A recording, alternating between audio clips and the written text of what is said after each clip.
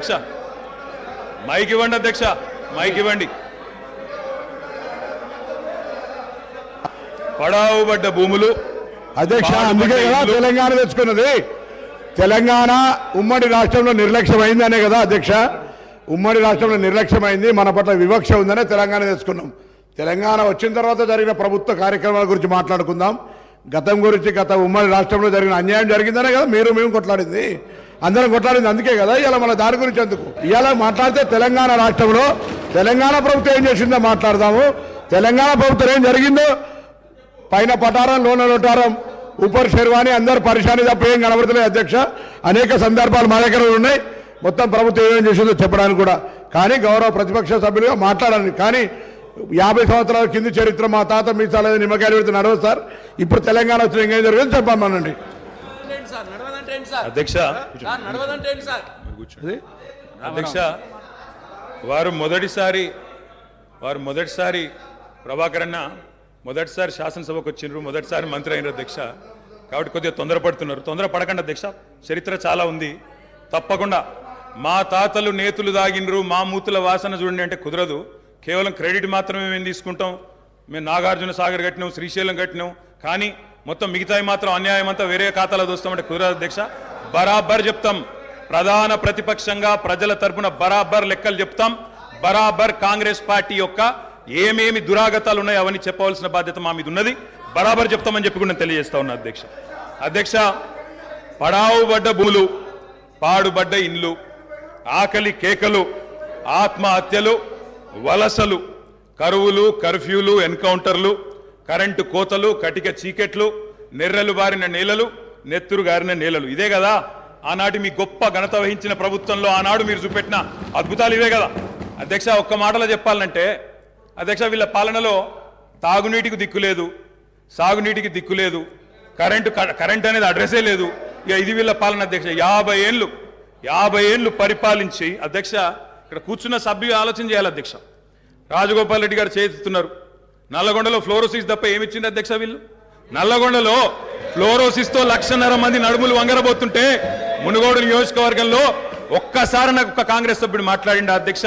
అధ్యక్ష అధ్యక్ష సబ్జెక్టే మాట్లాడుతున్నా అధ్యక్ష. తర్వాత సభ్యుడికి ఇష్టం వచ్చినంత టైం ఇవ్వండి, మాట్లాడినివ్వండి, మాకు అభ్యంతరం. I'm not yielding sir, I'm not yielding అధ్యక్ష. నల్లగొండలో ఫ్లోరైడ్ బాధలు, దేవరకొండలో పసిపిల్లల అమ్మకాలు, పాత బస్తీలో మైనారిటీ తీరని బాలికల వివాహాలు, మహబూబ్ నగర్లో గంజి కేంద్రాలు, పాలమూరు నుంచే 14 లక్షల మంది వలసలు ప్రతి సంవత్సరం. అధ్యక్ష, ముఖ్యమంత్రి రేవంత్ రెడ్డి గారి సొంత నియోజకవర్గం కొడంగల్లో ప్రతిరోజు 2 బస్సులు అధ్యక్ష బొంబాయికి పోయేది. కొడంగల్లో, నారాయణపేటలో, మక్తల్లో ప్రతిరోజులు 2 బస్సులు. అదేవిధంగా అధ్యక్ష, ఆ బస్ స్టాండ్కు పోతే ఆ వలసలను చూసి సలసల కాగే కన్నీళ్లను గారుస్తూ ఆ భార్యా పిల్లల ఏడుపులు. అదేవిధంగా 50 ఎకరాలు ఉన్న రైతైనా సరే అధ్యక్ష, తెలంగాణలో ఆనాడు కాంగ్రెస్ పరిపాలన ఎంత గొప్ప పరిపాలన అంటే అధ్యక్ష, మహబూబ్ నగర్లో 50 ఎకరాలు ఉన్న రైతైనా సరే గుంపు మేస్త్రిగా పనిచేసే దుస్థితి అధ్యక్ష. హైదరాబాద్కి వచ్చి కూలీ చేసుకునే దుస్థితి. ఇది వాస్తవం అధ్యక్ష, వారికి కూడా తెలుసు. ఒక్క మాటలో చెప్పాలి అంటే తప్పకుండా చెప్తాం, అన్ని చెప్తాం. గౌరవ అధ్యక్ష కేటీఆర్ గారు చెప్తా గౌరవ కేటీఆర్ గారు ఒక్క నిమిషం, డిప్యూటీ సీఎం గారు మాట్లాడతారు. ఒక్క నిమిషం అధ్యక్ష. ప్రభుత్వం మారింది, ప్రజలు అత్యంత ప్రజాస్వామ్యయుతంగా తీర్పిచ్చారు. మేము చాలా విషయాల హృదయంతో ప్రభుత్వం తరఫు నుంచి చాలా స్పష్టంగా చెప్పాం. అత్యంత ప్రజాస్వామ్యయుతంగా సభను నడుపుకుందాం, ఉన్నటువంటి విషయాలపైన లోతుగా చర్చిద్దాం, నిర్మాణాత్మకమైనటువంటి సూచనలు మీరు ఏమిచ్చినా మేము తీసుకోవడానికి సిద్ధంగా ఉన్నామని చెప్తా ఉన్నాం. మొట్టమొదటి సమావేశం, మొట్టమొదటి రోజు వారు గవర్నర్ ప్రసంగం మీద ధన్యవాదాలు చెప్పే తీర్మానంలో కొంత పెద్ద మనసుతో ఈ ప్రభుత్వం చెప్పినటువంటి మాటలను స్వాగతిస్తున్నామనో, లేకపోతే అదే రీతిలో మనం ముందుకు పోదామనో అలా చెప్పుకుంటూ సభ నడిపించడం కోసం ప్రయత్నం చేయాలి. కానీ మొదలుపెట్టమే వారు అసలు ఒక దాడి మొదలుపెట్టినట్టు మొదలు పెడితే ప్రభుత్వానికి తప్పనిసరి పరిస్థితుల్లో మీకు మేము అనుకున్నటువంటి ప్రజాస్వామ్యయుత సభ నడిపేదానికంటే మీకు సమాధానం చెప్పే కార్యక్రమంలో ఆ స్ఫూర్తి కూడా దెబ్బతినేటట్టుగా వారు మాట్లాడుతున్నారు, అది కరెక్ట్ కాదు. దయచేసి మీరు ఏం చేశారనుకుంటున్నారో చెప్పండి, మేము ఏం చేయాలనుకుంటున్నారో చెప్పండి. దాని ద్వారా రాష్ట్రానికి ఏమైనా చేద్దామనేటువంటి ఆలోచన ఉండాలి తప్ప మీరున్న టైంలో గంజి సెంటర్లు ఉన్నాయి, మీరున్న టైంలో అసలు నీళ్ళే లేవు. నీళ్ళు ఏడలేవండి. ఆర్డబ్ల్యూఎస్ పథకం ద్వారా మొత్తం రాష్ట్రంలో దాదాపు 70 నుంచి 80% నీళ్ళు ఇచ్చారు. మా ఆదిలాబాద్ నుంచి నేను ఖమ్మం వరకు చెప్తాను, నేను ప్రతి ఊరితో సహా లెక్కలతో సహా చెప్తాను. చివరి గోండుగూడెల్లో కూడా మీరు చెప్పినటువంటి ఆర్డబ్ల్యూఎస్ దాదాపు 43,000 కోట్ల రూపాయలతో ఖర్చు పెట్టారు. ఏడాది ఒక్క గ్రామంలో నీళ్ళు వస్తున్నాయండి.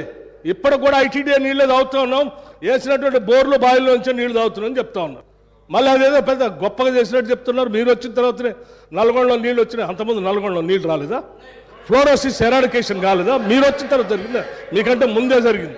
మీరు ఇంకా కట్టినటువంటి ఆర్డబ్ల్యూఎస్ పథకం కింద కట్టినటువంటి సంస్థల్ని, వ్యవస్థల్ని, ఆస్తుల్ని అన్నిట్లు కూడా ధ్వంసం చేసి తాళాలు వేసి పనికి రాకుండా చేశారు. వాటి మీద కూడా లెక్కలతో మేము బయటకు తీస్తాం, రివ్యూ చేస్తాం అధ్యక్ష. దయచేసి మీరు చెప్పండి. ఎస్, మీరు 10 ఏళ్ళు పాలన చేశారు, ప్రజలు తీర్పిచ్చారు. ఈ తీర్పిచ్చినటువంటి తీర్పు ద్వారా రేపొద్దున ఇంకా భవిష్యత్తులో ఈ రాష్ట్రాన్ని ఇంకా ఎంత ముందుకు తీసుకొని పోదాం. మీరు ఏదైనా ఉంటే సూచనలు చేయండి, మీరు వినటానికి సిద్ధంగా ఉన్నాం, అమలు చేయడానికి కూడా సిద్ధంగా ఉన్నాం. Thank you. గౌరవ కేటీఆర్ గారు, అధ్యక్ష సబ్జెక్టే మాట్లాడుతున్నా సార్. నేను ఆ గవర్నర్ ప్రసంగంలో ఏం చెప్పినో దానికే సమాధానం చెప్తున్నా. 10 ఏళ్ళు విధ్వంసం జరిగింది అన్నారు. మరి 10 ఏళ్ల విధ్వంసం గురించి మాట్లాడితే 55 ఏళ్ల విధ్వంసం గురించి మాట్లాడాలన్నా వద్దా? 55 ఏళ్లు కాంగ్రెస్ పరిపాలనలో చేసిన జీవన విధ్వంసం చెప్పాలి. ఇప్పుడు గౌరవ సభ్యులు రామ్మోహన్ రెడ్డి గారు మాట్లాడుతూ రాజశేఖర రెడ్డి గారి పేరు తీసుకున్నారు, గత ముఖ్యమంత్రుల పేర్లు తీసుకున్నారు. పొన్నం ప్రభాకర్ గారేమో ఆంధ్రప్రదేశ్ చరిత్ర మాట్లాడొద్దంటారు. మరి రామ్మోహన్ రెడ్డి గారేమో గతంలో ఉన్న ఆంధ్ర ముఖ్యమంత్రుల పేర్లు తీసుకున్నారు. పేర్లు తీసుకున్నప్పుడు చెప్పకపోతే ఎట్లా అధ్యక్ష? వాస్తవాలు చెప్పాలి, చరిత్ర చెప్పాలి, అద్దం చూపెట్టాలి కదా సార్. 55 ఏళ్లు పరిపాలించే అవకాశం ఇచ్చినప్పుడు సాగునీరు ఇవ్వలేని అసమర్థులు, తాగునీరు ఇవ్వలేని అసమర్థులు, కరెంట్ ఇవ్వలేని అసమర్థులు, వాళ్ళ అసమర్థత గురించి చెప్తే ఉలికిపడ్డం ఎందుకు అధ్యక్ష? ఇంకొక మాట కూడా నేను విజ్ఞప్తి చేస్తా ఉన్నాను.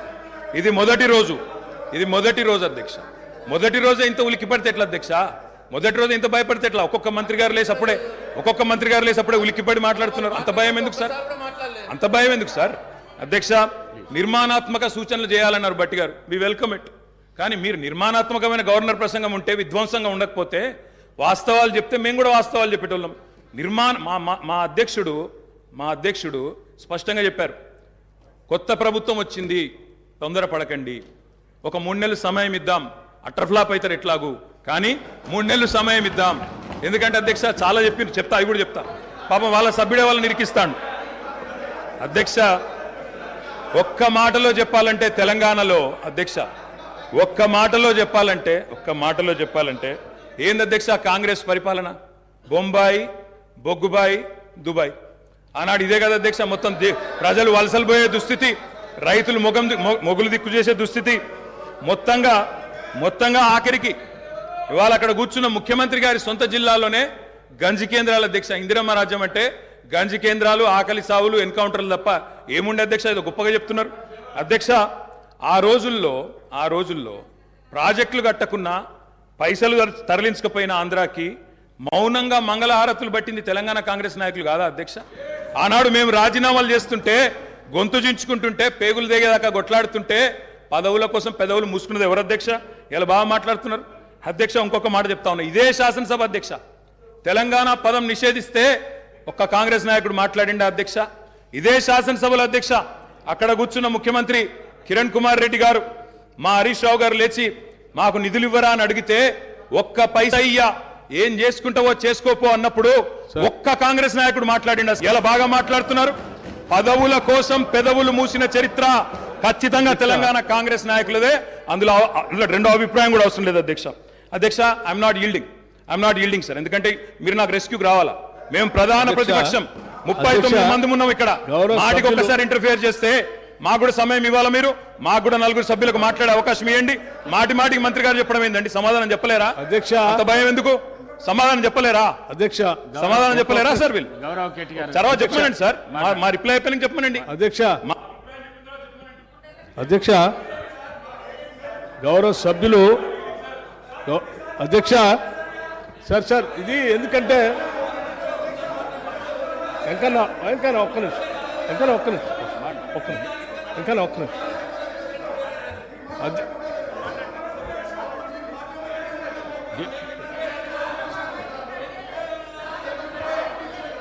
అధ్యక్ష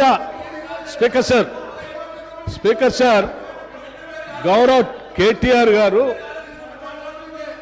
బ్రదర్ ప్లీజ్ నేనేం మిమ్మల్ని క్రిటిసైజ్ చేయట్లేదు కూర్చో ఒక్కడే నిమిషం I'm trying to advise you please I'm trying to advise you please Gaurav నేనేం మిమ్మల్ని క్రిటిసైజ్ చేయట్లేదు దయచేసి ఒక్క నిమిషం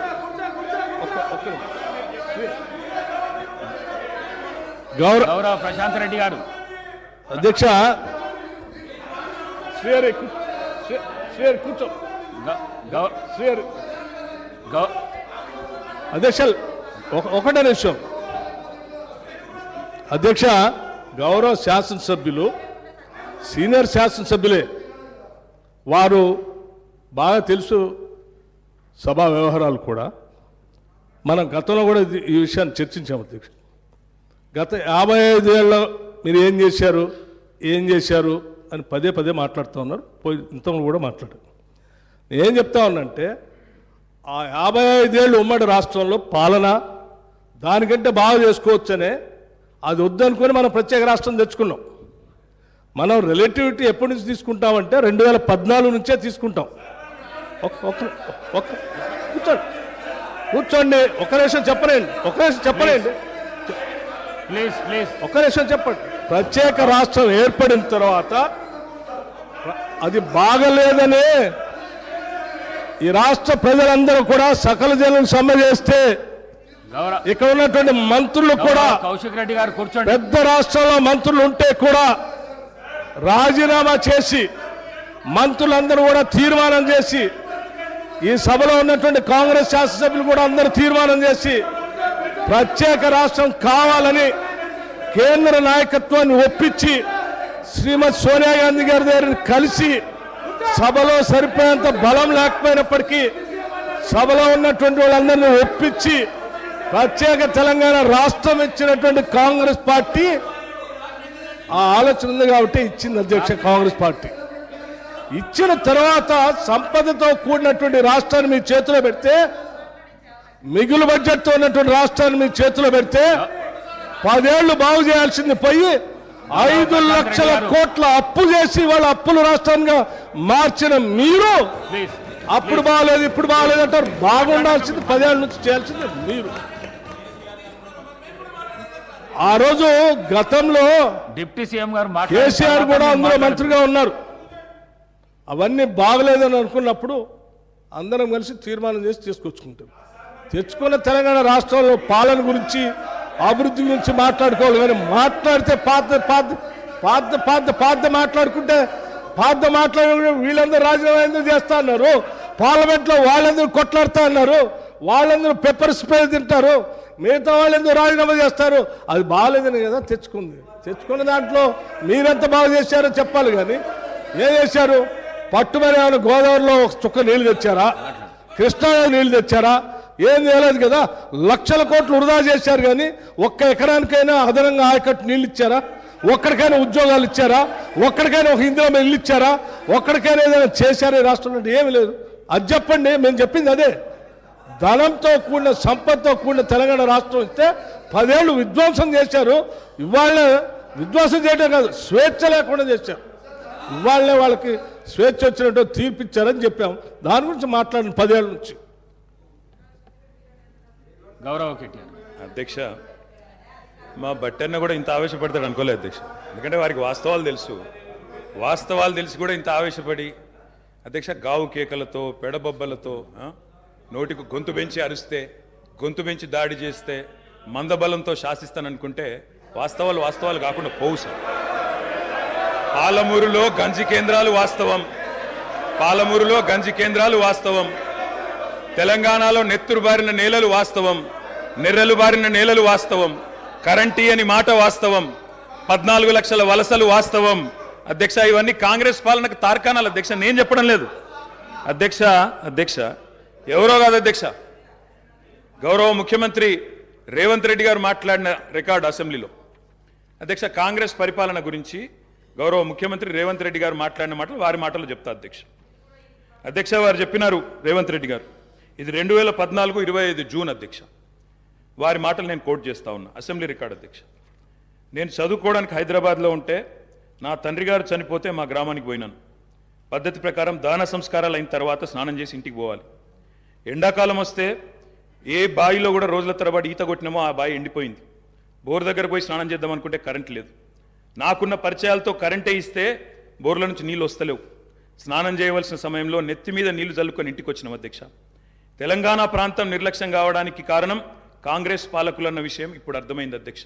ఇది నేను కాదు అధ్యక్ష, రేవంత్ రెడ్డి గారు చెప్పిన మాట. మీ ముఖ్యమంత్రి గారే చెప్పినారు అధ్యక్ష, నేను చెప్పడం కాదు. నేనేమంటున్నా అధ్యక్ష, మీరు దాచేస్తే దాగని సత్యాలు చరిత్ర అధ్యక్ష. ఇట్లా నిమిషానికి ఒకసారి ఇంటరప్ట్ చేస్తే ఎట్లా అధ్యక్ష? ఇంత ఆవేశం ఎందుకు? బట్టన్నా అధ్యక్ష, ముఖ్యమంత్రి గారు మాట్లాడతారు తర్వాత, మీకెందుకు బాధ? బట్టి గారు ఇంత బాధపడితే కష్టం. ఇందిరమ్మ పాలన గురించి రేవంత్ రెడ్డి గారు చెప్పిన మాట ఇది. ఇంకా చాలున్నాయి రేవంత్ రెడ్డి గారు చెప్పిన మాటలు, చెప్పమని చెప్తా అధ్యక్ష. This is not right sir. అధ్యక్ష, you have to come to my rescue. This is not right అధ్యక్ష. ఇదేం అధ్యక్ష? అధ్యక్ష, సీఎం గారు సమాధానం చెప్తారు అధ్యక్ష. గౌరవ కేటీఆర్ గారు ఎన్నిసార్లు ఇస్తారు సార్? మరి మేము కూడా లెక్క చూడాలా? 39 మందికి అధ్యక్ష, మనం తెలంగాణ రాష్ట్ర శాసనసభలో మాట్లాడుతూ ఉన్నాం. ఆనాటి ఉమ్మడి ఆంధ్రప్రదేశ్ శాసనసభ వ్యవహారాలు కాదు, ఆనాటి ఉమ్మడి ఆంధ్రప్రదేశ్ శాసనసభ కాదు. ఇది ప్రత్యేక తెలంగాణ రాష్ట్ర శాసనసభ. ఈ శాసనసభ ఈ రాష్ట్రానికి సంబంధించి 2014 జూన్ 2 నుంచి మొదలైంది. ఈ 2014 నుంచి ఈ రాష్ట్రంలో తీసుకున్న చర్యలు, జరిగిన ఖర్చులు, చేసిన అభివృద్ధి, రాష్ట్ర ప్రజల ఆకాంక్షలు, వాటి గురించి మనం మాట్లాడుకోవాలి. గతం అంతా బాగాలేదనే కదా అందరు కలిసి కొట్లాడి ఏకగ్రంగా తీర్మానం చేసి తెలంగాణ రాష్ట్రం ఇంకా అది చూపించి నేను వాళ్ళతో పోటీ పడతా అంటే నువ్వు కూడా వాళ్ళతో పోటీ పడితే నువ్వు కూడా అట్టే పో. మరి ఏడెందుకు తెలంగాణ రాష్ట్రం గురించి మాట్లాడండి సార్.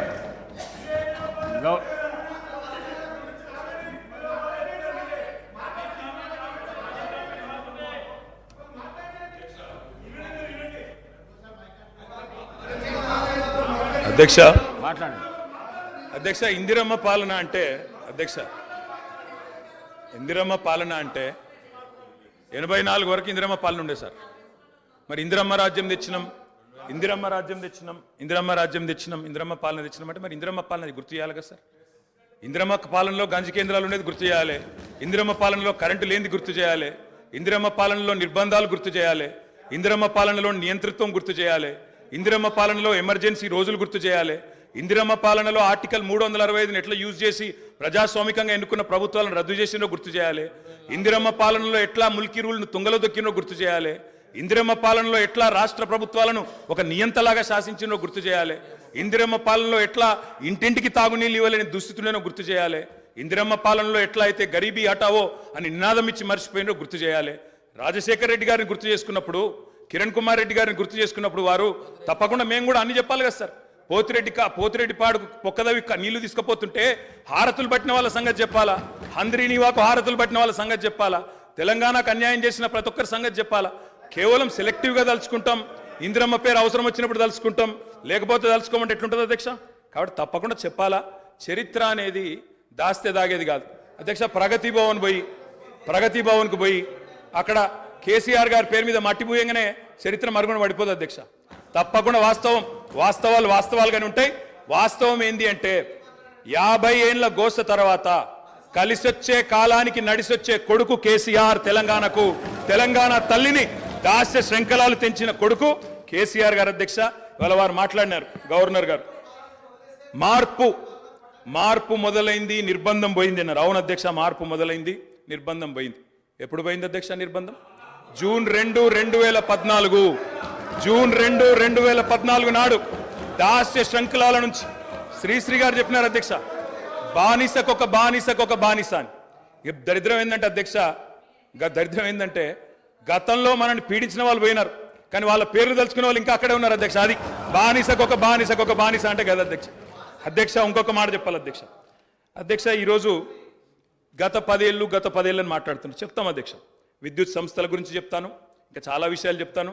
మధ్యలో వారే ఇప్పుడు ఒక 15 నిమిషాలు డిస్టర్బ్ చేశారు, మీరు లెక్క రాసుకోవాలి. మీరు కూడా మేము 39 మంది ఉన్నాం, వాళ్ళు 64 మంది ఉన్నారు, మిడిసిపడుతున్నారు అధ్యక్ష. ఎంత అధ్యక్ష తేడా? 1.85% ఓటు మాత్రమే.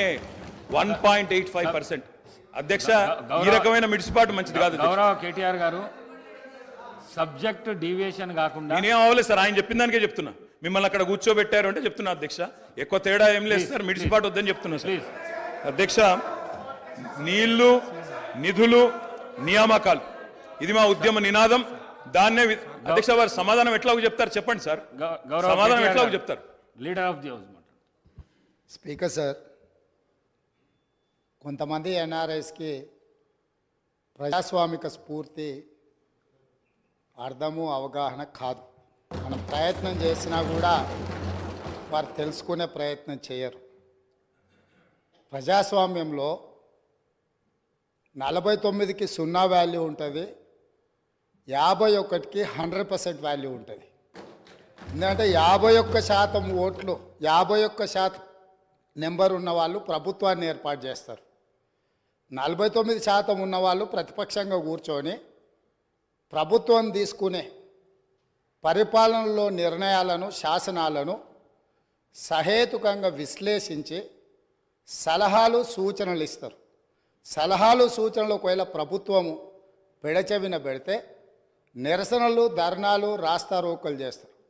అవసరమైతే ఆమరణ నిరాహార దీక్షలు చేసిన కూడా సందర్భాలు ఉన్నాయి. ఆ స్పిరిట్ను తీసుకోవాలి తప్ప వాళ్ళు 64 ఉన్నారు, మేము 39 మంది ఉన్నాం, మేము అచ్చోసిన ఆంబోతుల్లాకున్నాం, మేము పోడియంలోకి వచ్చి కుస్తీలు కొట్లాడతాం, ఈ రకమైన భాష వారి గౌరవానికి కానీ ఈ సభను నడిపించుకోవడానికి కానీ సహకరించదు. రెండవ అంశం, పదే పదే గత పాలన గురించి, గత ప్రభుత్వాల గురించి మాట్లాడుతున్నాను. సరే, వారు ఏం మాట్లాడతారో మొత్తం విన్నాక రిప్లై చేద్దాం అనుకున్నాను. కాకపోతే నా రిప్లై కోసం వారు తహతహలాడుతున్నారు. గత పాలనలో యూత్ కాంగ్రెస్ వైస్ ప్రెసిడెంట్గా కల్వకుంట్ల చంద్రశేఖరరావుకు అవకాశం ఇచ్చిందే కాంగ్రెస్ పార్టీ. సింగిల్ విండో డైరెక్టర్గా ఎన్నికల్లో పోటీ చేయడానికి ఇస్తే కాంగ్రెస్ పార్టీ తరఫున నిలబడి ఓడిపోయిందే చంద్రశేఖరరావు. గత పాలనలో ఎంపీగా గెలిపించిందే కాంగ్రెస్ పార్టీ. గత పాలనలో షిప్పింగ్ మినిస్టర్ ఇచ్చిందే కాంగ్రెస్ పార్టీ. ఆ తర్వాత కార్మిక శాఖ మంత్రి ఇచ్చిందే కాంగ్రెస్ పార్టీ. అంతెందుకు ఇక్కడ సభ్యుడు ఉన్నాడు, వారు కూడా వారి కుటుంబ సభ్యులే. ఎమ్మెల్యే కాకుండానే మంత్రిని చేసి తర్వాత ఎమ్మెల్యేగా ఎన్నిక చేయడానికి సహకరించిందే కాంగ్రెస్ పార్టీ. ఈరోజు వాళ్ళు ఏ పేరైతే వినోద్ అనుకుంటున్నారో ఆ రాజశేఖర రెడ్డి గారే ఆ మంత్రివర్గంలోనే గత ఆర్థిక శాఖ మంత్రి, సిద్దిపేట ఎమ్మెల్యే గారు ఎమ్మెల్యే పదవి లేకుండా మంత్రిగా ప్రమాణ స్వీకారం చేసిండ్రు. రాజశేఖర రెడ్డి గారి నాయకత్వమే దేశానికి బలమైన నాయకత్వం అని అందులో పనిచేసిండ్రు. మూడవది, పోతిరెడ్డిపాడు పొక్క పెద్దది చేసినప్పుడు కీర్తిశేషులు నాయన్ నరసింహారెడ్డి గారు కడప జిల్లా ఇన్ఛార్జ్ మినిస్టర్. ఆ రోజు కొట్లాడింది పోతిరెడ్డిపాడు మీద కీర్తిశేషులు పి జనార్దన్ రెడ్డి గారు. పోతిరెడ్డిపాడు పొక్క పెద్దది చేసినప్పుడు ఇక్కడ ఉన్నోళ్ళు ఎవరు ప్రాణత్యాగాలు చేస్తామని ఎవరు కొట్లాడలే, ఎవరు మాట్లాడలే. సొంత పార్టీ, సొంత ప్రభుత్వం ఉన్న తెలంగాణ ప్రజల హక్కులను భంగం కలిగించొద్దు, కృష్ణానది జలాలలో మా వాటా మాకు ఉండాలి, మా వాటాను ఎవరు తీసుకెళ్ళినా మేము ఒప్పుకోము అని కొట్లాడింది ఆనాటి నాయకుడు పి జనార్దన్ రెడ్డి గారు మాట్లాడినారు తప్ప వీళ్ళు కాదు. కాబట్టి ఈరోజు వీళ్ళందరూ ఏ పాలకుల గురించి మాట్లాడుతున్నారు, ఆ పాలకులు ఇప్పుడు మాట్లాడుతున్న పెద్దలు ఎట్లెమ్మెల్యేనరు? వాళ్ళ తండ్రి గారి గురువైన చంద్రబాబు నాయుడు గారి పార్టీతో పొత్తు పెట్టుకుంటే ఆ పార్టీ మద్దతుతో ఆ కండువ కప్పుకొని సిరిసిల్లలో కష్టపడి పనిచేసి నిర్మించుకున్న చీమలు పెట్టిన పుట్టలో పాములు దూరినట్టు కేకే మహేందర్ రెడ్డి అక్కడ పార్టీని నిర్మించుకొని తెలంగాణ ఉద్యమంలో పాల్గొని తెలంగాణ ఉద్యమంలో ముందు భాగం నుండి నిలబడి కొట్లాడితే ఎన్ఆర్ఐ అంటే నాన్ రిలయబుల్ ఇండియన్ కింద మేనేజ్మెంట్ కోటాలో ఇక్కడికి వచ్చి టికెట్ తీసుకొని అక్కడ ఆ కేకే మహేందర్ రెడ్డి గారిని అన్యాయం చేసి ఈరోజు ఇక్కడికి వచ్చిర్రు. కాబట్టి ఈరోజు గతం గురించి అధ్యక్ష, ఒకవేళ మా మిత్రులకు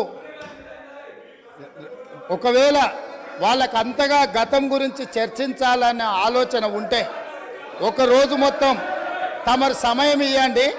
తప్పకుండా జూన్ 2, 2014 కంటే ముందు జరిగిన 55 సంవత్సరాల పరిపాలన మీద సంపూర్ణమైన చర్చ ఇక్కడ పెడదాము. ఈరోజు ఇక్కడ జరుగుతున్న చర్చ జూన్ 2, 2014 నుంచి జరిగిన పరిపాలన, చేసిన విధ్వంసము, నాయకత్వం యొక్క వ్యవహార శైలి మీద మనం ఈరోజు మాట్లాడుకుంటున్నాము. కాబట్టి వారికి గతం గురించి చర్చించాలనే కోరిక ఉంటే మాకు ఎలాంటి అభ్యంతరం లేదు. గతంలో జరిగిన పరిపాలనలో ఇక్కడున్న వాళ్ళకి చాలామందికి పాత్ర లేకపోవచ్చు, కానీ అక్కడున్న వాళ్ళకు చాలామందికి పాత్ర ఉంది. ప్రత్యక్షంగా మంత్రులు చేసిండ్రు. అక్కడున్న నాగేందర్ గారు, ఆ పక్కనున్న శ్రీనివాస్ యాదవ్ గారు, ఆ పక్కనున్న హరీష్ రావు గారు, అక్కడున్న కడియం శ్రీహరి గారు, ఆ పక్కనున్న పోచారం శ్రీనివాసరెడ్డి గారు, ఆ పక్కనున్న గంగుల కమలాకర్ గారు, అన్ని పేర్లు మొత్తం అన్ని లిస్టు చదువుతా. వీళ్ళందరూ కూడా ఈరోజు వారు ఏదైతే పాపాలు జరిగినాయి అంటుండ్రో ఆ పాపాలలో సంపూర్ణమైన భాగస్వామ్యం వాళ్ళదే ఉన్నది. వరంగల్ ప్రాంతంలో జరిగిన ఎన్కౌంటర్లకు ఎవరి కారణమని చర్చ ఉంది అధ్యక్ష? ఈరోజు వారే మాట్లాడుతున్నారు. ఏమని గవర్నర్ ప్రసంగంలో మొత్తం కాంగ్రెస్ పార్టీ మేనిఫెస్టోనే పొందుపరిచిండ్రని చాలా సీనియర్గా పనిచేసిండ్రు మంత్రులుగా. గవర్నర్ గారి ప్రసంగము పార్టీ యొక్క ఎన్నికల మేనిఫెస్టోను మంత్రివర్గంలో చర్చించి మా ప్రభుత్వం యొక్క భవిష్యత్ కార్యాచరణను మంత్రివర్గం ఆమోదం చేసిన తర్వాతనే గవర్నర్ గారు ప్రసంగిస్తారు.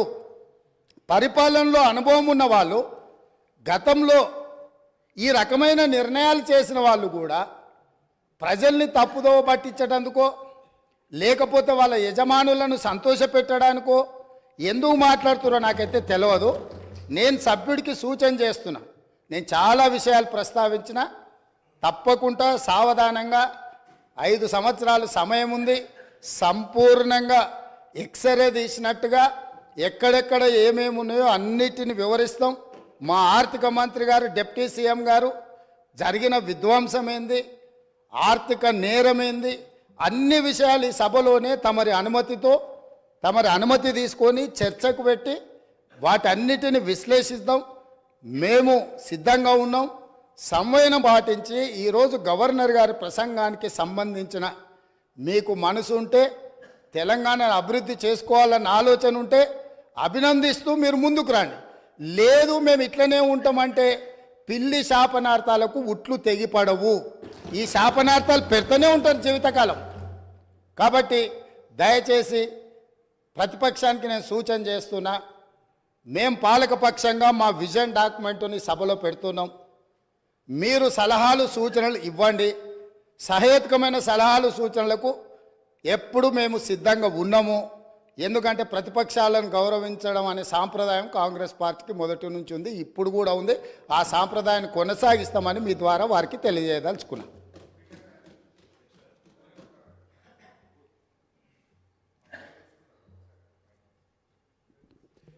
వారు మా పేరు తీసుకున్నారు అధ్యక్ష.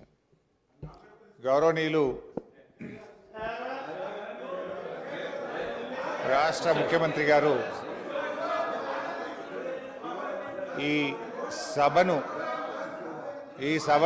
ఒక నిమిషం కొద్దిగా ఓపిక ఉండాలి అధ్యక్ష.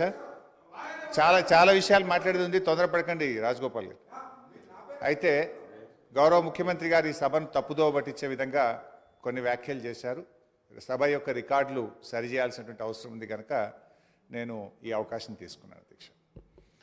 ముఖ్యమంత్రి గారు మాట్లాడుతూ పోతిరెడ్డిపాడు ప్రాజెక్టు పైన మా నాయకులే కొట్లాడారు, ఆ రోజు రాజశేఖర రెడ్డి గారి క్యాబినెట్లో ఉన్నటువంటి మంత్రులు మాట్లాడలేదు అనేటువంటి మాట వారు మాట్లాడినారు. నేను దాని మీద ఒకరోజు వీలైతే చర్చ పెట్టండి, సభ రికార్డులు తీసి బయట పెట్టండి, వీడియో ఫుటేజ్ కూడా ఉంటుంది సభలో. అన్ని విషయాలు కూడా బయట పెడితే దాని మీద నేను చర్చకు సిద్ధం. But I want to set right the record. ఆ రోజు రాజశేఖర రెడ్డి గారి క్యాబినెట్ నుంచి మేము 6 మంత్రులం 14 నెలలకే మేము రాజీనామా చేశాం. మేము రాజీనామా చేసినప్పుడు చెప్పే 6 కారణాలు. అందులో మొట్టమొదటి కారణం, అక్రమంగా పోతిరెడ్డిపాడు ప్రాజెక్టును పొక్కగొట్టి మా తెలంగాణకు దక్కాల్సిన కృష్ణా నదీ జలాలను రాయలసీమకు తరలించకపోతున్నందుకు నిరసనగా ఈ కేబినెట్ నుంచి మేము వైదొలుగుతున్నాము. తెలంగాణను ముంచి పులిచింతల ప్రాజెక్టు గట్టి ఆంధ్రాకు నీళ్లు మళ్లించే పులిచింతల ప్రాజెక్టును ఆపకపోవడం వల్ల మేము ఈ కేబినెట్ నుంచి వైదొలుగుతున్నాము.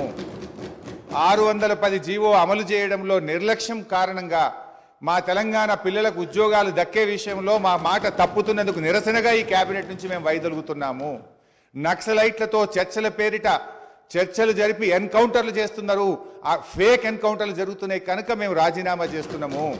ఇట్లా ఒక 6 కారణాలు ఇదే సభలో చెప్పాం, బయట చెప్పి మేము ఆ రోజు రాజీనామా చేసినామనేటువంటి విషయాన్ని సభ ద్వారా గౌరవ ముఖ్యమంత్రి దృష్టికి మీ దృష్టికి తెస్తున్నాం. రెండో విషయం, ఇదే సభలో అదే పోడియం దగ్గర మీరు రికార్డులు తీయండి, నా చేతిలో ప్లే కార్డ్, మేము ఆ రోజు ఉన్న మా పద్మారావు గౌడు శాసనసభ్యులం పోతిరెడ్డి ప్రాజెక్టును వెంటనే ఆపాలని చెప్పి 45 రోజులు మొత్తం బడ్జెట్ సెషన్ మొత్తం పోతిరెడ్డి ప్రాజెక్టు ఆపాలని మేము అక్కడి నుంచి కీర్తిశేషులు పీజేఆర్ గారు ఒక్కడు కాంగ్రెస్ పార్టీ నుంచి ఇక్కడి నుంచి కొట్లాడిండ్రు ఒక్కడే. ఆ రోజు మంత్రులుగా ఉన్న చాలా మంది పెదవులు ముచ్చుకొని ఇక్కడ కూర్చున్నారు తప్ప ఆ రోజు మాతో గొంతు కలిపింది ఒకే ఒక్కడు పీజేఆర్. ఆ పీజేఆర్ తనయుడు విష్ణువర్ధన్ రెడ్డి కూడా ఈరోజు మాతోనే ఉన్నాడు. రెండో విషయం I would like to clarify. నేను విషయాల్లో చర్చలకు పోతే చాలా చెప్పాలి కానీ just I'm trying to give the clarification. ఇది ముఖ్యమంత్రి గారు చెప్పిన పోతిరెడ్డిపాడు విషయం. రెండో విషయం, ముఖ్యమంత్రి గారు మాట్లాడుతూ నేను శాసనసభ్యుడు కాకుండా మంత్రిని చేసిన ఘనత కాంగ్రెస్ పార్టీదని వారు మాట్లాడినారు. ఆ కాంగ్రెస్ పార్టీని అధికారంలో తెచ్చిన ఘనత టీఆర్ఎస్ పార్టీది. ఆ రోజు చంద్రబాబు నాయుడు గారు తెలుగుదేశం హయాంలో వీరు ఓడిపోయి కనీసం ప్రతిపక్ష హోదా దక్కకుండా పూర్తిగా దిగజారిపోయినటువంటి కాంగ్రెస్ పార్టీకి జీవం పోసింది కేసీఆర్ గారు, టీఆర్ఎస్ పార్టీ. ఎందుకంటే నేను ఆ రోజు ప్రణబ్ ముఖర్జీ గారితో హిమాచల్ భవన్లో చర్చలు జరిగినప్పుడు కీర్తిశేషులు వెంకటస్వామి గారు, గౌరవనీయులు మాజీ ఎంపీ సురేందర్ రెడ్డి గారు, కేసీఆర్ గారు, ఆలే నరేంద్ర గారు, నేను ఆ చర్చల్లో ఉన్నాను. కేసీఆర్ గారు ఆ రోజు మాట్లాడుతూ ఆ అలయన్స్ చర్చలు జరిగినప్పుడు తప్పకుండా ఈ రాష్ట్రంలో కాంగ్రెస్ పార్టీ అధికారంలోకి తెస్తాం, దేశంలో కూడా అధికారంలోకి వస్తుందంటే ఆ రోజు ప్రణబ్ ముఖర్జీ గారు మాజీ రాష్ట్రపతి గారు అన్న మాట I was part of the discussion. Chandrashekar గారు మీరు అన్నట్టు నిజంగా కాంగ్రెస్ పార్టీ అధికారంలోకి వస్తే నువ్వు నా ఇంట్లో కూర్చొని తెలంగాణ రాష్ట్రం తీసుకొని పో, నిజంగా అధికారంలోకి వస్తుందా అని ఆయన అన్నారు. ఆ రోజు మేం పొత్తు పెట్టుకోవడం వల్లనే ఆ రోజు కాంగ్రెస్ పార్టీ అధికారంలోకి వచ్చింది తప్ప మీరేదో గెలిస్తే మాకు పదవులు ఇచ్చారు కాదు. మేము కాంగ్రెస్ పార్టీకి భిక్ష పెట్టినాం, మేము కాంగ్రెస్ పార్టీని అధికారంలో తేవడానికి ఆ రోజు సహకరించమనే విషయాన్ని గుర్తు చేస్తా ఉన్నా. అధ్యక్ష, కేసీఆర్ గారి గురించి కూడా వారు మాట్లాడినారు. Just I'm trying to set right the record. నేను స్పీచ్ ఇవ్వడం లేదు, స్పీచ్ ఇచ్చినప్పుడు నేను ఇంకా చాలా విషయాలు చెప్తా, ఓన్లీ రికార్డ్ సెట్ రైట్ చేసే ప్రయత్నం చేస్తున్నా. వారు ఏం మాట్లాడినారంటే కేసీఆర్ గారిని మేము ఎంపీ చేసినామని చెప్పి మాట్లాడుతున్నారు. కేసీఆర్ ఆ రోజు కాంగ్రెస్ పార్టీతో పొత్తు పెట్టుకున్నప్పుడు కేసీఆర్ గారి గురించి ఒకటే విషయం చెప్పి నేను ముగిస్తా అధ్యక్ష. ఓన్లీ వన్ మినిట్ అధ్యక్ష, 1 minute అధ్యక్ష. ఆ రోజు 1 minute అధ్యక్ష. Only I'm trying to set right the record. నేను స్పీచ్ ఇవ్వట్లేదు, రికార్డు కరెక్షన్ మాత్రం. ఒక్కటే నిమిషం అధ్యక్ష, సీనియర్ శాసనసభ్యులు ఒక్కటే నిమిషం అధ్యక్ష. I will take only 1 minute. I will take only 1 minute అధ్యక్ష. ఆ రోజు నిజంగానే కేంద్రంలో ఆ రోజు కాంగ్రెస్ పార్టీ అధికారంలోకి వచ్చినప్పుడు సోనియా గాంధీ గారి అధ్యక్షంలో యూపీఏ సమావేశం జరిగింది. ఆ యూపీఏ సమావేశంలో సోనియా గాంధీ గారు కేంద్ర మంత్రివర్గంలో కేసీఆర్ గారిని చేరమన్నప్పుడు కేసీఆర్ గారు ఒక మాట చెప్పారు, కామన్ మినిమం ప్రోగ్రాంలో తెలంగాణ అంశం పెడితేనే నేను కేబినెట్లో చేరతా, నేను పదవుల కోసం రాలేదు, తెలంగాణ కోసం ఢిల్లీకి వచ్చినా అని చెప్పిండు కేసీఆర్ గారు. ఆ రోజు కామన్ మినిమం ప్రోగ్రాంలో పెట్టి ఉభయ సభలను రాష్ట్రపతి గారు ఉద్దేశించిన సభలో రాష్ట్రపతి గారు తెలంగాణ రాష్ట్ర ఏర్పాటును సంప్రదింపుల ద్వారా చేస్తామని చెప్పించింది కేసీఆర్ గారు. ఆ రోజు షిప్పింగ్ పోర్ట్ఫోలియో ఇస్తే అధ్యక్ష, షిప్పింగ్ పోర్ట్ఫోలియో ఇస్తే అధ్యక్ష, ఒక్కటే నిమిషం, ఆ రోజు డిఎంకే పార్టీ మాకు షిప్పింగ్ పోర్ట్ఫోలియోగా 1 minute. అధ్యక్ష. శ్రీధర్ బాబు గారు, నేను గౌరవ మంత్రి ప్లీజ్. సార్, గౌరవ మాజీ మంత్రి గారికి, ఎందుకంటే వారికి కూడా శాసనసభ వ్యవహారాలకు సంబంధించిన మంత్రి గారు, ఈ డిస్కషన్కి సంబంధించి, ఈ చర్చకు సంబంధించి ఇంతకుముందు గౌరవ ముఖ్యమంత్రి గారు చెప్పినట్టు చర్చకు, ఈ విధమైన లఘు చర్చకు మీరు అనుమతిస్తే రేపు కానీ ఎల్లుండి కానీ ఆవలెల్లుండి కానీ మనం బయలుపెడతాం. అధ్యక్ష, వారికి నేను ఈ విధంగా మీరు అందరికీ మరి అవకాశం ఇస్తే సమయం సరిపోదు సార్. నేను గౌరవ ప్రతిపక్ష సభ్యులను కూడా కోరుతా ఉన్నాను, గవర్నర్ ప్రసంగాన్పై ధన్యవాద తీర్మానం విషయంలో స్పష్టంగా మీరు చెప్పే అనేక అంశాల విషయంలో 50 సంవత్సరాల చరిత్ర గురించి కానీ చెప్పండి. మీరు 10 సంవత్సరాల కాలం పాటు, నేను దాంట్లో 5 సంవత్సరాలు ఉన్నాను, అదే చెప్తూ వచ్చారు. ప్రజలు అందరూ కూడా వింటూ వచ్చారు. ఆఖరుకు తీర్పు ఏ విధంగా ఇచ్చారో ఇప్పటికైనా మీరు దయచేసి రియలైజ్ కావాలని కోరుతా ఉన్నారు. ఇందిరమ్మ రాజ్యం రావాలే. పెద్దలు కేటీఆర్ గారు చెప్పారు ఇందిరమ్మ రాజ్యం అంటే ఏ విధంగా ఉంటుందని. సరే, ప్రజలందరికీ తెలిసి ఈరోజు అందరూ కూడా చదువుకున్నవారు, అందరూ కూడా అవగాహన ఉన్న వ్యక్తులు. అయినా కానీ ఇందిరమ్మ రాజ్యంలోనే సామాజిక న్యాయం జరిగింది, ఇందిరమ్మ రాజ్యంలోనే పేదవారికి న్యాయం జరిగింది, ఇందిరమ్మ రాజ్యంలోనే ఇల్లు వచ్చినాయి, ఇందిరమ్మ రాజ్యంలోనే భూములు వచ్చినాయి, ఇందిరమ్మ రాజ్యంలోనే పోడు భూములు వచ్చినాయి. ఈరోజు ఆ విధమైన మరొక్కసారి ప్రభుత్వం రావాలనే ఆలోచనతోనే తీర్పిచ్చారు కనుక, ఆ క్రమంలో కొత్త ప్రభుత్వం ఏర్పాటైన తర్వాత మీరు ఏదైనా మీ ఆలోచనలు ఇస్తే తప్పకుండా మేము ఒక కన్స్ట్రక్టివ్ క్రిటిసిజం చేయండి, we will try to accept it. కానీ పదే మళ్ళా 50 సంవత్సరాలకు అంతపూర్వకం పెద్దలు హరీష్ రావు గారు చెప్పారు, మేం చేయబట్టి కాంగ్రెస్ పార్టీ అధికారంలోకి వచ్చిందని. మేము 91 మంది ఉన్నాము, 95 మేము ఉన్నాము, మీరు ఉన్నది ఎంతమంది? దాని తర్వాత ఎన్ని సీట్లు మీరు నిలబడ్డారు, ఎంతమంది గెలిచారు? దాని తదుపరి జరిగిన 2000 ఎన్నికల్లో ఎంతమంది మీరు నిలబడ్డారు, ఎంతమంది గెలిచారు? ఇవన్నీ కూడా బేరీజ్ చేసుకోవడానికి మరొకసారి ఒక చర్చ పెట్టండి అధ్యక్ష. కానీ నేను దయచేసి గౌరవ సభ్యులందరినీ కూడా కోరుతా ఉన్నాను, ఈరోజు గవర్నర్ గారి ప్రసంగంపై ఈరోజు వారి పేరు తీశారనుకో వారు మాట్లాడుతూ అంటారు, వీరి పేరు తీశారనుకో వీరు మాట్లాడుతూ అంటారు. దయచేసి నేను గౌరవ శాసనసభాపతి గారిని కోరుతా ఉన్నాను, ధన్యవాద తీర్మానంపై గౌరవ సభ్యులు మాట్లాడితే సభ అర్థవంతంగా ముందుకు సాగే విధంగా మీరందరూ కూడా సహకరించాలని కోరుతా ఉన్నాను. గౌరవ కేటీఆర్ గారు.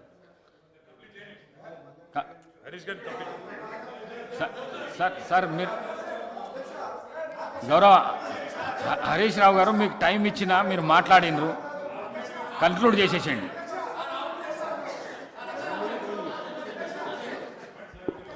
స్పీకర్ సార్, ఇప్పుడు నేను లేవాలని కానీ మాట్లాడాలని అనుకోలేదు. గౌరవ ముఖ్యమంత్రి గారు మాట్లాడుతూ సభను తప్పుదోవిచ్చే విధంగా ఆయన మాట్లాడినప్పుడు సభ యొక్క రికార్డును రెక్టిఫై చేయడం నా బాధ్యత. బికాస్ నేనేదో ప్రశ్నకు సమాధానం చెప్పాలనో విమర్శ చేయాలనో నేను మాట్లాడే ప్రయత్నం చేస్తలేను. వారు మాట్లాడినారు కనుక మేము డెఫినెట్గా దాన్ని క్లారిఫై చేయడం మా బాధ్యత అధ్యక్ష. అయితే అధ్యక్ష, ఆ రోజు కామన్ మినిమం ప్రోగ్రాంలో కేసీఆర్ గారు పెట్టించడమే కాదు, షిప్పింగ్ పోర్ట్ఫోలియో అడగకుండానే ఇచ్చారు. ఆ రోజు డిఎంకే పార్టీ నాకు షిప్పింగ్ పోర్ట్ఫోలియో ఇవ్వకపోతే మేము యూపీఐ నుంచి బయటకు పోతామంటే, నేను మంత్రి పదవి కోసం ఢిల్లీ రాలేదు, నాకు ఈ పోర్ట్ఫోలియో అక్కర్లేదు, వారికి ఇచ్చేయండి, నేను వచ్చింది తెలంగాణ కోసమని షిప్పింగ్ పోర్ట్ఫోలియోను స్వచ్ఛందంగా వదులుకున్నటువంటి చరిత్ర కేసీఆర్ గారిది, టీఆర్ఎస్ పార్టీది అధ్యక్ష. ఈరోజు రేవంత్ రెడ్డి గారు మాట్లాడుతూ మేమేదో పదవులు ఇచ్చామని, పదవులను గడ్డిపోచల్లాగా త్యజించిన చరిత్ర ఈ దేశంలో ఎవరికన్నా ఉందంటే అది కేసీఆర్కు టీఆర్ఎస్ పార్టీకి ఉంది. త్యాగాల పునాదుల మీద తెలంగాణ తెచ్చిన చరిత్ర ఉంది అధ్యక్ష. అనవసరంగా మేమేదో పదవులు ఇచ్చినామని, మేమేదో పదవుల కోసం పాకులాడినామనేటువంటి విధంగా వారు మాట్లాడద్దు. ఆ విషయానికి వస్తే రేవంత్ రెడ్డి గారు ఏబీవీపీలో షురువు అయిండు, టీఆర్ఎస్లో పనిచేసిండు, తెలుగుదేశంలో వేయండు, కాంగ్రెస్లో వేయండు, మరి రేపు ఆడుంటాడో. పార్టీలు మారిన చరిత్రలు మీకున్నాయి, కానీ మాకు అట్లాంటిది ఏం లేదు అధ్యక్ష. ఇకపోతే మా శ్రీధర్ బాబు గారు లేచి మళ్ళీ నన్ను ఆయన గెలికే ప్రయత్నం చేశాను, లేకపోతే ఆయన గురించి మాట్లాడాల్సిన అవసరం లేదు అధ్యక్ష. ఆ రోజు ఇదే శాసనసభలో కిరణ్ కుమార్ రెడ్డి గారు ముఖ్యమంత్రిగా ఉన్నప్పుడు నీ తెలంగాణకు నీకు ₹1 అన్నాడు. పేగులు దిగదాకా కొట్లాడింది ఎవరు, పెదవులు మూసింది ఎవరో కూడా ఈ రాష్ట్ర ప్రజలకు గుర్తున్నది అధ్యక్ష. ఉన్నారు ఇవాళ ఇక్కడ చాలా మంది, ఆ రోజు ఉన్న వాళ్ళు కూడా ఇక్కడ ఉన్నారు. ఆ రోజు మేము పేగులు దిగదాకా పోడియంలోకి పోయి కొట్లాడినాము. ఆ రోజు మీరు పెదవులు మూసుకొని మాట్లాడినటువంటి చరిత్ర కూడా కాంగ్రెస్ పార్టీకి ఉంది. అధ్యక్ష, నేను అనేది మాకు ఒప్పుకున్నది అధ్యక్ష. దయచేసి మీరు మా మీద విమర్శలు మాని, ప్రజలు మీకు అధికారం ఇచ్చారు, మీకు అవకాశం ఇచ్చారు. మీరు ప్రజలకిచ్చిన ఆ గ్యారంటీలు ఎలా అమలు చేస్తారో దాని మీద దృష్టి పెట్టే ప్రయత్నం చేయండి. దానికి నిర్మాణాత్మకమైన ప్రతిపక్షంగా మేము సహకరిస్తాం, సూచనలు ఇస్తాం. కానీ ఎంతసేపు మీరు మా మీద నేపాలు నెట్టో, మా మీద బురద జల్లేటువంటి ప్రయత్నం మాని ప్రజలకు మీద ఇచ్చిన హామీల అమలు మీద, పరిపాలన మీద దృష్టి పెట్టండి అని మీ ద్వారా వారికి హితవు పలుకుతాం. గౌరవ కేటీఆర్ గారు. అధ్యక్ష, గౌరవ ముఖ్యమంత్రి గారు మరి ముఖ్యమంత్రి అయిన తర్వాతనన్నా కొద్దిగా మర్యాదకరంగా మాట్లాడతారేమో అనుకున్నా అధ్యక్ష. కానీ కొన్ని ఊహించలేము అధ్యక్ష, కొన్ని ఊహించలేము. ఎందుకంటే కొంతమందికి అది సాధ్యం కాదు. ఎందుకంటే వారికి అర్థమైంది అధ్యక్ష. ఎందుకంటే తెలంగాణ తెచ్చిన నాయకుడిని పట్టుకొని కల్వకుంట్ల చంద్రశేఖర్ రావు అని ఏకవచనంతో మాట్లాడతారు. తెలంగాణను వ్యతిరేకించిన వాళ్ళనేమో గారు గారు అని మాట్లాడినప్పుడే అర్థమైంది అధ్యక్ష వారి సంస్కారం ఏందో, వారి పరిజ్ఞానం ఏందో అర్థమైంది అధ్యక్ష. అచ్చోసిన ఆంబోతు, ఇది ఒక ముఖ్యమంత్రి మాట్లాడిన మాట. అచ్చోసిన ఆంబోతు అధ్యక్ష. ఎవరు అధ్యక్ష అచ్చోసిన ఆంబోతు? చీమలు పెట్టిన పుట్టలో దూరిన పాము అధ్యక్ష. కాంగ్రెస్ అనే పార్టీలో పాపం మా బట్టన్న, మా శ్రీధర్ అన్న, మా దామోదర్ అన్న, మా ప్రభాకర్ అన్న, అదేవిధంగా మా ఉత్తమన్న, మా కోమటిరెడ్డి వెంకటరెడ్డి అన్న, మా దామోదర్ అన్న, వీళ్ళందరూ కలిసి పెట్టిన పార్టీలో ఇవాళ దూరి ముఖ్యమంత్రి పదవి తీసుకున్న ఆయన చీమలు పెట్టిన పుట్టలో పాముల గురించి మాట్లాడితే చాలా చండాలంగా ఉంటుంది సార్. దయచేసి ఇంకొక మాట అధ్యక్ష. ఎన్ఆర్ఐలు నాన్ రిలయబుల్ అన్నారు అధ్యక్ష. ఎన్ఆర్ఐలు నాన్ రిలయబుల్ ఇండియన్స్ అన్నారు. నాన్ రిలయబుల్ ఇండియన్ అంటే అధ్యక్ష నేను అడుగుతున్నా, ఎవరు అధ్యక్ష ఎన్ఆర్ఐలకు టికెట్లు అమ్ముకున్నది? ఎవరు అధ్యక్ష ఎన్ఆర్ఐలకు టికెట్లు అమ్ముకున్నది? ఎవరికి తెలియదు అధ్యక్ష ఇది? అధ్యక్ష నేను ఇంకొక మాట కూడా అధ్యక్ష, పేర్లు అధ్యక్ష అధ్యక్ష please please please please please అధ్యక్ష ఇప్పుడు అధ్యక్ష గౌరవ శాసనసభ్యులు హరీష్ రావు గారు నా పేరు తీసిండ్రంటే నేను అవకాశం ఇచ్చిన. మంత్రి గారు పేరు తీసిండ్రు, మంత్రి గారికి అవకాశం ఇద్దాం మనం. Please please please please please please sir, నేను ఎక్కువ మాట్లాడాను సార్. రెండే అంశాలు మీరు ప్రస్తావించారు. నా పేరే కానీ, బట్టి గారి పేరే కానీ, వీళ్ళందరి పేరు ప్రస్తావిస్తూ వీళ్ళందరినీ కాదని చెప్పి గౌరవ రేవంత్ రెడ్డి గారు ముఖ్యమంత్రి అని చెప్పి. కాంగ్రెస్ పార్టీకి ఒక చరిత్ర ఉంది అధ్యక్ష. చరిత్ర ఏంది అంటే, ప్రభుత్వం పార్టీలో మెజారిటీ ఉన్నప్పుడు మేము ఎప్పుడు కూడా హైకమాండ్కి అప్పచెప్తాము. హైకమాండ్ ఒక నిర్ణయం తీసుకుంటే ఆ నిర్ణయానికి మేము శిరసా వహిస్తాము, అది మేము పాటిస్తాం అధ్యక్ష. ధన్యవాదాలు. గౌరవ కేటీఆర్ గారు. మేం చెప్పింది అదే అధ్యక్ష, మేం చెప్పింది అదే. తెలంగాణ ప్రజలు ఎన్నుకున్న ముఖ్యమంత్రి కాదు, ఢిల్లీ నామినేట్ చేసిన ముఖ్యమంత్రి అని చెప్తున్నాను. నేను కూడా కదే చెప్పిన. నేను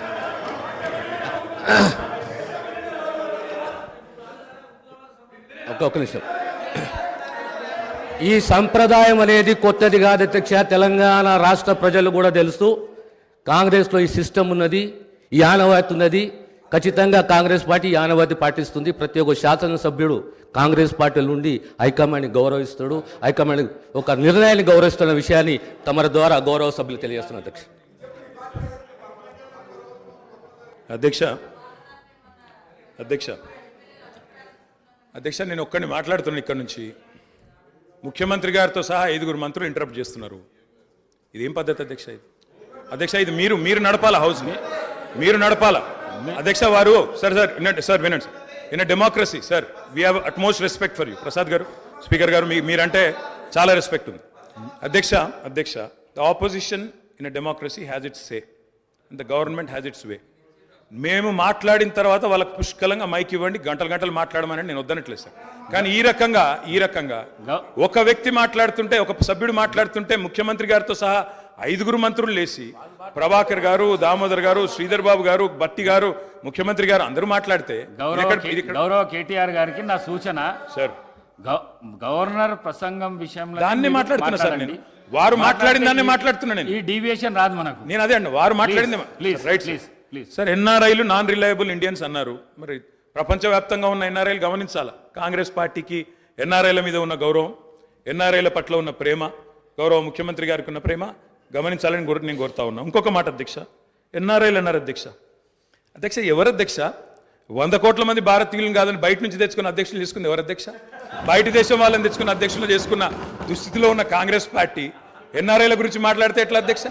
అధ్యక్ష ఏదేమైనప్పటికీ అధ్యక్ష ఒకటి వాస్తవం, గత పదేళ్లలో పాలమూరులో వలసలు బంద్ అయినాయి, వాళ్ళ పోతలు బంద్ అయినాయి. 14 రాష్ట్రాల నుంచి కూలీలు వచ్చి వాళ్ళ తెలంగాణలో నాట్లేస్తున్న విషయం వాస్తవం కాదా? 14 రాష్ట్రాల కూలీలు. అధ్యక్ష మీరు నల్లగొండలో ఫ్లోరైడ్ బండ నల్లగొండ గుండె మీద పెట్టిపోతే ఆ ఫ్లోరైడ్ బండను దించింది కేసీఆర్ కాదా? ఆ విషం నీళ్ళ పీడ విరగడ చేసింది కేసీఆర్ కాదా? తెలంగాణను ఫ్లోరోసిస్ రహిత రాష్ట్రంగా పార్లమెంటులో ప్రకటించింది కేంద్ర ప్రభుత్వం కాదా? ఇది అబద్ధం అంటారా? సడుగులు విరిగిన సాలెల మగ్గానికి మంచి రోజులు తెచ్చింది కేసీఆర్ ప్రభుత్వం కాదా? ఇవాళ నేతన్నల ఆత్మహత్యలతో సిరిసిల్లను మీరు ఉరిసిల్లగా చేస్తే దాన్ని మళ్ళీ తిరిగి సిరిశాలగా చేసింది కేసీఆర్ ప్రభుత్వం కాదా? కునారిల్లిపోయిన కుల వృత్తులకు కొత్త ఊపిరులు ఊదింది కేసీఆర్ ప్రభుత్వం కాదా? కాలే కడుపుతో అర్ధాకలితో ఎవ్వరు వండుకోవద్దని చెప్పి మానవీయ కోణంలో ఆలోచించి సంక్షేమంలో స్వర్ణయుగం సృష్టించింది, ఆసరగా నిలబడ్డది కేసీఆర్ ప్రభుత్వం కాదా? 200 రూపాయల పెన్షన్ను 2000 చేసింది కేసీఆర్ ప్రభుత్వం కాదా అధ్యక్ష? నిన్న గ్రామీణాభివృద్ధి గురించి మాట్లాడుతూ ఈ ప్రభుత్వం ప్రాపగాండాకు ఎక్కువ పెద్దపీట వేసిందన్నారు అధ్యక్ష. వాళ్ళ హయాంలో 50 ఏళ్లలో అధ్యక్ష ఒక్క గంగదేవి పల్లె చెప్పుకుందరు, ఒక అంకాపూర్ చూపెడుదురు. అది కూడా పాప మా గ్రామస్తులు చేసుకున్నారు, వీళ్ళు చేసింది ఏం లేదు. కానీ మా హయాంలో మా 10 ఏళ్లలో గర్వంగా చెప్తున్నా సార్, 3% కంటే తక్కువ జనాభా ఉన్న తెలంగాణ జాతీయ పంచాయతీ అవార్డులలో 30% అవార్డులు గెలుచుకునే విధంగా ప్రభుత్వాన్ని నడిపినాం, పల్లె ప్రగతిని చేసి చూపెట్టినాం. కావాలంటే చూసుకోవచ్చు. ఏ పల్లెకు పోయినా ట్రాక్టర్లు, ట్యాంకర్లు, ఏ పల్లెకు పోయినా ట్రాలీలు, ఏ పల్లెకు పోయినా డంపింగ్ యార్డులు, ఏ పల్లెకు పోయినా ఇంటి ముంగటయ్యాల నీళ్లు, బ్రహ్మాండంగా చెట్లు. ఇవి వాస్తవాలు కాదా అధ్యక్ష? ఇవాళ మీరు ఎంజాయ్ చేయండి, పర్వాలేదు. 10 ఏళ్ల తర్వాత ఎంజాయ్ చేయండి. సర్పంచులకు ఇది ఇస్తాం, మాజీలకు అది ఇస్తాం, బస్సు ఫ్రీ, బంగారం ఫ్రీ, బండి ఫ్రీ అని చెప్పి ఓట్ల కోసం చాలా చెప్పారు అధ్యక్ష. సంతోషం, చేయండి, మేము వద్దంటలేదు. నిర్మాణాత్మకమైన సూచనలు చేయమన్నారు, తప్పకుండా చేయండి. మీ మేనిఫెస్టోలోని ప్రతి హామీని నిలబెట్టుకోండి. We welcome it, we will support you. తప్పకుండా సపోర్ట్ చేస్తాం అధ్యక్ష. గత 10 ఏళ్లలో రక్తాన్ని రంగరించినాం, మెదళ్లను కరిగించినాం, ప్రాణం పెట్టి పనిచేసినాం. కాబట్టే ఇవాళ ఒక్కొక్క రంగంలో భారతదేశంలోనే తెలంగాణ అగ్రగామిగా ఉన్నది అధ్యక్ష. ఐటీ రంగంలో నిన్న వారు చెప్పినారు అధ్యక్ష, వారి అవగాహన, వారి పరిజ్ఞానం ఎంతుందో దాన్ని బట్టే చెప్పచ్చు. నేనేం చెప్పినారు అధ్యక్ష గవర్నర్ ప్రసంగంలో? ITIR వచ్చి ఉంటే ఏదో జరిగి ఉండేది. అసలు ITIR అంటే అక్కడ కూర్చున్న వాళ్ళు ఒక్కరికైనా తెలుసా అధ్యక్ష? అసలు అది ఏందో తెలియదు అధ్యక్ష. నేను అడుగుతా ఉన్నా, ఇన్ఫర్మేషన్ టెక్నాలజీ ఇన్వెస్ట్మెంట్ రీజన్ ఏం చెప్పిన అధ్యక్ష? అందులో ఇన్ఫర్మేషన్ టెక్నాలజీ ఇన్వెస్ట్మెంట్ రీజన్ ప్రపోజల్లో 2013లో ఆనాడు UPA ప్రభుత్వం పెట్టినప్పుడు ఏం చెప్పారు అధ్యక్ష? అందులో ITIR అనేది కనుక వస్తే 2035వ సంవత్సరం కల్లా, 2035 అంటే ఇంకా 11 ఏళ్ల తర్వాత, 12 ఏళ్ల తర్వాత మనం అంటే ఉమ్మడి ఆంధ్రప్రదేశ్, ఆ రోజు ఇంకా తెలంగాణ అన్న మాట లేదు, 2013లో ఉమ్మడి ఆంధ్రప్రదేశ్గా మనం 2,09,000 కోట్ల ఎగుమతులకు చేరుకుంటాం 2035 కల్లా అని చెప్పారు ITIR ప్రపోజల్లో. కానీ అధ్యక్ష మా ప్రభుత్వ పనితీరు వల్ల, మా గౌరవ పెద్దలు కేసీఆర్ గారి పనితీరు వల్ల 2022-23 సంవత్సరానికే 2,41,000 కోట్లకు IT ఎగుమతులను చేర్చింది మా ప్రభుత్వం అధ్యక్ష. ITIR లేకున్నా కేంద్రంలో ఉన్న బీజేపీ మోకాలు అడ్డం పెట్టినా అధ్యక్ష ఆ 2035 టార్గెట్ను ITIR ఇయ్యకపోయినా సాధించిన ఘనత మా ప్రభుత్వానిది, మా నాయకుడు కేసీఆర్ది అనే మాట నేను గుర్తు చేస్తా ఉన్నా అధ్యక్ష. విచిత్రం ఏంటంటే మేము వాస్తవాలు చెప్తుంటే వాళ్ళకి బాధ అవుతుంది. అభ్యుదయం అంటే అర్థం తెలియని వాళ్ళు ఇవాళ అవాస్తవాలు చెప్తుంటే మేము చూస్తా కూర్చోవాలన్నా సార్, నిజాలు చెప్పాల్సిన బాధ్యత మా మీద ఉన్నది అధ్యక్ష. వారు చెప్పారు నిన్న మేము 2 గ్యారంటీలు అందులో చెప్పినారు, ఏది గవర్నర్ గారి ప్రసంగంలో 2 గ్యారంటీలు ఆల్రెడీ అమలు చేసినామన్నారు అధ్యక్ష. ఇది అధ్యక్ష వాళ్ళు ఇచ్చిన 6 గ్యారంటీలు ఇవి. ఇక్కడ కూర్చున్న ముఖ్యమంత్రి గారు సంతకం పెట్టినరు, ఉప ముఖ్యమంత్రి గారు కూడా సంతకం పెట్టినరు. 6లో 2 అమలైపోయినాయి అన్నారు అధ్యక్ష. ఏంది అధ్యక్ష? మహాలక్ష్మిలో ఏం చెప్పినరు? ప్రతి నెల మహిళలకు 2,500 రూపాయలు, 500 రూపాయలకే సిలిండరు, ఉచిత బస్సు ప్రయాణం. అదేవిధంగా చేయూత అని ఇంకోటి ఉంది అధ్యక్ష, 4,000 రూపాయలు నెలవారీ పెన్షన్. అదేవిధంగా 10 లక్షల రాజీవ్ ఆరోగ్యశ్రీ. బయటనేమో పోస్టర్లు వేసుకున్నారు, 2 రోజుల్లోనే 2 గ్యారంటీలు చేసినాం అధ్యక్ష. ఏం చేసింది అధ్యక్ష? మహాలక్ష్మిలో ఉచిత బస్సు ప్రయాణం అనేది అంటే మూడో వంతు, ఆ మూడో వంతు కూడా మొత్తం చేయలే. సూపర్ లగ్జరీ కూడా ఫ్రీ అని పెట్టిండ్రు ఇచ్చినప్పుడు గ్యారంటీ కార్డుల మీద. ఇచ్చింది మాత్రం ఈరోజు పల్లె వెలుగు, సిటీ బస్సులు, ఆర్డినరీ బస్సులు, ఎక్స్ప్రెస్ బస్సులు తప్ప లగ్జరీ లేదు, గరుడ లేదు. అధ్యక్ష ఇంకోటి మరి నేను అడుగుతా ఉన్న, రాష్ట్రంలోని మహిళలందరి తరపున ఎవరైతే మీకు ఓటేసినారో వారందరి తరపున, ఓటు వేయని వారి తరపున కూడా అధ్యక్ష ఈ 2,500 రూపాయలు మహిళలకు ఇచ్చే కార్యక్రమం, రాష్ట్రంలోని మహాలక్ష్మి కార్యక్రమం, 1,500,000 ఆడబిడ్డలు ఎదురు చూస్తూ ఉన్నారు. 1,500,000 మంది ఆడబిడ్డలు ఎదురు చూస్తూ ఉన్నారు. మా ఖాతాల్లో 2,500 రూపాయలు ఎప్పటి నుంచి పడతాయి, 100 రోజుల్లో పూర్తి చేస్తామన్నారు. మార్చి 17 మీకు కౌంట్ డౌన్ స్టార్ట్ అయింది. డిసెంబర్ 7 స్టార్ట్ అయింది. మార్చి 17కు 100 రోజులు నిండుతుంది. ఆ 100 రోజుల లోపల 1,500,000 మంది మహిళల ఖాతాల్లో 2,500 వేస్తారా అయ్యారా? 90 లక్షల తెల్ల కార్డులు ఉన్నాయి. 90 లక్షల తెల్ల కార్డులకు మరి సిలిండర్ ఇస్తారా అయ్యారా? చూస్తాం అధ్యక్ష.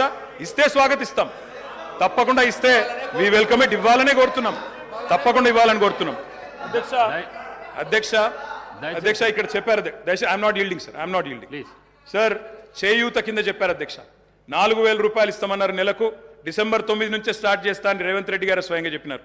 నేను వారిని ఇంకా రేవంత్ రెడ్డి గారే అంటున్నాను. కల్వకుంట్ల చంద్రశేఖరరావు అనే ఏకవచనంతో ఆయన మాట్లాడినా నేను రేవంత్ రెడ్డి గారని అంటే అధ్యక్ష, ఎందుకంటే మాకు ఆ ఇంగితం ఉంది, ఆ సంస్కారం ఉంది. ఎందుకంటే ముఖ్యమంత్రి అనే పదవి వ్యక్తిది కాదు అధ్యక్ష. నేను అందుకే అంటా ఉన్నా అధ్యక్ష, సంస్కారం అనేది రావాలి అధ్యక్ష, స్వతహాగా నేర్పితే రాదు అధ్యక్ష. ఇంకో మాట చెప్తా ఉన్నా అధ్యక్ష, 2 గ్యారంటీలు 10 లక్షల ఆరోగ్యశ్రీ. ఇక్కడ హరీష్ రావు గారు ఉన్నారు అధ్యక్ష. హరీష్ రావు గారు వైద్య ఆరోగ్య శాఖ మంత్రిగా ఉన్నప్పుడే 10 లక్షల ఆరోగ్యశ్రీ మేము అమలు చేసి సంవత్సరం దాటిపోయింది సార్. అది వారికి తెలియదన్న విషయం తెలియదు, తెలుసుకునే ప్రయత్నం చేయరు, అవగాహన లేదు, అనుభవం లేదు. ఇక నడుస్తూ ఉంది అధ్యక్ష. ఢిల్లీ నుంచి నామినేట్ అయి వస్తే గట్లే ఉంటుంది అధ్యక్ష. అధ్యక్ష 2 గ్యారంటీలు అమలు చేసినాం అనేది అచ్చు తప్పు. 2 గ్యారంటీల్లో మీరు అమలు చేసింది పావలా వంతు కూడా కాదు. ఇది ప్రజలను మభ్యపెట్టడమే, బుకాయించడమే తప్ప ఇంకోటి కాదు. ప్రజావాణి ప్రారంభించినాం. ప్రజావాణి కొత్తగా ప్రారంభించేది ఏంది అధ్యక్ష? ఎప్పటి నుంచో ఉన్నది, ప్రతి మండే కలెక్టర్ ఆఫీసులో నడుస్తూనే ఉంది. మీరు ప్రారంభించిందే ఉంది. ఇనుప కంచెలు తీసేసినాం. నేను అడుగుతా ఉన్నా అధ్యక్ష, ఇనుప కంచెలు ఎవరేసినారు అధ్యక్ష? ఇనుప కంచెలు ఎవరేసినారు? 2012లో వేసిందే కాంగ్రెస్ ప్రభుత్వం, కిరణ్ కుమార్ రెడ్డి నాయకత్వం.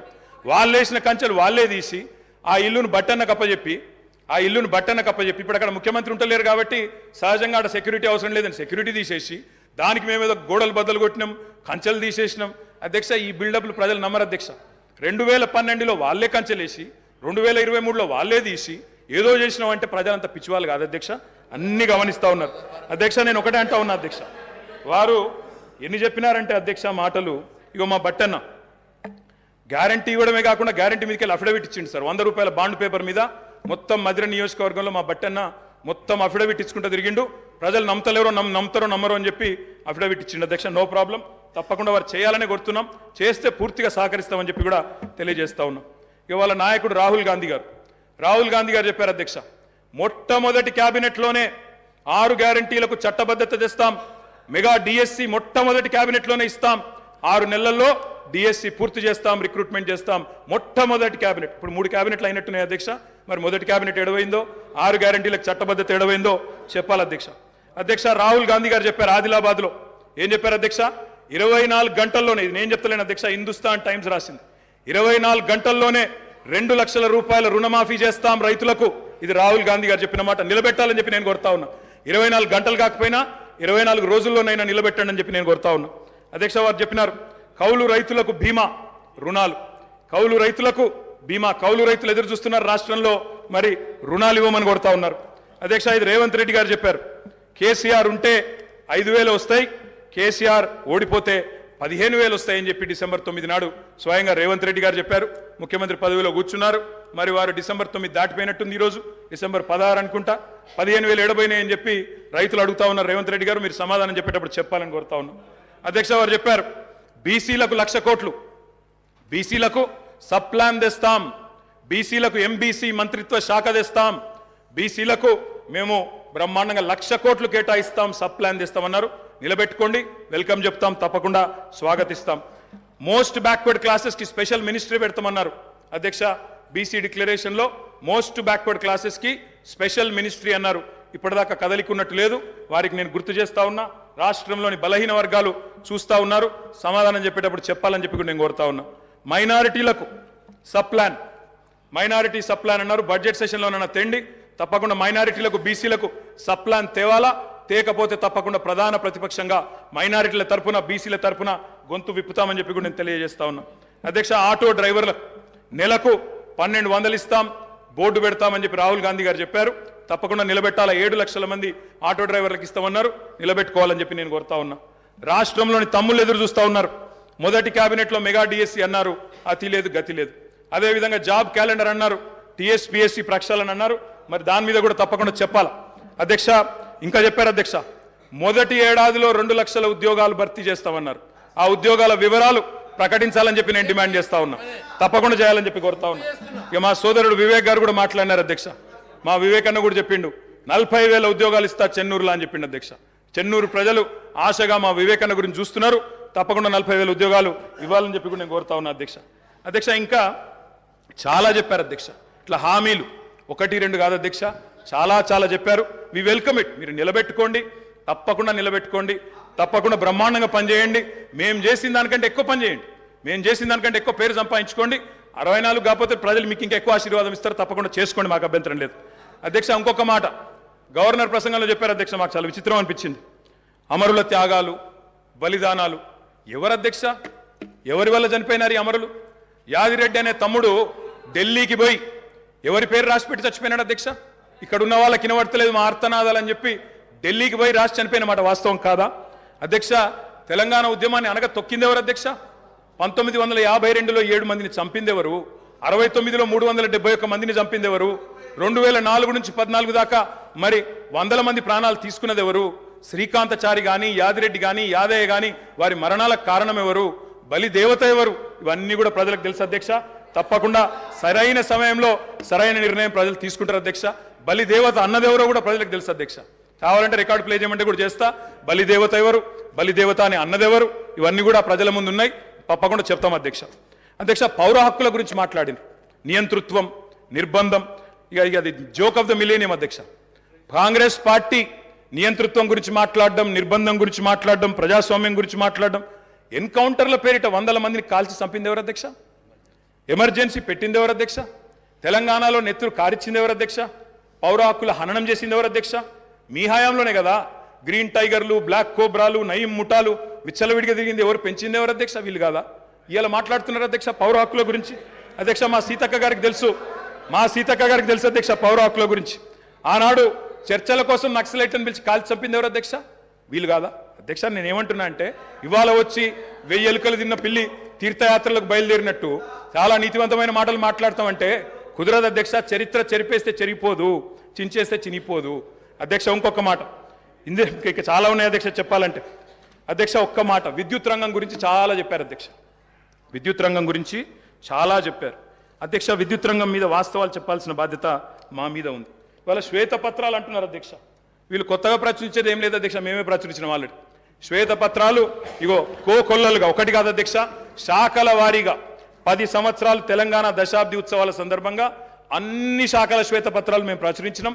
కావాలంటే పంపిస్తాం. గదే అధికారులు, గదే ఐఏఎస్ అధికారులు, కొత్తగా వచ్చిన వాళ్ళు ఎవరు లేరు, వాళ్ళే ఉన్నారు, వాళ్ళే ఇస్తారు. గదే లెక్క.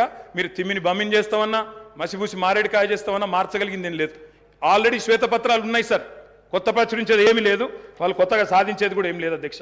అధ్యక్ష, ఆనాడు కాంగ్రెస్ పరిపాలనలో ఎట్లా ఉండేది అధ్యక్ష? విద్యుత్ రంగం కాలిపోయే మోటార్లు, పేలిపోయే ట్రాన్స్ఫారంలు, ఎక్కడికక్కడ మొత్తం లో వోల్టేజ్ సమస్యలు, దొంగలు వచ్చే కరెంటు కోసం, అర్ధరాత్రి వచ్చే కరెంటు కోసం బాయికాడవై పండుకునే పరిస్థితులు. ఇప్పుడే ఇందాక రేవంత్ రెడ్డి గారు మాట్లాడింది నేను చెప్పాను అధ్యక్ష. ఆఖరికి ఎవరైనా చనిపోతే నెత్తి మీద నీళ్లు చల్లుకుందామంటే నీళ్లు లేని పరిస్థితి అధ్యక్ష. మరి ఇది నేను చెప్తున్న మాట కాదు అధ్యక్ష. ఈనాడు పేపర్లో రాసిన వార్త. 2009 నుంచి 13 మధ్యలో 2009 నుంచి 13 మధ్యలో 4 ఏళ్లలోనే 8198 మంది రైతులు కరెంటు షాక్లతో అధ్యక్ష. ఇది బలవన్మరణాలు కాదు, ఆత్మహత్యలు కాదు, కేవలం కరెంటు షాక్లతో చచ్చిపోయిన రైతులే 8198. ఇవాళ 55 ఏళ్ల చరిత్ర తీస్తే చక్రొచ్చి పడతారు నేను చెప్పాది. అది నేను దానికి జోలికి కూడా పోను అధ్యక్ష. అధ్యక్ష, ఇది చెప్పాలంటే చాలా ఉన్నాయి అధ్యక్ష. మా కౌశిక్ రెడ్డి గారు ఇక్కడే ఉన్నారు, హుజూరాబాద్ ఎమ్మెల్యే గారు.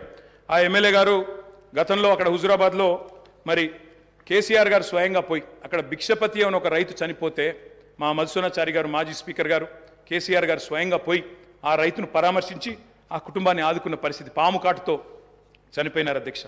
ఏముండే అధ్యక్ష, కాంగ్రెస్ పార్టీ ప్రభుత్వం యొక్క పర్ఫార్మెన్స్, పరిశ్రమలకు వారానికి 2 రోజులు పవర్ హాలిడేలు, రైతులకు ఏనాడు 5-6 గంటలు మించి కరెంట్ ఇయ్యలే, ఎప్పటికప్పుడు మూతబడ్డ వేల కార్ఖానాలు, ఇక రాస్తే రామాయణం అంతా చెప్తే మహాభారతం అంతా అన్నట్టు సబ్ స్టేషన్ల ముంగట ధర్నాలు, ఇక ఎక్కడికక్కడ ఎండిపోయిన వరి చేన్లు మక్కంకులతో రైతుల రాస్తారు రోకోలు.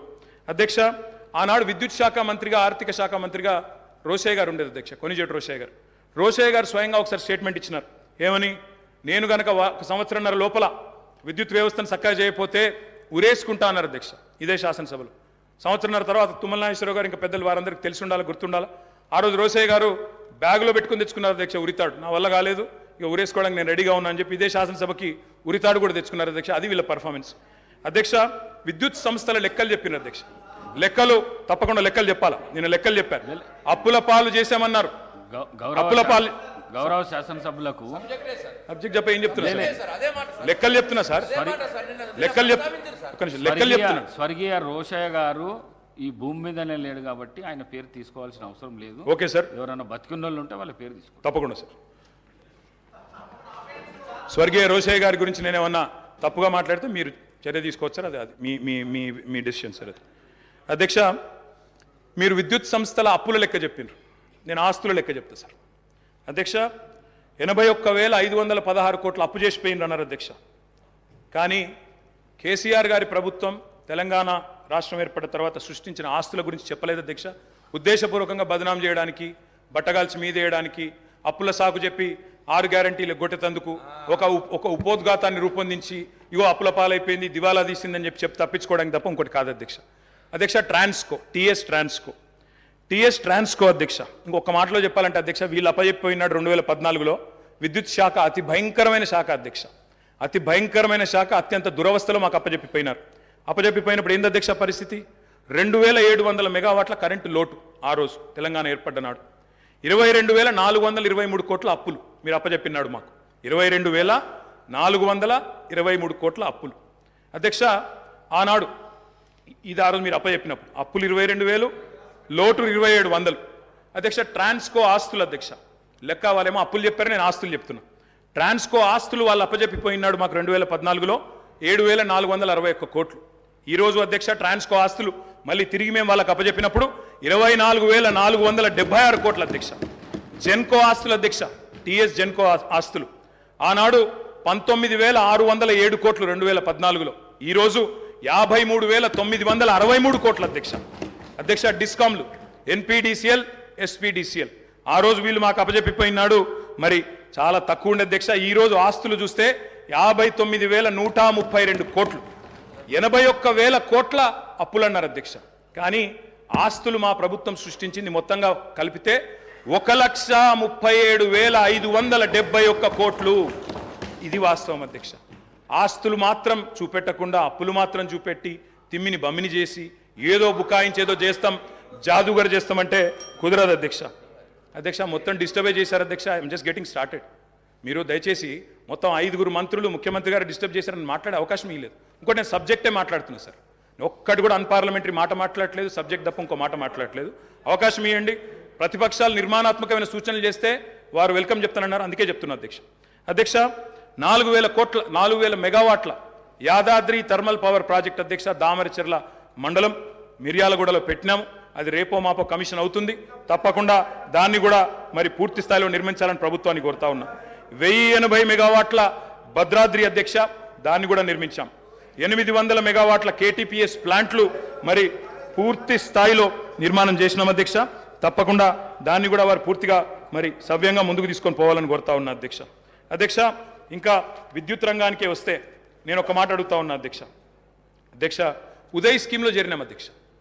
కేంద్ర ప్రభుత్వం ఆనాడు మమ్మల్ని అడిగింది, డిస్కామ్లు లాస్ట్లో ఉన్నాయి, ఉదయ్ అనే స్కీమ్ తెస్తున్నాము, ఆ డిస్కామ్లకు ఉన్న అప్పుల్ని మీరు స్టేట్ బ్యాలెన్స్ షీట్ మీద తీసుకోండి, మెయిన్ బడ్జెట్లో తీసుకోండి అంటే ఆనాడు స్టేట్ బడ్జెట్ మీద మీరు వదిలిపెట్టిపోయిన అప్పుల్ని 11,000 కోట్ల అప్పులు డిస్కామ్లకు ఉంటే వాటిని తీసుకోవడమే కాకుండా 9,000 కోట్లు చెల్లించిన ఘనత కేసీఆర్ గారి ప్రభుత్వం అనే మాట వారికి నేను విజ్ఞప్తి చేస్తా ఉన్నా అధ్యక్ష.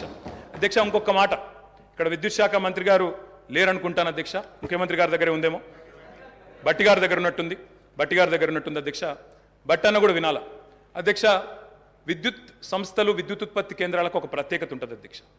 సెల్ఫ్ హైపాతికేషన్ ఉంటుంది అధ్యక్ష. సెల్ఫ్ హైపాతికేషన్ అంటే ఏంది అధ్యక్ష? అంటే ఆస్తుల నిర్మాణం జరుగుతూ ఉంది కాబట్టి ఒక అప్పు తీసుకొచ్చి పిఎఫ్సి ద్వారానో ఆర్ఈసీ ద్వారానో దబ్బను ఒకవేళ అప్పు కట్టకపోతే ఆ విద్యుత్ కేంద్రాన్ని పూర్తిగా ఓనర్షిప్ తీసుకొని అమ్మేసి కావాలంటే అప్పును పూడ్చుకునే శక్తి ఉంటుంది అధ్యక్ష. అంటే ఆస్తి సృష్టిస్తే అప్పు కట్టడానికి పరపతి ఉంటుందనే ఉద్దేశంతో దాన్ని సెల్ఫ్ హైపాతికేషన్ అంటారు. అక్కడ గవర్నమెంట్ ఇచ్చేది కేవలం గ్యారంటీ మాత్రమే బట్టన్న, మీరే ఫైనాన్స్ మినిస్టర్ కూడా. కాబట్టి దాన్ని ఏదో 81,000 కోట్ల అప్పు అని చెప్పి ఇవాళ ఆ గృహజ్యోతి అనే కార్యక్రమం నుంచి మీరు ఏదో ఎగ్గొట్టడానికి తప్పుకునేటట్టు ప్రయత్నం చేస్తున్నట్టు కనబడుతుంది తప్ప ఇంకోటి కాదు. దయచేసి మహిళలకు ఇచ్చిన మాట, రాష్ట్రంలోని మధ్యతరగతి కుటుంబాలకు ఇచ్చిన మాట 200 యూనిట్లు ఫ్రీగా ఇస్తామని నిలబెట్టుకోండి. అప్పుల కంటే ఆస్తులు ఎక్కువ ఉన్నాయి. 1,37,571 కోట్ల ఆస్తులు సృష్టించి మీకు అప్పచెప్పాం, సవ్యంగా నడపండి అని చెప్పి కూడా నేను విజ్ఞప్తి చేస్తా ఉన్నా అధ్యక్ష. నేను ఇంకొక మాట అడుగుతా ఉన్నా అధ్యక్ష, విద్యుత్ ప్లాంట్లు కట్టడం తప్ప అధ్యక్ష? 2,700 మెగావాట్ల లోటుతో మీరు అప్పచెప్పిపోతే వాటిని అలా పెంచి బ్రహ్మాండంగా 19,000 మెగావాట్లకు చేర్చడం మేము చేసిన తప్ప? 7,700 మెగావాట్ల నుంచి 19,000 మెగావాట్ల సామర్థ్యాన్ని పెంచడం తప్ప? ఇవాళ రాబోయే సంవత్సరంలో మీరే ఎంజాయ్ చేస్తారు. 25,000 మెగావాట్లకి ఆ కెపాసిటీ పెరగబోతా ఉంది. రాష్ట్రంలో విద్యుత్ వినియోగం ఎంత పెరిగినా మీరే కదా రేపటి రోజున ప్రభుత్వాన్ని నడిపేది. వచ్చే సంవత్సరంలో కూడా తప్పకుండా మీకే ఆ వెసులుబాటు ఉంటుంది. Government is a permanent institution అధ్యక్ష. కాబట్టి ఆ విషయంలో బేసిజాలు అవసరం లేదు. మరి మీరు కొంత చేసినారు, మేము ఇంకా బాగా చేసినాం. 7,700 నుంచి 25,000 మెగావాట్లకు తీసుకొని పోయినాం. అభినందించండి. నిజంగా మేము గతంలో రాజశేఖర రెడ్డి గారిని, చంద్రబాబు నాయుడు గారిని, గతంలో పనిచేసిన ముఖ్యమంత్రుల్ని, మా ముఖ్యమంత్రి గారు స్వయంగా ఆనాడు అక్కడ కూర్చున్నప్పుడు లేచి మరీ అభినందించినారు. గతంలో పనిచేసిన వాళ్ళు కూడా బాగా పనిచేశారు, మేము కూడా ట్రై చేస్తామని చెప్పాను తప్ప ఎవరూ ఏం చేయలేదన్న మాట ఎన్నడూ చెప్పలేదు అధ్యక్ష. అధ్యక్ష, ఒక ఛాలెంజ్గా తీసుకున్నాం అధ్యక్ష విద్యుత్ సంస్థల్ని నడపడం, రాష్ట్ర ప్రజలకు నాణ్యమైన విద్యుత్ ఇవ్వడం అనేది. మేము వచ్చినాడు నార్త్ సౌత్ లింక్ కారిడార్ లేదు, పక్క రాష్ట్రం పీపీఎల్ రద్దు చేసుకుంది, లోవర్ సీలేర్ ప్లాంట్ గుంజుకున్నారు, విభజన చట్టం ప్రకారం ఇవ్వడానికి ఒప్పుకోలేదు. ఇవన్నీ ఉండంగా ఆనాడు ఇవాళ మేము చేసిన కృషి వల్ల మరి తలసరి విద్యుత్ వినియోగంలో ఆనాడు 2014లో 1,196 యూనిట్లుంటే ఈరోజు 2,349 యూనిట్లు, highest in the country per capital consumption of power, number 1 Telangana అధ్యక్ష. విద్యుత్ వినియోగం అనేది మన డెవలప్మెంట్ కూడా ఒక కొలమానం అధ్యక్ష. దాన్ని కూడా ప్రభుత్వం అర్థం చేసుకోవాలని నేను కోరుతా ఉన్నా అధ్యక్ష. ఆనాడు రాష్ట్ర పీక్ డిమాండ్ వాళ్ళు ఉన్ననాడు పీక్ డిమాండ్ వాజ్ 5,661 మెగావాట్స్ అధ్యక్ష. మేము దిగిపోయే నాటికి 15,497 మెగావాట్లకి పీక్ డిమాండ్ పెరిగింది. ఉమ్మడి రాష్ట్రం కంటే మరి పీక్ డిమాండ్ పెరిగింది. వ్యవసాయ మోటార్ కనెక్షన్ల అధ్యక్ష, వ్యవసాయ స్థిరీకరణ చేసినాం కాబట్టే, చెరువులు బాగా చేసినాం, భూగర్భ జలాలు పెంచినాం కాబట్టే, రైతులకు వ్యవసాయాన్ని పండుగ చేసినాం కాబట్టే వాళ్ళు ఇచ్చిపోయినాడు. ఆనాడు 19 లక్షల పంప్ సెట్లుంటే, వ్యవసాయ పంప్ సెట్లుంటే, మా ప్రభుత్వంలో అధ్యక్ష అవి 28 లక్షల పంప్ సెట్లు అయినాయి అధ్యక్ష. ఒక్క రైతులకు విద్యుత్ ఇవ్వడానికి ఉచితంగా 24 గంటల ఉచిత విద్యుత్ ఇవ్వడానికి అధ్యక్ష మేము ఖర్చు పెట్టింది సంవత్సరానికి 1,000 కోట్ల రూపాయలు అధ్యక్ష. మొత్తంగా చూసినట్టయితే అధ్యక్ష 12,000 కోట్ల అధ్యక్ష. సంవత్సరానికి 1,000 కోట్లు, 10 ఏళ్లలో దాదాపు 12,000 కోట్లు ఖర్చు పెట్టినాం అధ్యక్ష. సంవత్సరానికి 10,000 కోట్లు మన్నించాలి అధ్యక్ష. విద్యుత్ ఉత్పత్తి సరఫరా వ్యవస్థను మెరుగుపరచడానికి, అస్తవ్యస్తంగా ఉన్న డిస్ప్రపోర్షనేట్గా ఉన్న డిస్ట్రిబ్యూషన్ చక్కగా చేయడానికి మేము పెట్టిన ఖర్చు అధ్యక్ష 98,726 కోట్లు అధ్యక్ష. మాటలతో, ఊకదంపుడు ఉపన్యాసాలతో, ఎటుబడితే అటు గావు కేకలతో విద్యుత్ సంస్థలను సరి చేయలేము అధ్యక్ష. పెట్టుబడి పెట్టాలి. పెట్టుబడి ఉత్పాదక రంగంలో పెడితే దాన్ని పెట్టుబడిగా చూడాలి తప్ప అప్పు అని మాట్లాడడం అనేది శుద్ధ తప్పు అధ్యక్ష. అధ్యక్ష, మేము ఇంకొక లెక్క చెప్పాలి అధ్యక్ష. వారు మాకు అప్పజెప్పిపోయిన నాడు ఉన్న 400 kV సబ్స్టేషన్లు తెలంగాణలో 6, ఈరోజు 28 అధ్యక్ష. మేము 2014లో బాధ్యతలు చేపట్టినాడు 220 kV సబ్స్టేషన్లు 51. మేము కట్టింది 10 ఏళ్లలో మరొక 52, మొత్తం కలిపి ఈరోజు 103 220 kV సబ్స్టేషన్లు. 132 kV సబ్స్టేషన్లు నాడు 176, ఈరోజు 252. 33/11 kV సబ్స్టేషన్లు ఆనాడు 2,138, ఈరోజు 3,221. కరెంటు లైన్లు ఆనాడు హై టెన్షన్ లైన్లు తీసుకుంటే అధ్యక్ష 2014లో 16,379 కిలోమీటర్లు, ఈరోజు మేము దిగిపోయే నాటికి 28,446 కిలోమీటర్లు. లో టెన్షన్ లైన్లు ఆనాడు 4,89,000 కిలోమీటర్లుంటే మేము దిగిపోయే నాటికి 6,52,000 కిలోమీటర్లు. మరి మేము పని చేసినామా లేదా? ఈ ఆస్తులు శాశ్వతంగా తెలంగాణకు దక్కుతాయా లేదా? మీరే ఆలోచించాలా, చూసే ప్రజలే ఆలోచించాలని చెప్పి నేను కోరుతా ఉన్నాను అధ్యక్ష. రైతు పొలం ఎండిపోకూడదు అనే ఒక కమిట్మెంట్తో ఆనాడు కేసీఆర్ గారు పడ్డ తపన అధ్యక్ష. ఓపెన్ మార్కెట్లో, ఎందుకంటే 2,700 మెగావాట్ల లోటుతో ప్రారంభమైంది మా ప్రయాణం, అందుకే ఓపెన్ మార్కెట్కి పోయినాం. ఎంత ఖర్చైనా వెరవకుండా రైతు పొలం ఎండనీయకుండా 10 ఏళ్లు నడిపినాం అధ్యక్ష. ఒక్క సంవత్సరం కూడా క్రాప్ హాలిడే ఇవ్వకుండా నడిపిన ఘనత గౌరవ పెద్దలు కేసీఆర్ గారికి దక్కుతుంది అధ్యక్ష. అధ్యక్ష, విదేశీ బొగ్గు దిగుమతితో ఎన్టీపీసీ లాంటి ఇతర సంస్థల కరెంట్ రేట్లు విపరీతంగా పెరిగినాయి అధ్యక్ష. పెరిగిన తర్వాత కూడా మరి వాళ్ళు మా మీద అదనపు భారం మోపినారు. 12,718 కోట్ల ట్రూ అప్ ఛార్జీలు మా మీద వేయబోతే ఆ ట్రూ అప్ ఛార్జీలు కూడా వినియోగదారుల మీద, రైతుల మీద, మహిళల మీద, గృహాల మీద వేయకుండా మొత్తం కూడా భరించింది ఆనాడు తెలంగాణ ప్రభుత్వం అధ్యక్ష. 12,718 కోట్ల అదనపు భారాన్ని కూడా మోసినాం. ఇవాళ అప్పులు మాత్రమే చెప్పి ఆస్తుల గురించి చెప్పకుండా తప్పించుకుంటామంటే కుదరదు అధ్యక్ష. నేను అడుగుతా ఉన్నా అధ్యక్ష, ఈ ప్రభుత్వాన్ని మాకు దృఢమైన చిత్తం ఉంది. మోటార్లకు మీటర్లు పెట్టం అని తెగేసి చెప్పినాం. అదనంగా 25-30 వేల కోట్లు నష్టం వస్తున్నా తెగేసి గట్టిగా నిలబడ్డం. రైతులకు అన్యాయం చేయమని చెప్పినాం. ఈ ప్రభుత్వం ఆ మాట మీద నిలబెడుతుందా లేదా మోటార్లకు మీటర్లు పెడుతుందా చెప్పాలని చెప్పి కూడా నేను గౌరవ ముఖ్యమంత్రి గారిని కోరుతా ఉన్నా. రాష్ట్రంలోని రైతులందరి పక్షాన కూడా తప్పకుండా ప్రశ్నిస్తా ఉన్నా. ఉచిత విద్యుత్తును ఊడగొట్టే పన్నాగాన్ని ప్రతిఘటించినాం అధ్యక్ష. నేను ఒకటే కోరుతా ఉన్నా, కొత్తగా వచ్చిన ప్రభుత్వం ఒకటి కోరుతా ఉన్నా అధ్యక్ష, విద్యుత్ విషయంలో 3 గంటల కరెంటు, 10 హెచ్పీల మోటార్లు, ఆ మాటలు వినవద్దనే కోరుకుంటున్నాం అధ్యక్ష. 24 గంటల కరెంటే ఉండాలని కోరుకుంటున్నాం.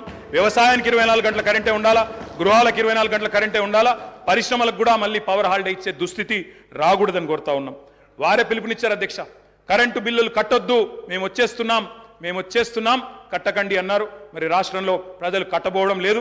మరి వెంటనే మీరు గృహజ్యోతి కార్యక్రమాన్ని ప్రారంభించి మరి ఆ ఇచ్చిన హామీని కూడా నెరవేర్చాలని చెప్పి కూడా నేను కోరుతా ఉన్నా అధ్యక్ష.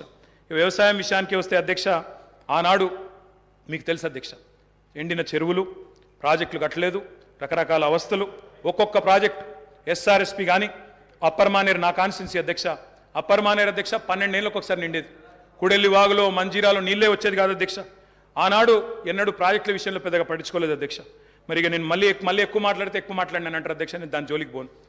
ఆ రోజు కాంగ్రెస్ పరిపాలనలో పరిస్థితి ఏంటంటే అధ్యక్ష, కొంతమంది రైతులది వాళ్ళ ఇంటి పేరే ఆఖరికి వ్యవసాయంలో వచ్చిన ఛాలెంజ్ల వల్ల వాళ్ళ ఇంటి పేర్లే మారిపోయిన పరిస్థితి.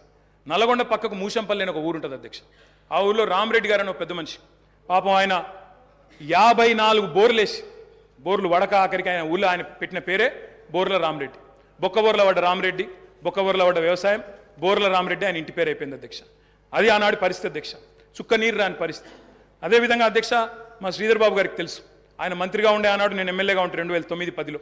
ఆ రోజు అధ్యక్ష వెంకటాపూర్ అనే ఊరు, ఎల్లారెడ్డిపేట మండలం, ఒక దళిత రైతు మునిగే ఎల్లయ్య అనే రైతు ఎరువుల కోసం లైన్లో నిలబడి సొమ్మసిల్లిపోయి అక్కడే మూర్ఛ వచ్చి మరణించిన పరిస్థితి.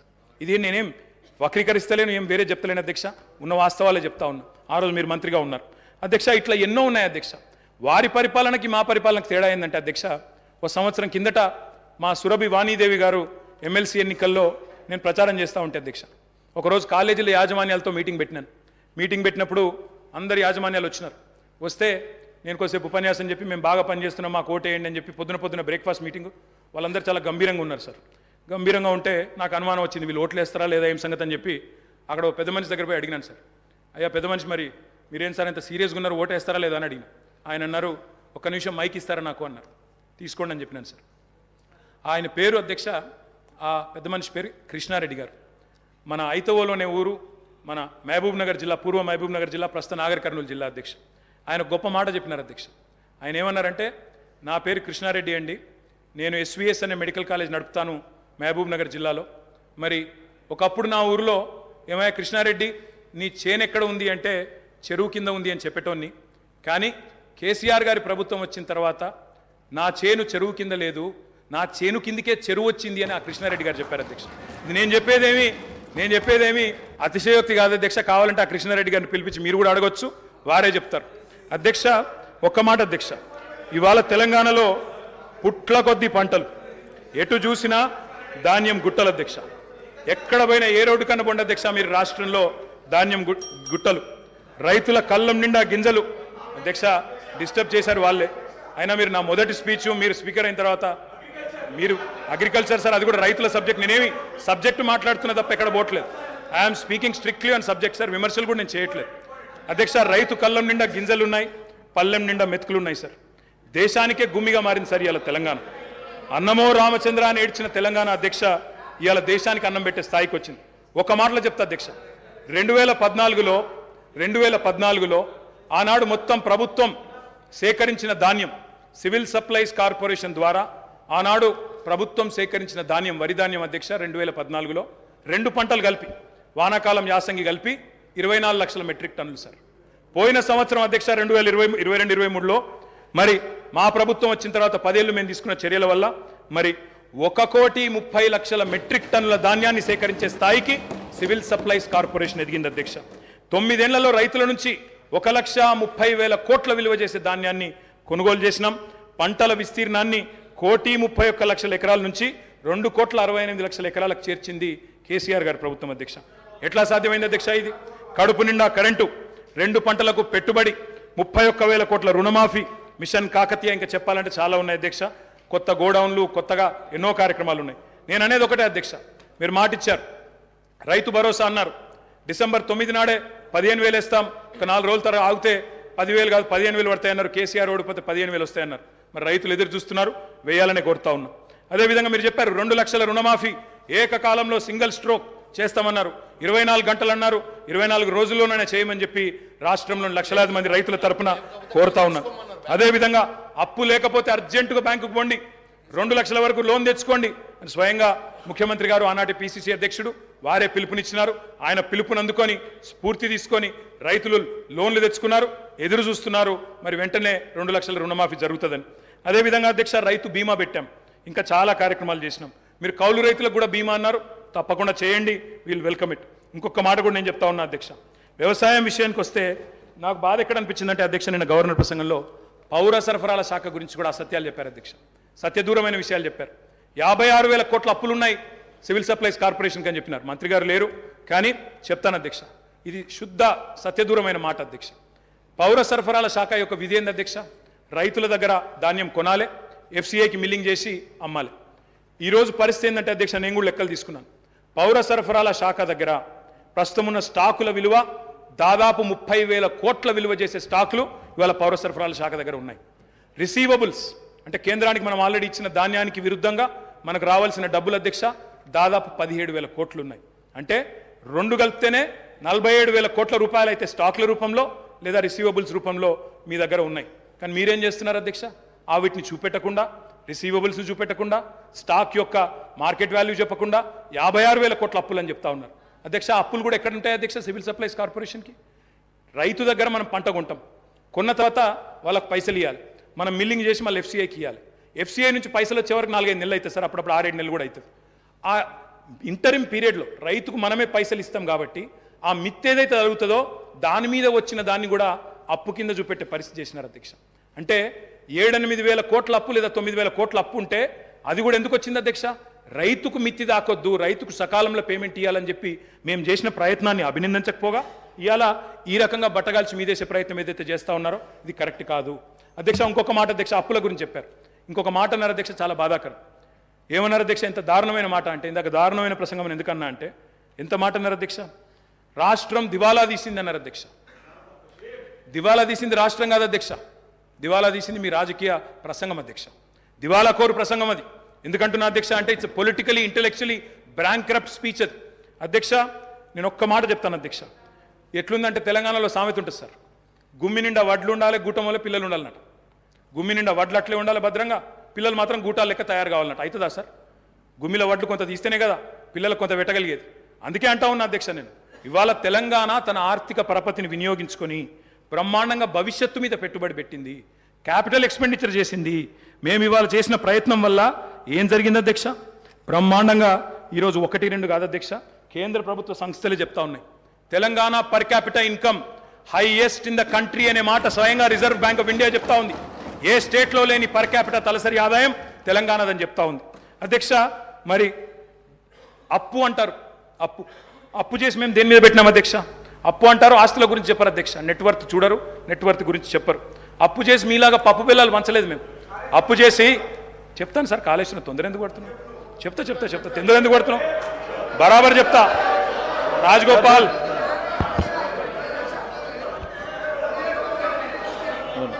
1 సెకండ్ సార్.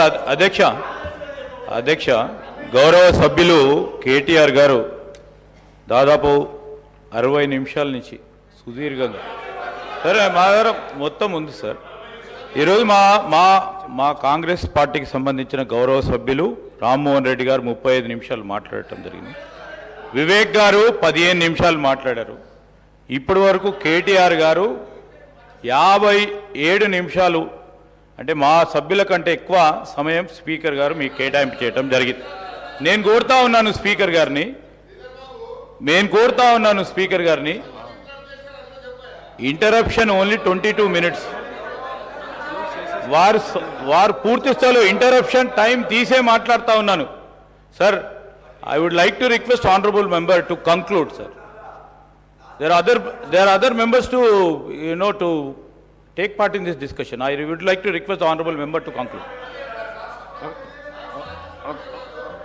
ఒక్క నిమిషం గౌరవ కేటీఆర్ గారు, ఒక్క నిమిషం. ఒక చిన్న అనౌన్స్మెంట్ ఉంది. I am to announce to the House that I have nominated the following members to be on the panel of chairman for the first session: Sri Revula Prakash Reddy, Sri Balu Nayak, Sri Kausar Mainuddin, Sri Kunamaneni Sambashivarao. Sir, KTR garu. Speaker sir, 55 నిమిషాలు మాట్లాడానన్నారు అధ్యక్ష. 50 నిమిషాలు వారే మాట్లాడారు అధ్యక్ష. 5 మంత్రులు 50 నిమిషాలు తీసుకున్నారు. నేను కేవలం 5-10 నిమిషాలే మాట్లాడాను సార్. అసలు అయినా ఇంకోటి సార్, మేము 6 శాసనసభ్యులు ఇక్కడ బట్టన్న శ్రీధర్ అని ఇక్కడ ఉంటే 6 ఉంటే కూడా గంటన్నర మాట్లాడింది సార్. మా బట్టన్న ఆ రోజు అద్భుతంగా ప్రసంగించినారు కాబట్టి ఇవాళ మీరు అధికారంలోకి వచ్చారు. మీరు మంత్రి ఉంటారు అనుకున్నాను, లేరు మీరు కానీ. బట్ మీరు అద్భుతంగా మాట్లాడినారు ఆ రోజు. మీ పర్ఫార్మెన్స్ బాగుండే బట్టన్న, అందుకే వచ్చినారు. అధ్యక్ష, నేను అనేది ఒకటే శ్రీధర్ బాబు గారిని కూడా నేను కోరుతా ఉన్నా. మీరు లెజిస్లేటివ్ అఫేర్స్ మినిస్టర్గా ఉన్నారు శ్రీధర్ బాబు గారు. ఇప్పుడు టైం కేవలం 12:30 అవుతుంది. మనం ప్రజలకు సబ్జెక్ట్ ఇంతకంటే పెద్ద సబ్జెక్ట్ ఏముంటుంది అధ్యక్ష? ఇప్పుడు మీరు కావాలంటే రాత్రి 12:30 దాకా మీరు నడపండి, మేము ఇక్కడే ఉంటాం. 12:30 దాకా కౌన్సిల్ రేపు కూడా నడపండి సార్. మేము నడపలేదా 1 గంట వరకు రాత్రి హౌస్ నడపలేదా? శ్రీధర్ బాబు గారు మీరు లేరా? మీరు బేజారా వెళ్ళిపోయిన మధ్యలో కానీ మేము నడిపినాం, మీరు బేజారా వెళ్ళిపోయారు. అధ్యక్ష నేను ఒకటే అంటా ఉన్నా అధ్యక్ష, విద్యుత్ విషయంలో, అప్పుల విషయంలో వారు మాట్లాడిన మాటలు, అప్పుల విషయంలో ఒక మాట చెప్పాలి అధ్యక్ష. ఇక్కడున్న 57 మంది కొత్త సభ్యులు ఉన్నారు అధ్యక్ష. They need to understand this. ఎందుకంటే అధ్యక్ష, ఇంకొక రిక్వెస్ట్ కూడా మా సభ్యుల తరపున, కొత్త సభ్యుల తరపున కూడా నేను కోరుతా ఉన్నా అధ్యక్ష. కొత్త సభ్యులకు దయచేసి మీరు, ఎందుకంటే చాలామంది, నేను కూడా కొత్తగా సభ్యుడైనప్పుడు నిజంగా ఎమ్మెల్యే ఏం చేయాలన్నది కూడా అవగాహన ఉండదు సార్. కొన్ని రోజులు ఏం చేయాలా, ఎంతవరకు చేయాలన్నది కొన్ని రోజులు తెలియదు. మీరు కూడా దయచేసి స్పీకర్ గారు, కొత్తగా లెజిస్లేటివ్ అఫేర్స్ మినిస్టర్ గారు, ఒక 3-4 డేస్ ఓరియంటేషన్ కూడా పెట్టండి. మీ సభ్యులు ఉన్నారు, మా సభ్యులు ఉన్నారు, కొత్త వాళ్ళు చాలామంది ఉన్నారు. సీనియర్లతో కొంతమందితో చెప్పించండి, వాళ్ళకు కూడా లాభం జరుగుతుంది, సభ కూడా మంచిగా నడుస్తుంది. కాబట్టి దయచేసి ఆ దిశగా మీరు కూడా ఆలోచన చేయాలని కోరుతా ఉన్నా అధ్యక్ష. అప్పులను ఎన్నడూ వేరుగా చేసి చూడడం తప్పు అధ్యక్ష. అప్పులు, ఆస్తులు జనరల్గా ఎక్కడైనా కూడా ఎట్లా చూస్తారు అధ్యక్ష అంటే, డెట్ జీడిపి కలిపి చూస్తారు. డెట్ ఎంత ఉంది, అప్పు ఎంత ఉంది, జీడిపి పరిమాణం ఎంత ఉందని చూస్తారు. ఇవాళ రేషియో కనుక మీరు చూసినట్టయితే, నిష్పత్తి కనుక చూసినట్టయితే 2-3 ఎగ్జాంపుల్ చెప్తాను సార్. ప్రపంచంలోనే అగ్రరాజ్యం మరి అమెరికా అధ్యక్ష, మనందరికీ తెలుసు. అమెరికా యొక్క డెట్ జీడిపి రేషియో అధ్యక్ష 123%, 123%. Japan is the second largest economy in the world sir. Japan యొక్క డెట్ జీడిపి రేషియో 215%. భారత ప్రభుత్వం యొక్క డెట్ జీడిపి రేషియో 57%. తెలంగాణ యొక్క debt GSDP ratio 27.8% only. I humbly request all of you, దయచేసి మనం ఎంత రాజకీయంగా ఎన్ని మాటలని అనుకోవచ్చు, కానీ ఇవాళ నేను చెప్పేది నా సొంత కవిత్వం కాదు అధ్యక్ష. This is the latest RBI report.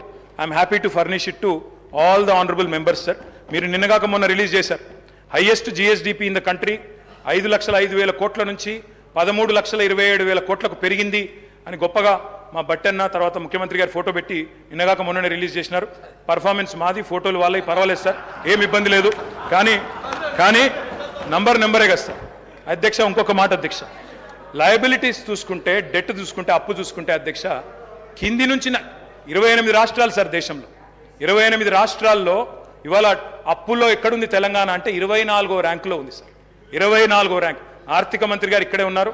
నేను తప్పు చెప్తే వారు సరి చేయవచ్చు. ఆర్బీఐ రిపోర్ట్ వారికి కూడా పంపిస్తాను. ఇది పంపించాం, ఆర్బీఐ రిపోర్ట్ పంపిస్తాను ఆర్థిక మంత్రి గారికి, స్పీకర్ గారి ద్వారా. దయచేసి చూడాలని చెప్పి నేను కోరుతా ఉన్నాను అధ్యక్ష. ఇవాళ లేనిది ఉన్నట్టు, ఉన్నది లేనట్టు, రాష్ట్రం అప్పుల పాలైపోయింది అని మాట్లాడుతూ ఉన్నారు అధ్యక్ష. ఇది కరెక్ట్ కాదు. అధ్యక్ష అదే అధికారులు, మీ కొత్త అధికారులు ఎవరు లేరు, అదే ఐఏఎస్ అధికారులు నిన్నటిదాకా మాతో పనిచేసిన వాళ్ళు రామకృష్ణారావు గారు, శ్రీదేవి గారు, రొనాల్డ్ రాజు గారు, వాళ్ళే మీకు అదే చెప్తారు, కొత్తదేం చెప్పలేరు. అధ్యక్ష ఇప్పుడు వడ్డీల భారం కూడా మీరు తీసుకుంటే వడ్డీల చెల్లింపు కూడా ఇతర రాష్ట్రాలతో పోలిస్తే మనకు చాలా తక్కువ. అర్థవంతమైన అప్పు కాబట్టే, డెట్ సస్టైనబిలిటీ ఇండికేటర్స్ కూడా కీలకం కాబట్టే ఆర్బీఐ కూడా రాష్ట్రాలన్నిటి మీద విశ్లేషణ చేసింది అధ్యక్ష. చేసి ఇది ఆర్బీఐ రిపోర్ట్ అధ్యక్ష. I would like to request the honourable finance minister, deputy chief minister గారు to pay attention to this అధ్యక్ష. స్టేట్ ఓన్డ్ ట్యాక్స్ రెవెన్యూస్ అంటే రాష్ట్రం కేంద్రం మీద ఆధారపడకుండా సొంత పరపతి ద్వారా సంపాదించుకునే పైసలను ఎస్ఓటీఆర్ అంటారు, స్టేట్ ఓన్డ్ ట్యాక్స్ రెవెన్యూస్. అధ్యక్ష స్టేట్ ఓన్డ్ ట్యాక్స్ రెవెన్యూస్ 2015-16లో 76.4% ఉండేది, అంటే మీరు అప్పచెప్పిపోయినాడు. కానీ మేము సరిగ్గా నడిపినాం కాబట్టే కోవిడ్ తర్వాత కూడా భారతదేశంలో ఇవాళ second highest in the entire country 84.2%తో స్టేట్ ఓన్డ్ ట్యాక్స్ రెవెన్యూస్లో భారతదేశంలో 2వ స్థానంలో తెలంగాణ ఉన్నది. అధ్యక్ష కేవలం డెట్టు ఇది మాత్రమే కాదు అధ్యక్ష, తెలంగాణ ఎన్ని విజయాలు సాధించిందంటే మల్టీ డైమెన్షనల్ పావర్టీ, బహుముఖ పేదరికాన్ని తగ్గించే దానిలో భారతదేశంలో అత్యంత ప్రభావవంతంగా పనిచేసింది తెలంగాణ అని. రాజకీయాల కోసం మమ్మల్ని విమర్శ చేయాలంటే చేయండి, కానీ రాష్ట్రాన్ని దయచేసి అబాస్పాలు చేయవద్దని చెప్పి నేను గౌరవ అధికార పార్టీ సభ్యులను కోరుతా ఉన్నా, అధికారంలో ఉన్న మంత్రులను కూడా కోరుతా ఉన్నా. అధ్యక్ష రైతుల ఆత్మహత్యలు ఇది నేను చెప్తున్న మాట కాదు అధ్యక్ష, ఇది కూడా NCRB data, national crime records bureau.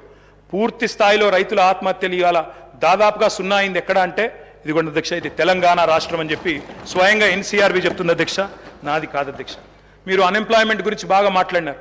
Unemployment ద్వారా వచ్చిన సూసైడ్స్లో ఇవాళ లోయెస్ట్ ఎక్కడ ఉంది అంటే అధ్యక్ష 2020 సంవత్సరంలో 23 మంది ఆత్మహత్య చేసుకున్నారు తెలంగాణలో, 23లో 28 మంది, 22లో 28 మంది, అదేవిధంగా ఇంకొకటి చూస్తే 6 మాత్రమే. అధ్యక్ష you said sir, I will conclude in 5 minutes sir, please give me 5 minutes. అధ్యక్ష అప్పుల విషయానికి వస్తే అధ్యక్ష ఆర్బీఐ చెప్పిన లెక్కలే ప్రామాణికం. ఆయన ఇంకోటి సార్ శ్వేతపత్రాలు అంటున్నారు అధ్యక్ష. నేనేమంటున్నా అధ్యక్ష, every year controller and auditor general మీకు ప్రతి సంవత్సరం బట్టి గారు ఉన్నారు, శ్రీధర్ అన్న ఉన్నారు ఇదే హౌస్లో, మీకు ఎవ్రీ ఇయర్ బడ్జెట్లో మీకు బ్రహ్మాండంగా ఇచ్చాము, ఎవ్రీ ఇయర్ ఆడిటెడ్ రిపోర్ట్స్ ఇచ్చాము. అవి కాదా శ్వేతపత్రాలు? కొత్త శ్వేతపత్రాలు ఎడికెళ్ళి వస్తే మీరు కొత్తగా ఏం కనిపెడతారు? ఇంకా నాకు తెలియక అడుగుతా అధ్యక్ష, డిస్కమ్ల రిపోర్ట్లు ఎవ్రీ ఇయర్ ఇచ్చాము, ప్రతి సంస్థ ప్రతి corporation report every year we have tabled year. కాదంటారా చెప్పండి, legislative affairs minister should tell us. అధ్యక్ష ఇది ఏది జరగనట్టు 9 ఏళ్ళు మేమంతా దాచిపెట్టినట్టు మీరేదో బయట పెడుతున్నట్టు వెలికి తీసి అధ్యక్ష మీరు అల్టిమేట్గా చేసేది ఏంటంటే కొండను దవి ఎలుకని పడతారు తప్ప ఏముండదు. అలా కొండను దవి ఎలుకని కూడా పట్టే పరిస్థితి ఉండదు, ఏమి జరగదు. Sir I'm strictly speaking on the subject. అధ్యక్ష నేను ఒక మాట సహనం ఉండాలా. ప్రతిపక్షాలు మాట్లాడితే ప్రజల తరపున మాట్లాడితే వినే ఓపిక సహనం ఉండాలా. మేము కూడా తక్కువ లేము, మేము 39 మంది ఉన్నాం, మొత్తంగా చూస్తే ప్రతిపక్షంలో 54 మంది ఉన్నాం, మీరు 65 మంది ఉన్నారు. కాబట్టి దయచేసి ఓపిక ఉండాలా, వినాలా. అధ్యక్ష మేము కేంద్రం గ్రాంట్ల మీద కూడా మేము ఆధారపడలేదు అధ్యక్ష, ఎందుకంటే వాళ్ళు ఎట్లా ఇవ్వరని తెలుసు. జీఎస్టీ పరిహారం కూడా అత్యంత తక్కువ తీసుకున్న రాష్ట్రం ఏదంటే తెలంగాణ.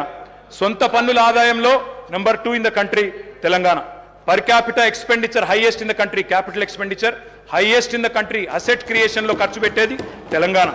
ఆర్థిక వనరులను సమీకరించుకునే వెసులుబాటు ఉన్నప్పుడు తప్పకుండా వినియోగించుకోవాలి, వినియోగించుకోకపోతే తప్పవుతుంది.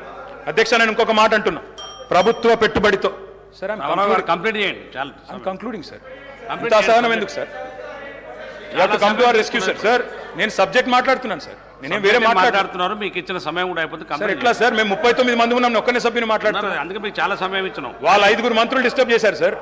ఏం పద్ధతి సార్? ఆ డిస్టర్బెన్స్ సబ్జెక్ట్ కూడా కానీ కంప్లీట్ చేయండి సార్. మీ ఇష్టం సార్, కూర్చోమంటే కూర్చుంటాను సార్, మానేమంటే మానేస్తాం, వెళ్ళిపోమంటే వెళ్ళిపోతాం సార్ బయటికి. కంక్లూడ్ చేయండి. ఏం సార్ ఇది? కంప్లీట్ చేయండి sir. Investment into productive sector is not debt sir. అధ్యక్ష ఒక్క మాటలో చెప్పాలంటే ఏం క్రియేట్ చేశారు? అసెట్స్ ఏం క్రియేట్ చేశారు? అధ్యక్ష మీరు కూర్చున్న కొత్త సచివాలయం కట్టిందే కేసీఆర్ గారు, మీరు పేరు మార్చిన ప్రగతి భవన్ కట్టిందే కేసీఆర్ గారు, ప్రతి జిల్లాలో కొత్త జిల్లాలో కొలువు తీరిన కలెక్టరేట్లు కేసీఆర్ గారు కట్టిందే, కమాండ్ కంట్రోల్ సెంటర్లు కట్టింది, కేబుల్ బ్రిడ్జ్లు, కొత్త రోడ్లు, ఫ్లైఓవర్లు, అండర్ పాస్లు హైదరాబాద్లో మీరు తిరుగుతున్నాయి. ఇవన్నీ తరగని ఆస్తులు, మీకోసం రాష్ట్ర ప్రజల కోసం ఇచ్చిన ఆస్తులు.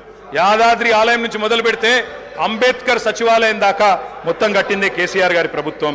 అదేవిధంగా అధ్యక్ష 33 జిల్లాలుంటే అధ్యక్ష ఉత్తమన్న నవ్వుతున్నారు అధ్యక్ష, వారు ఉన్నప్పుడు మంత్రిగా సూర్యాపేటలో మెడికల్ కాలేజ్ లేదు అధ్యక్ష, కానీ సూర్యాపేటలో మెడికల్ కాలేజ్ పెట్టింది ఎవరు అధ్యక్ష? కేసీఆర్ ప్రభుత్వం కాదా? నల్లగొండలో మెడికల్ కాలేజ్ పెట్టింది ఎవరు అధ్యక్ష? కేసీఆర్ ప్రభుత్వం కాదా? వికారాబాద్ జిల్లా చేసింది ఎవరు అధ్యక్ష? కేసీఆర్ ప్రభుత్వం కాదా? అధ్యక్ష ఇవన్నీ వాస్తవాలు, ప్రజలు వింటున్నారు. అధ్యక్ష మేము మిషన్ భగీరథ అనే కార్యక్రమం తీసుకున్నాం, ఇంటింటికి నీళ్ళు ఇచ్చాం, దానికోసం అప్పు చేశాం, అది తప్పంటారా? భవిష్యత్తు మీద పెట్టుబడి అంటారా? కరువును శాశ్వతంగా తరిమి కొట్టే కాళేశ్వరం ప్రాజెక్టు కట్టాం, పాలమూరు రంగారెడ్డి ఎత్తిపోతల పథకం కట్టాం, దానికోసం అప్పు చేశాం, రాష్ట్ర ప్రజల కోసం చేసినాం, అది అప్ప పెట్టుబడా? ప్రజలు ఆలోచించాలా. కొత్తగా మెడికల్ కాలేజీలు, కొత్తగా హాస్పిటళ్ళు, అదేవిధంగా జిల్లాలలో హైదరాబాద్లో టిమ్స్, ఇవన్నీ కట్టాం. ఇవి అప్పు చేసి కడితే ప్రజలకు శాశ్వత ఇన్ఫ్రాస్ట్రక్చర్ క్రియేట్ చేస్తే అది తప్ప మంచిదా? ప్రజలు ఆలోచించాలి. 24 గంటల కరెంట్ ఇవ్వడానికి, కరెంటు వెలుగుల కోసం వెలుగు జిలుగులో తెలంగాణ ఉండాలని చెప్పి విద్యుత్ ఉత్పత్తి కేంద్రాలు కట్టాం, దానికి అప్పు చేశాం, క్యాపిటల్ ఎక్స్పెండిచర్ మీద పెట్టాం చెప్ప ఇంకోటి చేయలేదు అధ్యక్ష. ఇంకొక మాట, ఎందుకంటే వారు అక్కడ ఉన్నారు, కేంద్రంలో కూడా వాళ్ళకి పార్లమెంట్ సభ్యులు ఉన్నారు. అధ్యక్ష కేంద్ర ప్రభుత్వం మాత్రం చాలా దుర్మార్గంగా వ్యవహరిస్తుంది. We will also work with you, మేము will come to your rescue, మీతో కలిసి పనిచేస్తాం. కేంద్రంలో ఉండే బీజేపీ ప్రభుత్వం ఈరోజు తన అప్పులు నియంత్రించుకోవడం చేతగాక వారికి అనుకూలంగా మాట్లాడుతున్నా సార్, అదన్న వినండి సార్, కంక్లూడ్ చేస్తున్నా సార్, వారికి అనుకూలంగానే మాట్లాడుతున్నా. అరే కేంద్రం వాళ్ళ మీద కత్తి కడుతుంది, వాళ్ళకి ఇబ్బంది అవుతుందని చెప్తున్నా సార్, నేనేమంటున్నా sir, we'll come to their rescue sir. But అన్న మీకోసమే చెప్తున్నా, మీకు ఇంకా తెలియదు ఆ విషయం. అధ్యక్ష కొత్తగా వచ్చిన సభ్యులు కొంతమంది తొందరపాటులో ఉన్నారు అధ్యక్ష, ఇంకా చెప్పాలంటే ఇంకా చాలా ఉంది అధ్యక్ష, కానీ నేను 2-3 విషయాలు చెప్పి ముగిస్తాను అధ్యక్ష. హెల్త్ గురించి మాట్లాడారు, ఎవరి హయాంలో అధ్యక్ష? నేను బోను బిడ్డో సర్కారు దవాఖానకని పాటలు రాసింది మీ హయాంలో కదా. ఇవాళ తెలంగాణ ప్రభుత్వం వచ్చిన తర్వాత ఎక్కడి నుంచి ఎక్కడికి వచ్చినాం అధ్యక్ష? 10 ఏళ్లలో ఏమేం చేసినాం అధ్యక్ష? తలసరి ఆరోగ్య బడ్జెట్ ఆనాడు 925 కోట్లుంటే మేము దాన్ని 3,532 కోట్లు చేసినాం. ఆసుపత్రి పడకలు ఆనాడు 17,000 ఉంటే మా ప్రభుత్వం వచ్చిన తర్వాత 34,000 చేసినాం. ఆక్సిజన్ పడకలు 1,400 ఉంటే మొత్తం 100% బెడ్స్కి 34,000 బెడ్స్కి పూర్తి స్థాయిలో ఆక్సిజన్ అందజేసినాం. మొత్తం ఆనాడు 2014 వరకు మెడికల్ కాలేజీలు ఉన్నాయే 5 అధ్యక్ష, 5 గవర్నమెంట్ సెక్టర్లో. ఈరోజు అధ్యక్ష మొత్తం 33 జిల్లాల్లో 33 మెడికల్ కళాశాలలు ఇచ్చిన ఘనత కేసీఆర్ గారి ప్రభుత్వం అందా కాదా? ఒక్కసారి గుండె మీద చేసుకుని ఆలోచించాలి అధ్యక్ష. నర్సింగ్ కళాశాలల అధ్యక్ష 5 ఉండేది, ఈరోజు 26 అయినాయి. MBBS seat, I'm only speaking subject sir, subject కానీ అమరావు గారు చాలా సమయం sir, I'm purely speaking subject. ఇంత సహనం ఎందుకు సార్? కంప్లీట్ చేయండి sir. I'm concluding sir, MBBS సీట్లు 2,850 ఉండేది, ఇక్కడ సభలో 15-16 మంది డాక్టర్లు ఉన్నారు సార్. అదేవిధంగా 8,515కు తీసుకొని పోయినాం. పోస్ట్ గ్రాడ్యుయేట్ సీట్లు 1,183 ఉండే 2,890 చేర్చినాం. అదేవిధంగా ప్రభుత్వ ఎంబీబీఎస్ సీట్లు 850 ఉంటే 3,690 సీట్లకు చేర్చుకొని పోయినాం. దానివల్ల ఎస్సీల్లో, ఎస్టీల్లో, బీసీల్లో, మైనారిటీలో ఉన్న పిల్లలకి ఇవాళ ప్రభుత్వ మెడికల్ కళాశాలల్లో అడ్మిషన్లు దొరికే పరిస్థితి. అధ్యక్ష నీతి ఆయోగ్ హెల్త్ ఇండెక్స్లో మీరు మాకు వదిలిపెట్టిపోయినాడు తెలంగాణ ర్యాంకు 11వ స్థానం. మరి ఈరోజు Telangana is rank number 3 in the country after Kerala and Tamil Nadu. ఇది వాస్తవమా కాదా? నీతి ఆయోగ్ రిపోర్ట్ తెప్పించుకొని కంక్లూడింగ్ సార్, అధ్యక్ష వీళ్ళున్న నాడు కంక్లూడ్ చేస్తున్నాను సార్. డయాలసిస్ పేషెంట్లకు ఆనాడు వీళ్ళెన్నడూ పెన్షన్ ఇవ్వలేదు, ఎన్నడూ పట్టించుకోలేదు, ట్రీట్మెంట్ కూడా ఇవ్వలేదు అధ్యక్ష. ఆనాడు డయాలసిస్ కేంద్రాలు లేవు రాష్ట్రంలో, 3 డయాలసిస్ కేంద్రాల నుండే ఈరోజు 103 చేసినాం. అమ్మ ఒడి వాహనాలు 0, ఈరోజు 300 చేసినాం. బస్తీ దవాఖానాలు 0, 370 పెట్టాం. వరంగల్లో హెల్త్ మినిస్టర్ గారు పోయి ప్రారంభించవచ్చు, వరంగల్లో రెడీ అవుతా ఉంది సార్. 24 స్టోరీస్లో 1,100 కోట్ల రూపాయలతో బ్రహ్మాండంగా Telangana's largest hospital is in Warangal. మా దామన్న ఓపెన్ చేయాలని చెప్పి నేను మనస్ఫూర్తిగా కోరుతా ఉన్నాను సార్. అధ్యక్ష అదేవిధంగా అధ్యక్ష జిల్లాకు ఒక మెడికల్ కాలేజ్, నిమ్స్ విస్తరణ, టిమ్స్ హాస్పిటల్స్ 370 బస్తీ దవాఖానాలు, మహిళల కోసం ప్రత్యేకంగా ఇవన్నీ ఉన్నాయి సార్. ఇంకా ఇన్స్టిట్యూషనల్ డెలివరీస్ సార్. మీది దేవరకొండ, మీది తమరిది దేవరకొండ. దేవరకొండలో ఒకనాడున్న పరిస్థితి ఏంటి సార్, ఇవాళ ఉన్న పరిస్థితి ఏంటి సార్? ఒకనాడు పసిపిల్లల అమ్మకాలను చదివేది, ఇవాళ మాతా శిశు మరణాలు తగ్గినాయి సార్. మాతా శిశు మరణాలు ఎట్లా తగ్గినాయి సార్ అంటే ఇన్స్టిట్యూషనల్ డెలివరీస్ ప్రోత్సహించడం వల్ల. శిశు మరణాలు ఆనాడు 2014లో 1039 ఉంటే ఈరోజు 19 అయినాయి సార్. ప్రసూతి మరణాలు ఆనాడు 2014లో 91 ఉంటే ఈరోజు 40 అయినాయి. ఇన్స్టిట్యూషనల్ డెలివరీస్ బ్రహ్మాండంగా పెరిగినాయి. ఇంకా చెప్పాలంటే చాలా ఉంది అధ్యక్ష. నేను ముగిస్తా ఉన్నాను అధ్యక్ష. ముగించే ముందు నేను ఈ ప్రభుత్వానికి చెప్పేది ఒకటే అధ్యక్ష, మీరు కూడా మాలాగా ప్రగతిశీలమైన అభ్యుదయమైన ఆలోచనలతో ముందుకొస్తే తప్పకుండా నిర్మాణాత్మకమైన ప్రతిపక్షంగా తప్పకుండా వెల్కమ్ చెప్తాం అధ్యక్ష. కానీ తిరోగమన నిర్ణయాలు తీసుకుంటే మాత్రం ప్రజల పక్షాన నిలదీస్తాం. మేము హైదరాబాద్ ఫార్మా సిటీని కట్టాలి, హైదరాబాద్కున్న ఒక ప్రత్యేకత. మరి లక్షలాది మందికి 40% ఇవాళ ఫార్మస్యూటికల్స్ ఉత్పత్తి చేసే నగరం హైదరాబాద్. వ్యాక్సిన్లకు ప్రపంచంలోనే రాజధాని హైదరాబాద్. అట్లాంటి హైదరాబాద్లో మొత్తం కన్సాలిడేట్ చేసి ఒక సూపర్ పవర్గా హైదరాబాద్ను ఇంటర్నేషనల్ ఇంపార్టెన్స్ ఉన్న ప్రాజెక్ట్ అధ్యక్ష. నిన్ననే పేపర్లో చూశాను, ముఖ్యమంత్రి గారు రివ్యూ చేశారు, క్యాన్సిల్ చేశారు. కానీ ఆ రివ్యూలో పరిశ్రమల మంత్రి లేరు, పరిశ్రమల కార్యదర్శి లేరు. మరి ఇది మంచిది కాదు అధ్యక్ష, ఇది రాష్ట్రానికి మంచిది. మా మీద కక్షతో ఒక మంచి ప్రాజెక్ట్ రాష్ట్రానికి దూరం చేయకండి సార్. నేను కంప్లీట్ చేయండి సార్, మీకు ఇంత సమయం ఇచ్చా, 3 సార్లు ఇచ్చిన మీకు సమయం, మీరు అడుగుతున్నా కూడా కంప్లీట్ చేయమని చెప్పాను. ముగియండి, మీరు కంప్లీట్ చేయండి. Concluding sir, 1 minute sir. Subject అయింది సమయం. హైదరాబాద్ ఫార్మా సిటీ లాంటి జాతీయ అంతర్జాతీయ ప్రాముఖ్యత ఉన్న ఒక ప్రాజెక్టును రద్దు చేసే ముందు పునరాలోచించాలని చెప్పి నేను కోరుతా ఉన్నాను అధ్యక్ష. కట్టడము నిలబెట్టడమే మాకు తెలిసిన పని, పడగొట్టడం కులగొట్టడం మా పని కాదు, మేము చేయము. అధికారంలో నిర్మాణాత్మకంగా పనిచేసినాం, ప్రతిపక్షంలో చేస్తాం. మీ మేనిఫెస్టోను మీరు మర్చిపోయినా మేము మర్చిపోము, ప్రజల తరపున క్వశ్చన్ చేస్తాం. ప్రజా ప్రయోజనాల పరిరక్షణ కోసం ఖచ్చితంగా నిలబడతాం. మాది తెలంగాణ కోసమే పుట్టిన పార్టీ, తెలంగాణ కోసమే నిలబడే ఏకైక పార్టీ. అందుకే మేము చెప్తా ఉన్నా అధ్యక్ష, ప్రజాకవి కాళోజీ చెప్పారు, ముగిస్తున్నాను సార్, ముగియండి. ప్రజాకవి కాళోజీ చెప్పారు సార్, ఏలేటి మహేశ్వర రెడ్డి గారు ముగియండి సార్. మరి కంక్లూడ్ చేయండి, మీరు ఎన్నిసార్లు సమయం ఇచ్చినా మీరు చేయకపోతే ముగియండి. ముగియండి, కంప్లీట్ చేయండి.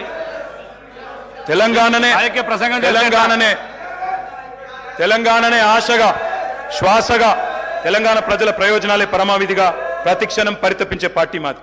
పరపీడన వదిలించిన వాళ్ళం పరాయి పెత్తనాన్ని సహించబోము. ఢిల్లీ నుంచో కర్ణాటక నుంచో రిమోట్లతో కంట్రోల్ చేయాలని ఊరుకోము. ప్రజాకవి కాళోజీ గారు చెప్పిన అయిపోయింది సార్. ఏలేటి మహేశ్వర రెడ్డి గారు, మీరు ఇంత సమయం ఇచ్చినా మీరు రాజకీయ ప్రసంగం చేస్తున్నారు ఎట్లా సార్? మీకు ఇన్నిసార్లు సమయం ఇచ్చినా మీరు మళ్ళీ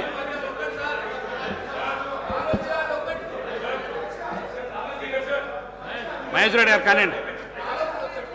మీరు ఇంకా రాజకీయ ప్రసంగం మొదలు పెడితే ఎట్లా సార్? సబ్జెక్టు కంప్లీట్ అయినా కూడా కంప్లీట్ చేయండి. 1 minute, 1 minute కంప్లీట్. అధ్యక్ష, వారు ఉటంకించారు దాశరథి గారిని. నేను ప్రజాకవి కాళోజీ గారు చెప్పిన మాట చెప్తా ఉన్నాను సార్.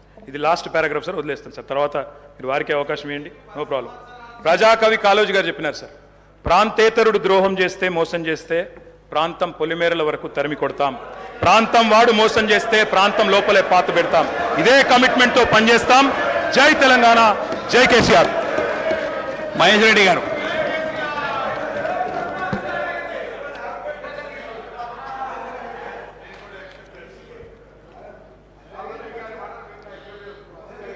అధ్యక్ష, ఈరోజు ముందుగా సభాపతి గారికి శుభాకాంక్షలు తెలిపేటువంటి అవకాశం మనం మాకు కలగలేదు. మరి ఇప్పుడు వారు చైర్ మీద కూడా లేరు, అయినా మీ ద్వారా వారికి నేను శుభాకాంక్షలు తెలియజేస్తా ఉన్నాను. ఒక మంచి మనిషి, స్నేహశీలి, గతంలో మాతో పనిచేసేటువంటి అనుభవం ఉన్నటువంటి వ్యక్తిగా, నాకు తెలిసినటువంటి వ్యక్తిగా వారికి నేను భారతీయ జనతా పార్టీ తరఫున హార్దిక శుభాభినందనలు, శుభాకాంక్షలు తెలియజేస్తూ ఉన్నాం. అదే మాదిరి ఈరోజు ముఖ్యమంత్రి గారు కూడా సభలు లేరు, బహుశా చూస్తున్నారేమో ఛాంబర్ నుంచి. వారికి కూడా వారు ప్రమాణ స్వీకారం చేసిన తర్వాత వారికి శుభాకాంక్షలు తెలిపేటువంటి అవకాశం కలగలేదు. ఆ రోజు మేము ఊర్లో లేని కారణంగా మరి ఈరోజు మీ ద్వారా వారు మిత్రులు గౌరవనీయులు రేవంత్ రెడ్డి గారు ముఖ్యమంత్రిగా ప్రమాణ స్వీకారం చేసి సభాధ్యక్షులకు ఎన్నికైనందుకు కూడా వారికి కూడా భారతీయ జనతా పార్టీ తరఫున శుభాకాంక్షలు తెలియజేస్తా ఉన్నాను. మిత్రుల అధ్యక్ష, నిన్న జరిగినటువంటి గవర్నర్ గారి ప్రసంగం కేవలం కాంగ్రెస్ పార్టీ మేనిఫెస్టో చదివినట్టుగానే ఉన్నది. హామీలు వారు చదివారు కానీ దాని ఇంప్లిమెంటేషన్ కానీ కార్యాచరణ కానీ ఏమి చెప్పకపోవడం కొంచెం బాధాకరంగా ఉన్నది. కార్యాచరణ చెప్పి ఉంటే బాగుండేదని చెప్పి మేము భావిస్తూ ఉన్నాం. కేవలం మేనిఫెస్టోకు చట్టబద్ధత లేకుంటే ఆ మేనిఫెస్టోకు విలువ ఉండదు. చట్టబద్ధత కోసం ముఖ్యమంత్రి గారు సంతకం చేశారు, బహుశా అధికారులు దాని మీద కసరత్తు చేస్తున్నారేమో. కానీ ఎంతసేపు 6 గ్యారంటీల విషయమే మాట్లాడుతూ ఉన్నారు కానీ మరి మిగిలిన 412 హామీల గురించి ఈ ప్రభుత్వం మాట్లాడడం లేదు. 412 హామీలు ఒక 420కి ఒక 8 హామీలు మాత్రమే తక్కువగా ఉన్నాయి. 412 హామీలు ఇచ్చారు. మాట్లాడితే 6 హామీల గురించే పదే చెప్తా ఉన్నారు. మరి చట్టబద్ధత ఎప్పటికల్లా చేస్తారు? మరి ఈ సభలోనే చట్టబద్ధత తీసుకొస్తే బాగుంటుందని చెప్పి మేము భావిస్తూ ఉన్నాం. కేవలం ఈ సెషన్లోనే దాన్ని పెట్టి ఆమోదించని చెప్పి మేము కోరుతా ఉన్నాం. ప్రజావాణి పరిష్కార వేదిక కావాలి కానీ కేవలం పబ్లిసిటీ షో కోసం కాదని చెప్పి మేము తెలియజేస్తూ ఉన్నాం. ప్రజావాణి పేరు మీద కేవలం పబ్లిసిటీ చేసుకోవాలని ప్రయత్నం చేస్తే భారతీయ జనతా పార్టీ తరఫున ఊరుకునే సమస్య లేదు. మీరు పదే ప్రజల తమ కష్టాలు, సమస్యలు, బాధలు, ఆవేదనలు చెప్పుకునేందుకు ప్రజావాణి కార్యక్రమాన్ని ఆర్భాటంగా మొదలుపెట్టినామని చెప్పుకున్నటువంటి ముఖ్యమంత్రి గారు సీఎం క్యాంప్ ఆఫీసులో ప్రజా దర్బారుని ప్రతిరోజు నడిపిస్తారని చెప్పుకున్నారు. ప్రతిరోజు దర్బారు నడిపిస్తామని చెప్పి ఈరోజు కేవలం వారానికి 2 రోజులు మాత్రమే మరి ప్రజా దర్బారు అని చెప్పి మళ్ళీ మాట మార్చారు. ప్రతిరోజు నడిపిస్తామని చెప్పారు. మరి అదే ప్రజావాణి ఈరోజు నడుస్తున్నటువంటి 2 రోజుల ప్రజావాణి రేపు మరి సీఎం గారు కొత్త క్యాంప్ ఆఫీసులో వేరుగా పెడతారా, ఇక ఇదే ప్రజావాణిని వారు నడిపిస్తారా? మరి ఈ ప్రజావాణి నడిపిస్తే మరి ముఖ్యమంత్రి గారు వారి మంత్రివర్యులందరూ కూడా రోజు కూర్చొని అర్జీలు తీసుకుంటారా? అధికారులతో సహా కూర్చొని వెంటనే పరిష్కారం చేస్తారా? దాని మీద కూడా మరి ప్రజలకు స్పష్టత ఇవ్వాల్సినటువంటి అవసరం ఉందని తెలియజేస్తా ఉన్నాను. ఇప్పుడు రూపొందించిన కార్యక్రమం వారం రోజులకు బదులుగా 2 రోజులు అనడం నిజంగా ప్రజల్ని తప్పుదో పట్టించడంగానే మేము భావిస్తూ ఉన్నాం. మా ఎమ్మెల్యేలందరూ నియోజకవర్గాల్లో ప్రతిరోజు ప్రజా దర్బారులో ఉంటారని చెప్పారు. ఇప్పటికీ కూడా అవి ఎక్కడ కూడా మొదలైన దాఖలాలు కనబడడం లేదు. మహేశ్వర రెడ్డి గారు ప్రగతి భవన్ పేరుకే గవర్నర్ ధన్యవాదాలు. దాని మీద ఇవన్నీ అదే మాట్లాడుతున్నానండి. గవర్నర్ ప్రసంగంలో మాట్లాడిన అధ్యక్ష గవర్నర్ ప్రసంగంలో మాట్లాడించిన నేను చెప్తా ఉన్నాను. ప్రగతి భవన్ ప్రజాభవన్గా మారింది, ప్రజల వినియోగంకి మాత్రం రాలేదు. ఈరోజు ప్రగతి భవన్లో మీరు గతంలో ముఖ్యమంత్రి గారు చెప్పినట్టుగా ప్రగతి భవన్ హాస్పిటల్గా మారుస్తామన్నారు. అదే మాదిరిగా ప్రగతి భవన్ని స్టడీ సర్కిల్ చేస్తాము, అక్కడి నుంచి ఐఏఎస్ ఐపీఎస్ ఆఫీసర్ ప్రొడ్యూస్ చేస్తాము, అక్కడి నుంచి విద్యావంతులు ప్రొడ్యూస్ చేస్తాము, భారతదేశానికి వర్ణ తెచ్చేటువంటి వాళ్ళను ప్రొడ్యూస్ చేస్తామని చెప్పి ఆ రోజు మరి పిసిసి అధ్యక్షుడు ఉన్నటువంటి ఈరోజు ముఖ్యమంత్రి గారు చెప్పారు. మరి దాన్ని ప్రగతి భవన్ని ఈరోజు ప్రజా దర్బారుగా ఒకసారి మారుస్తే మరి ఉప ముఖ్యమంత్రి గారి రెసిడెన్స్గా కూడా ఒక భవనాన్ని ఇచ్చారు. మరి మీరు ఇచ్చినటువంటి హాస్పిటల్, మీరు హామీ ఇచ్చినటువంటి హాస్పిటల్ కానీ, మీరు హామీ ఇచ్చినటువంటి మరి స్టడీ సర్కిల్ కానీ మరి ఇక్కడ కూడా కనబడతలేదు. మరి దాని విషయంలో కూడా ప్రజలు స్పష్టత కావాలని కోరుకుంటా ఉన్నారు. అదే మాదిరిగా కేసీఆర్ సర్కారు చేసినటువంటి అప్పుల కుప్పల గురించి గవర్నర్ గారు ప్రసంగంలో మీరు మాట్లాడారు, ప్రసంగంలో చెప్పారు. మరి మీరు ఇంకా అదనంగా అప్పులు చేద్దామన్నా, లేకుంటే ఈ అప్పులు చూయించి ఈ అప్పుల కుప్పలు చూయించేసి ఇచ్చిన హామీల్ని తప్పించుకోవాలని ప్రయత్నం చేస్తే ప్రజలు ఊరుకునే సమస్య లేదని చెప్పి తెలియజేస్తా ఉన్నారు. ఇది అప్పులను సాగుగా చూపించేసి ఇచ్చినటువంటి హామీల్ని నెరవేర్చకుండా తప్పించుకుంటే ప్రజలు ఊరుకోరని చెప్పి కూడా తెలియజేస్తా ఉన్నాను. రాష్ట్ర పరిస్థితి దుర్భరంగా ఉందని, రాష్ట్ర సర్కారు దాదాపు 5 లక్షల కోట్ల రూపాయలు అప్పు ఉందని చెప్పేసి పదే చెప్తా ఉన్నారు. రాష్ట్ర పరిస్థితి దయనీయంగా ఉన్న సంగతి, అప్పుల సంగతి ప్రజలకు మనందరికీ తెలిసిన సంగతి. కానీ దాన్ని అడ్డం పెట్టేసుకొని హామీలను విస్మరిస్తే మాత్రం భారతీయ జనతా పార్టీ ఊరుకున్న సమస్య లేదని చెప్పి తెలియజేస్తా ఉన్నాను. కాంగ్రెస్ వన్నీ అవి కానీ హామీలు ఎన్నో ఉచిత హామీలు ఇచ్చి ఎన్నో భారీ హామీలు ఇచ్చినా కూడా కాంగ్రెస్ పార్టీకి వచ్చింది కేవలం పోటాపోటీ మెజార్టీ మాత్రమే. మ్యాజిక్ ఫిగర్కి కేవలం 4 మాత్రమే ఎక్కువగా వచ్చాయి. ఇన్ని రకాలుగా హామీలు ఇచ్చినా ప్రజలు మాత్రం వారికి పెద్ద పట్టం కట్టలేదు. కేవలం మార్జిన్ మ్యాజిక్ ఫిగర్కి దగ్గరలోనే మాత్రం ఇచ్చారు. అంటే ఖచ్చితంగా వీరందరూ కూడా ఇచ్చిన హామీలను స్వయంగా పిసిసి అధ్యక్షుడు రేవంత్ రెడ్డి గారు కూడా ఒక స్థానంలో ఓడిపోయారంటే గతంలో ఎన్నడూ కూడా ముఖ్యమంత్రి ఓడిపోయి ముఖ్యమంత్రి అయినటువంటి సందర్భాలు గతంలో ఈ రాష్ట్రంలో లేవు. ప్రజలు ఒకవైపు పట్టం కడుతూనే మరోవైపు వాద పెట్టారు. కాబట్టి గమనించాల్సిందిగా నేను కోరుతా ఉన్నాను. రేవంత్ రెడ్డి గారు నిజంగా అదృష్టవంతుడు.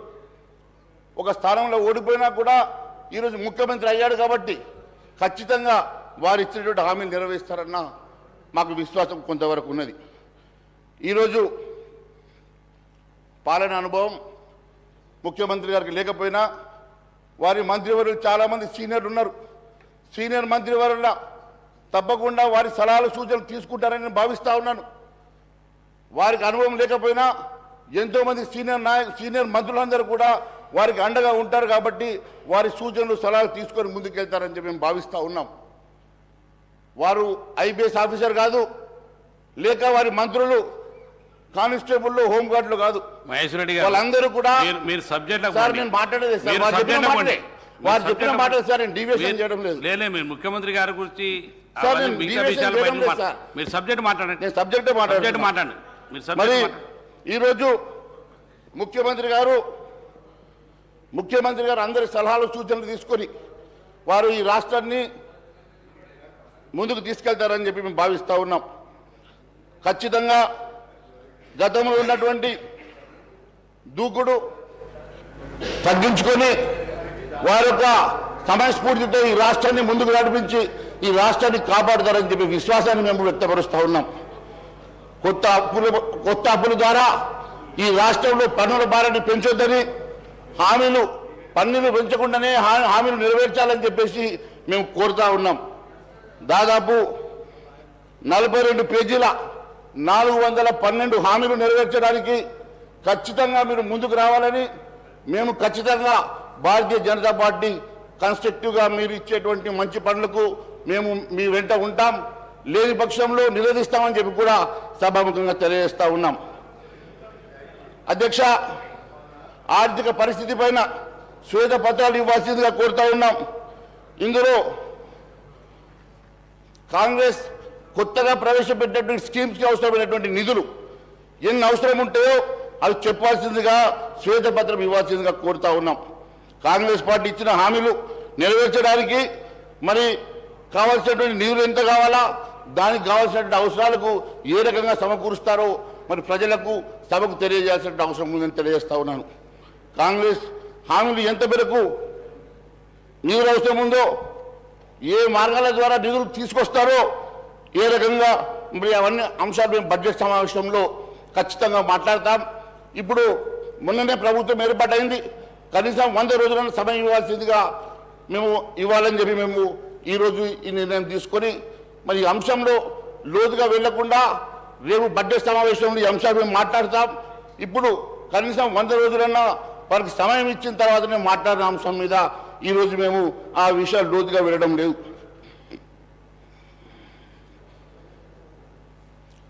ఉచితాలు రాష్ట్రాన్ని ఇంకా అప్పుల ఊబిలోకి నెట్టే పరిస్థితి ప్రమాదం ఉన్నది. చేపలను ఇవ్వడం కాదు, చేపల్ని పట్టించడం నేర్పడం అవసరమని చెప్పి వారికి కావాల్సినటువంటి మరి ఉపాధి కల్పించడమే తప్ప ఈ రకంగా ఉచితాల వల్ల మరి పెద్దగా ఉపయోగం లేదని చెప్పి కూడా మేము తెలియజేస్తా ఉన్నాం. భారతీయ జనతా పార్టీ ఇలాంటి హామీలు ఎట్టి పరిస్థితుల్లో సాధ్యం కాదు. ఈ బడ్జెట్కి ఇప్పుడున్నటువంటి బడ్జెట్కి సరిపోదని చెప్పి మాతో పాటు ఎంతోమంది మేధావులు కానీ ఎంతోమంది విశ్లేషకులు చెప్పినప్పటికీ కూడా అవేమీ పట్టనట్టుగా మీరు కేవలం అధికారంలో రావాలనే ఆకాంక్షతోటి మాత్రమే ఇష్టానుసారంగా హామీలు ఇచ్చినట్టు కనబడతా ఉంది. మరి ఈ హామీలు ఎంతవరకు నెరవేరుస్తారు, ఈ హామీలు ఎంతవరకు పూర్తి చేస్తారో అని ప్రజలు కూడా ఎదురు చూస్తున్నారని చెప్పి కూడా తెలియజేస్తారు. మహేశ్వర రెడ్డి గారు గౌరవ శాసనసభ్యులు గతంలో ఈ రాష్ట్రం బాగుండాలి, అందరికీ ఇల్లు రావాలి, అందరికీ ఉద్యోగాలు రావాలి, ఈ రాష్ట్రంలో ఉన్నటువంటి నదీ జలాలన్నీ కూడా రాష్ట్రానికి పారాలి, పంటలు బాగా పండాలి అని మనం అందరం అనుకున్నదే. మేము ఈరోజు ఇచ్చినటువంటి హామీలు కూడా ఈ రాష్ట్రంలో ఉన్నటువంటి నిరుద్యోగ యువతి యువకులందరికీ ఉద్యోగాలు ఇవ్వాలని, ఇల్లు లేని ప్రతి పేదవాడికి ఇల్లు ఇవ్వాలని, ఇంటి స్థలం లేకపోతే కనీసం ఇంటి స్థలం కూడా ఇవ్వాలని, ఆర్థికంగా మహిళలంతా కూడా తలెత్తుకొని ఆత్మగౌరవంతో బతకడానికి కావాల్సినటువంటి కొంత ఆర్థిక సహాయాన్ని వారికి ప్రతి నెల అందించాలని, ఇవన్నీ కూడా ఈ సమాజం తెలంగాణ రాష్ట్రంలో ఉన్నటువంటి అన్ని వర్గాల ప్రజల అభ్యున్నతి కోసం మేము ప్రకటించి మా కమిట్మెంట్తో మేము ఇచ్చినటువంటి హామీలు. ఈ హామీలన్నీ నెరవేరటం కోసం మేమొక్కడే కాదు, ఈ సభలో ఉన్నటువంటి అన్ని రాజకీయ పార్టీలు కూడా కోరుకోవాలి, దానికి కావాల్సినటువంటి సహాయ సహకారాలు అందించాలి. కేంద్రంలో ఉన్నటువంటి భారతీయ జనతా పార్టీ కూడా తెలంగాణ రాష్ట్ర అభివృద్ధి కోసం, తెలంగాణ రాష్ట్ర యువతీ యువకుల కోసం, తెలంగాణలో ఉన్నటువంటి ఇల్లు లేనటువంటి పేదవాళ్ళ కోసం కావాల్సినటువంటి ఆర్థిక సహాయాన్ని కేంద్ర ప్రభుత్వం నుంచి అందించి ఈ రాష్ట్ర ప్రభుత్వ ప్రజల ఆకాంక్షలు నెరవేర్చడం కోసం మీ ప్రయత్నం కూడా మీరు సహకరించాలని, కొనసాగించాలని కోరుతూ ఆ దిశలో మీరు ఏమేమి చేయగలరో సభకి వాటికి చెప్పవలసిందిగా విజ్ఞప్తి చేస్తాం. Thank you. ఈరోజు నాగేంద్ర గారు మీ వారి సబ్జెక్టు వారు మాట్లాడుతున్నారు, మీరు మధ్యాహ్నం వచ్చేసరిలా మీరు కూర్చోండి, తర్వాత మాట్లాడుతున్నారు. కానీ నాగేంద్ర గారు కూర్చోండి, తర్వాత మీరు తర్వాత మీకు సమయం వచ్చినప్పుడు మాట్లాడుతారు. కూర్చోండి, మీకు అవకాశం వచ్చినప్పుడు మాట్లాడుతారు. కూర్చోండి, మీకు అవకాశం వచ్చినప్పుడు మాట్లాడుతారు. కూర్చోండి, మీరు కూర్చోండి, కూర్చోండి ప్లీజ్, కూర్చోండి. మహేశ్వరి గారు మీరు కంటిన్యూ చేయండి. మీరు కూర్చోండి, గౌరవ సభ్యులు మాట్లాడుతున్నాడు, మీరు మధ్యాహ్నం ఇంటర్ఫియర్ అవుతున్నారు. కూర్చోండి ప్లీజ్, కానీ మహేశ్వరి గారు కానివ్వండి, మహేశ్వరి గారు కానివ్వండి. ఇవ్వలేదండి కానివ్వండి అధ్యక్ష. మీరు కూర్చోండి, ఈ రకంగా కూర్చోండి మహేశ్వరి గారు కానివ్వండి. అదే మాదిరిగా ఇప్పుడే పెద్దలు ఉప ముఖ్యమంత్రి బట్టి విక్రమార్క గారు మాట్లాడుతూ వారిచ్చిన 412లో కేవలం 2-3 అంశాలు మాత్రమే ప్రస్తావిస్తూ ఉన్నారు, అసలైనటువంటి అంశాలు ఎందుకు ప్రస్తావించడం లేదు. మరి బడ్జెట్కి భారమైనటువంటి అంశాలు మరి మొన్ననే మరి మీరు ఇచ్చినటువంటి హామీలలో రైతు బంధు 15,000 రూపాయలు ఇస్తామని చెప్పి కేవలం 5,000 రూపాయలు ఇచ్చి మాత్రం చేతులు దులుపుకున్నారు. మరి అది ఇస్తారా? ఎన్నికలకు ముందు అది టీఆర్ఎస్ ప్రభుత్వం జమ చేస్తూ ఉంటే మీరు అవి తీసుకోండి, ఎన్నికల తర్వాత మిగిలితే మేము ఇస్తామని చెప్పి ముఖ్యమంత్రి గారు చెప్పినట్టు నేను చూశాను. మరి ఇప్పుడు 5,000 ఇచ్చారు, మిగిలిన 5,000 ఎప్పటికల్లా ఇస్తారో మరి అది ఇవ్వాల్సిందిగా కోరుతా ఉన్నాను. నేను ఒకటే అడుగుతా ఉన్నాను, మీరు ఇచ్చినటువంటి హామీలు నెరవేర్చడానికి ఏ రకంగా నిధులు సమకూర్చుకుంటారు, ఏ రకంగా నిధుల్ని మరి జమ చేసేసి ఈ రాష్ట్రాన్ని నడిపిస్తారు, ఏ రకంగా మీరు ఇచ్చినటువంటి 412 హామీలు నెరవేరుస్తారో శ్వేతపత్రం ఇవ్వాల్సిందిగా గౌరవ ముఖ్యమంత్రి గారిని కోరుతా ఉన్నాను మీ ద్వారా. అదే మాదిరి ఇందాక మాట్లాడుతూ తెలంగాణ నిన్న గవర్నర్ గారి ప్రసంగంలో కూడా తెలంగాణ రాష్ట్రం కేవలం సోనియా గాంధీ వల్లనే వచ్చిందని అంటా ఉన్నారు. అధ్యక్ష, మీకు తెలుసు ఆ రోజు భారతీయ జనతా పార్టీ లేకుంటే తెలంగాణ రాష్ట్రం సాధ్యమయ్యేది కాదు. ఆ విషయంలో సుష్మా స్వరాజ్ గారిని మర్చిపోవడం చాలా బాధాకరంగా ఉన్నది. ఆ రోజు రాజ్యసభలో కూడా భారతీయ జనతా పార్టీ ఇచ్చినటువంటి సహకారాన్ని కూడా మర్చిపోవడం బాధాకరంగా ఉన్నది. మరి ఖచ్చితంగా భారతీయ జనతా పార్టీ లేకుంటే ఈ తెలంగాణ సాధ్యమయ్యేది కాదు. అలాంటి సుష్మా స్వరాజ్ గారిని భారతీయ జనతా పార్టీని మరి పూర్తిగా విస్మరించడం నిజంగా బాధాకరంగా ఉంది. ఇది ఏ సోనియా గాంధీ గారితో కేసీఆర్ గారితో కాదు, సకల జనుల సమ్మె వల్ల ప్రజలు కోరుకోవడం వల్ల తెలంగాణ రాష్ట్రం సాధించుకోగలిగినాం అనేది మరొకసారి తెలియజేస్తా ఉన్నాను. ఆ రోజు రాజకీయ అనివార్యత వల్లనే తెలంగాణ సాధ్యమైందని చెప్పి కూడా మరోసారి మీ ద్వారా తెలియజేస్తా ఉన్నాను. మరి ఇప్పుడే గౌరవ సభ్యులు కేటీఆర్ గారు మాట్లాడుతూ కేంద్రాన్ని మీరు నిందించే ముందు కేంద్రం మీకు ఇచ్చినట్టు సహకారాన్ని పదే మెడికల్ కళాశాలలు మీవని చెప్పుకుంటా ఉన్నారు. మెడికల్ కళాశాలలు పర్మిషన్ ఇచ్చింది కేంద్ర ప్రభుత్వము. మెడికల్ కళాశాలకి నిధులు కేటాయించింది కేంద్ర ప్రభుత్వము. నిధులు కేటాయించింది లోన్గా తీసుకున్నారు. మళ్ళీ అంతేకాకుండా ఇప్పటివరకు మాట్లాడిన కేటీఆర్ గారు మళ్ళీ కేంద్రంలో ఏదైనా అంశం వస్తే మీకు వాళ్ళ సంగతి తెలియదు, రెస్క్యూకి వస్తా అంటున్నారు. అంటే వారు వేసుకుని వారికి అవసరమా లేదా వారు తెలుసుకోవాలా? అధ్యక్ష అధ్యక్ష అధ్యక్ష మేము 65 మంది ఉన్నాం, మేము 54 మంది ఉన్నాం, వాళ్ళని కూడా కలుపుకొని చెప్తారు గౌరవ ప్రతిపక్ష నాయకులు. దాని తర్వాత మా గౌరవ బీజేపీ శాసనసభ్యులు అడుగుతా ఉన్నారు సుష్మా స్వరాజ్ గారి గురించి. ఓకే, కానీ దాని తదుపరి నరేంద్ర మోడీ గారు అనేక సందర్భాల్లో మాట్లాడి టీఆర్ఎస్ మౌనంగా ఉంటుంది. భారతీయ జనతా పార్టీ తరఫున ఉన్న ప్రధానమంత్రి తెలంగాణ సమాజాన్ని అవమానపరిచే విధంగా తలుపులేసి దొంగతనంగా తెచ్చుకున్నటువంటి మాట కూడా మీ ప్రధానమంత్రి గారు మాట్లాడారు. వారికి దయచేసి జవాబు చెప్పాల్సిన అవసరం ఉంది. అలా దానికి పార్లమెంట్ సభ్యులుగా తెలంగాణలో ఉన్నటువంటి శాసనసభ్యులుగా అసలు మేము బీజేపీ చెప్పుకోవడానికి సిగ్గనిపించాలి. తెలంగాణ తల్లిని చంపి బిడ్డను తెచ్చుకున్నారని చెప్పిండు.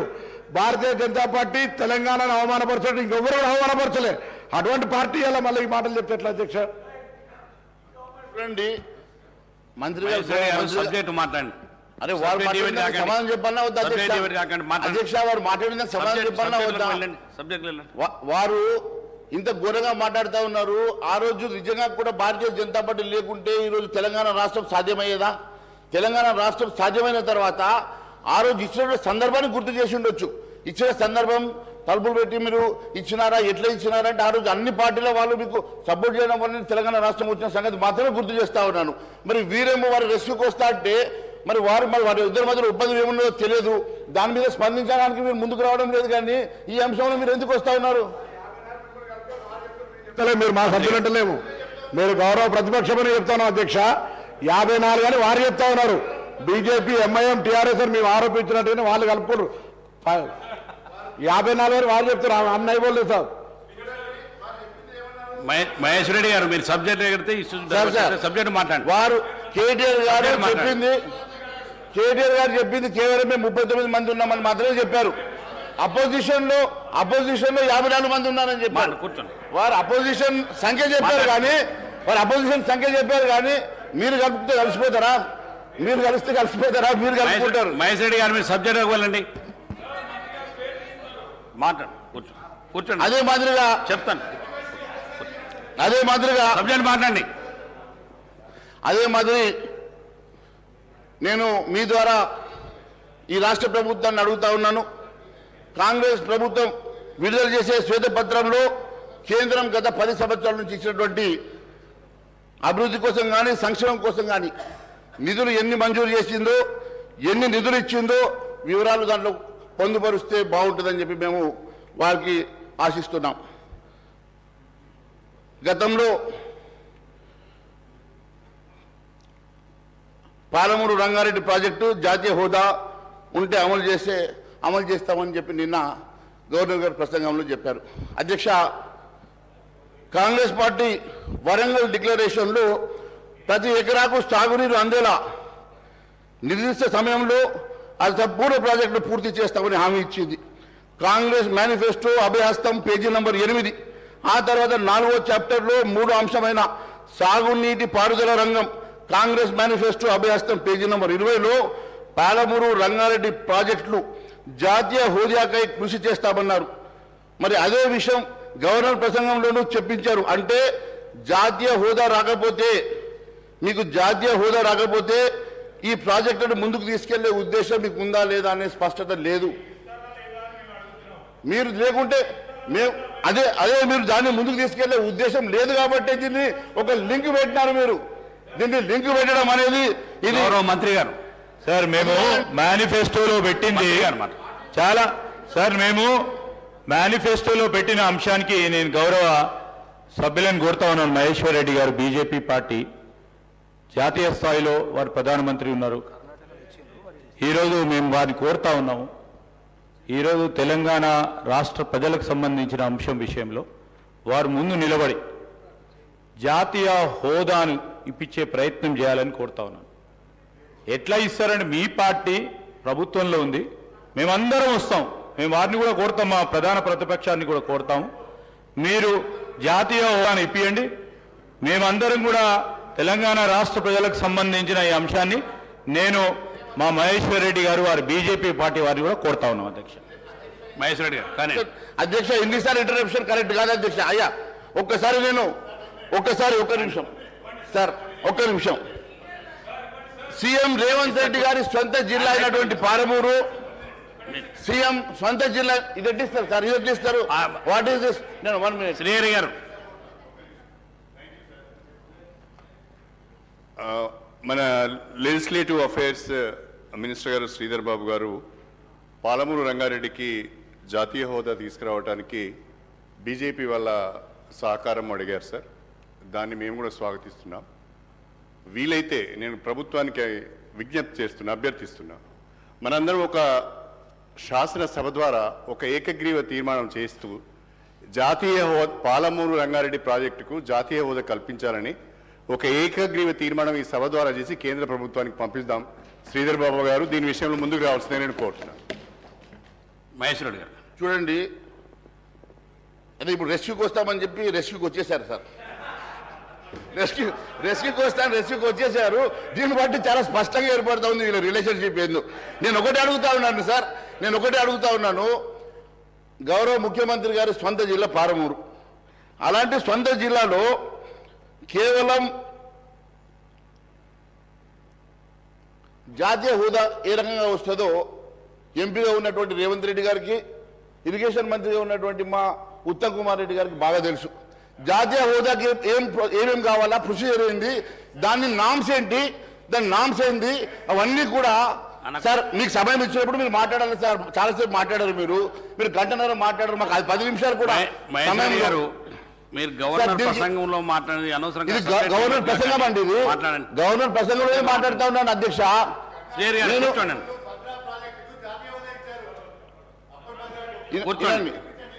ఇప్పుడు ఒక జాతీయ హోదా రావాలంటే దానికి ఉన్నటువంటి నామ్స్ ఏంది, దానికి ఉన్నటువంటి ప్రొసీజర్ ఏందో గౌరవ ఎంపీగా ఉన్నటువంటి ముఖ్యమంత్రి గారికి కానీ ఉత్తమ్ కుమార్ రెడ్డి గారికి తెలుసు, ఇరిగేషన్ మంత్రిగా ఉన్నటువంటి వారు. మరి వారికి తెలియదా ప్రొసీజర్ ఏందో? దాన్ని మీరు కేవలం మా మీద పెట్టి ఎట్లా తప్పించుకోవాలని ప్రయత్నం చేసినట్టుగా ఉంది తప్ప నిజంగా మీరు ఒక ప్రణాళిక ఏర్పాటు చేసుకొని ఎట్లా కంప్లీట్ చేస్తారని ఒక ముందు మాత్రం చెప్పడం లేదు. ఇది చాలా శోచనీయమది. సొంతగా మరి ముఖ్యమంత్రిగా జిల్లా సంగతిని తెలియజేస్తా ఉన్నాను. అన్నిటికన్నా కేసీఆర్ సర్కార్ మాదిరిగానే కాంగ్రెస్ ప్రభుత్వం కూడా మరి నిరుద్యోగ భృతి విషయంలో విస్మరించాలనే ఆలోచన ఉందా? మరి ఎందుకు నిన్న గవర్నర్ ప్రసంగంలో దాన్ని మనం మాట్లాడలేదని చెప్పి అడుగుతా ఉన్నాను. దాదాపుగా 35 లక్షల మంది నిరుద్యోగులు ఈరోజు మీరు ఇచ్చినటువంటి హామీకి 4,000 రూపాయలు ప్రతి నెల వస్తే హామీకి వాళ్ళందరూ కూడా ఈరోజు మరి ఎదురు చూస్తూ ఉంటే మీరు దాన్ని విస్మరించి పూర్తిగా ఏ రకంగా ఎగ్గొట్టే ఆలోచన చేస్తున్నట్టుగా ఉంది. ఇది ప్రజలు, నిరుద్యోగ యువత మిమ్మల్ని నమ్ముకొని ఓటేసినట్టు నిరుద్యోగ యువత 1000 కళ్ళతో ఎదురు చూస్తూ ఉంది మీరు ఏ రకంగా నిరుద్యోగ భృతిని ఇవ్వబోతున్నారు అని. దాదాపు దానికి కావాల్సింది ప్రతి నెల 1,400 కోట్ల రూపాయలు. అంటే దాదాపుగా మీరు 20,000 కోట్ల రూపాయలు ప్రతి సంవత్సరం మీరు అదనంగా మీరు దీన్ని సమకూర్చుకోవాల్సిన అవసరం ఉంది. ఇది మీరు హామీ ఇచ్చే ముందు ఆలోచన చేశారా? ఆలోచన లేకుండా కేవలం అధికారంలో రావడానికి మాత్రమే ఈ హామీ ఇచ్చారనే సంగతి మరి దయచేసి చెప్పాలని చెప్పి కోరుతా ఉన్నాను. అదే మాదిరిగా ఈ నెల 9వ తారీఖు రోజు 2 లక్షల రూపాయల రుణమాఫీ చేస్తామన్నారు. మరి 9వ తారీఖు అయిపోయింది అధ్యక్ష. మీరు 2 లక్షల రుణమాఫీ ఏ తారీఖుల్లో చేస్తారు? ఇప్పటికే మాట తప్పారు. 9వ తారీఖు దాటింది. మరి మొన్ననే ప్రభుత్వంలోకి వచ్చాం కాబట్టి మేము దాన్ని లోతుగా మిమ్మల్ని ప్రశ్నిస్తలేము. కానీ ఖచ్చితంగా 2 లక్షల రూపాయల రుణమాఫీ చేసే వరకు మేము వెంట పడతాం. ఖచ్చితంగా ప్రజా గొంతుకై మేము దీని మీద మాట్లాడతామని తెలియజేస్తా ఉన్నాను. మహిళలకు 2,500 రూపాయలు ప్రతి నెల ఇస్తామన్నారు. ఇంకా దాని మీద పూర్తి మరి వివరణ కానీ ఇచ్చేటువంటి మరి ప్రొసీజర్ కానీ ఇంకా మీరు దాని మీద ఏమి మాట్లాడకపోవడం నిజంగా శోచనీయమని తెలియజేస్తా ఉన్నాను. అంతేకాదు అధ్యక్ష, ఎంతో ఉత్సాహంతో ఈరోజు అందరూ కూడా కాంగ్రెస్ ప్రభుత్వం ఏర్పాటు చేసుకొని మీరు కేవలం 64 మంది మెంబర్స్ తోటి మాత్రమే మీరు ఈరోజు అధికారంలో ఉండి అధికారం తెచ్చుకొని ప్రజలు మీకు 2/3 మెజార్టీ ఇవ్వలేదు. ఎన్ని పెద్ద హామీలు ఇచ్చినా, నెరవేర్చలేని హామీలు ఇచ్చినా మీకు ప్రజలు కట్టబెట్టింది కేవలం 64 సీట్లు మాత్రమే. కాబట్టి నేను మిమ్మల్ని ఒకటే కోరుతా ఉన్నాను, దయచేసి ప్రజలు మీ మీద పెట్టుకున్నటువంటి ఎన్నో ఆశల్ని వమ్ము చేయకుండా మీరు ఇస్తామని ఒప్పుకున్నటువంటి హామీలను నెరవేర్చాల్సినది. ప్రజలు మీకు సంపూర్ణ విశ్వాసంతో మీ మీద పట్టం కట్టినందుకు మీరందరూ కూడా మరి ముఖ్యమంత్రి గారికి సహచార మంత్రులందరూ కూడా మీరు సపోర్ట్ చేసి ఖచ్చితంగా మీరు ఇచ్చినటువంటి 412 హామీలు నెరవేర్చాల్సిందిగా కోరుకుంటూ ఈ అవకాశం ఇచ్చినందుకు ధన్యవాదాలు తెలియజేస్తున్నాను. భారత్ మాతాకి జై. శ్రీ అక్బరుద్దీన్ ఓవైసీ గారు. Honorable panel speaker, sir. Sir, at the outset, I welcome the new government that has assumed office after the assembly elections. We respect the people's mandate, and as it is their will that has prevailed in the assembly elections, the Congress party has secured the people's confidence on the basis of the promises that the party has made and its Please All manifesto. I would like to point out here that our party, MIM, will play the role of constructive opposition in the state. We will voice the aspirations and grievances of the people, offer our advice and suggestions, and also point out the acts of omission and commission of the government. Sir, उसके साथ ही साथ मोहतरम panel speaker साहब, मैं ये ज़रूर बात कहते हुए अपनी बात को आगे बढ़ाऊंगा, और ये बात मैं ऐवान के तवज्जो में लाना चाहता हूं और इस ऐवान के जरिए आवाम को भी मुतवज्जे करता हूं इस बात पर कि रियासत तेलंगाना के मुसलमानों ने इनको भी जिताया है, इनको भी जिताया है, लेकिन न इन्होंने एक भी मुसलमान को नहीं जिताया है। और मुसलमानों की नुमाइंदगी करने वाली जमात को खत्म करने के मंसूबे व साजिशें बनाई गई, कोशिशें की गई, लेकिन वो साजिशें, वो मंसूबे, वो ख्वाब चुकनाचूर हो गए। हम जहां थे वहीं हैं और वहीं रहेंगे। हम में कोई कमी नहीं आई। कभी ये यहां से यहां आते हैं, कभी वो वहां से यहां आते हैं, लेकिन हम जहां थे वहीं हैं और वहीं रहेंगे।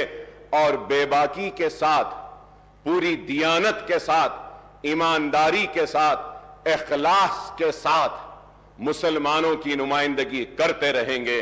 और ये बात इसलिए कह रहे हैं कि मुसलमान हिंदुस्तान का दूसरे दर्जे का शहरी नहीं है।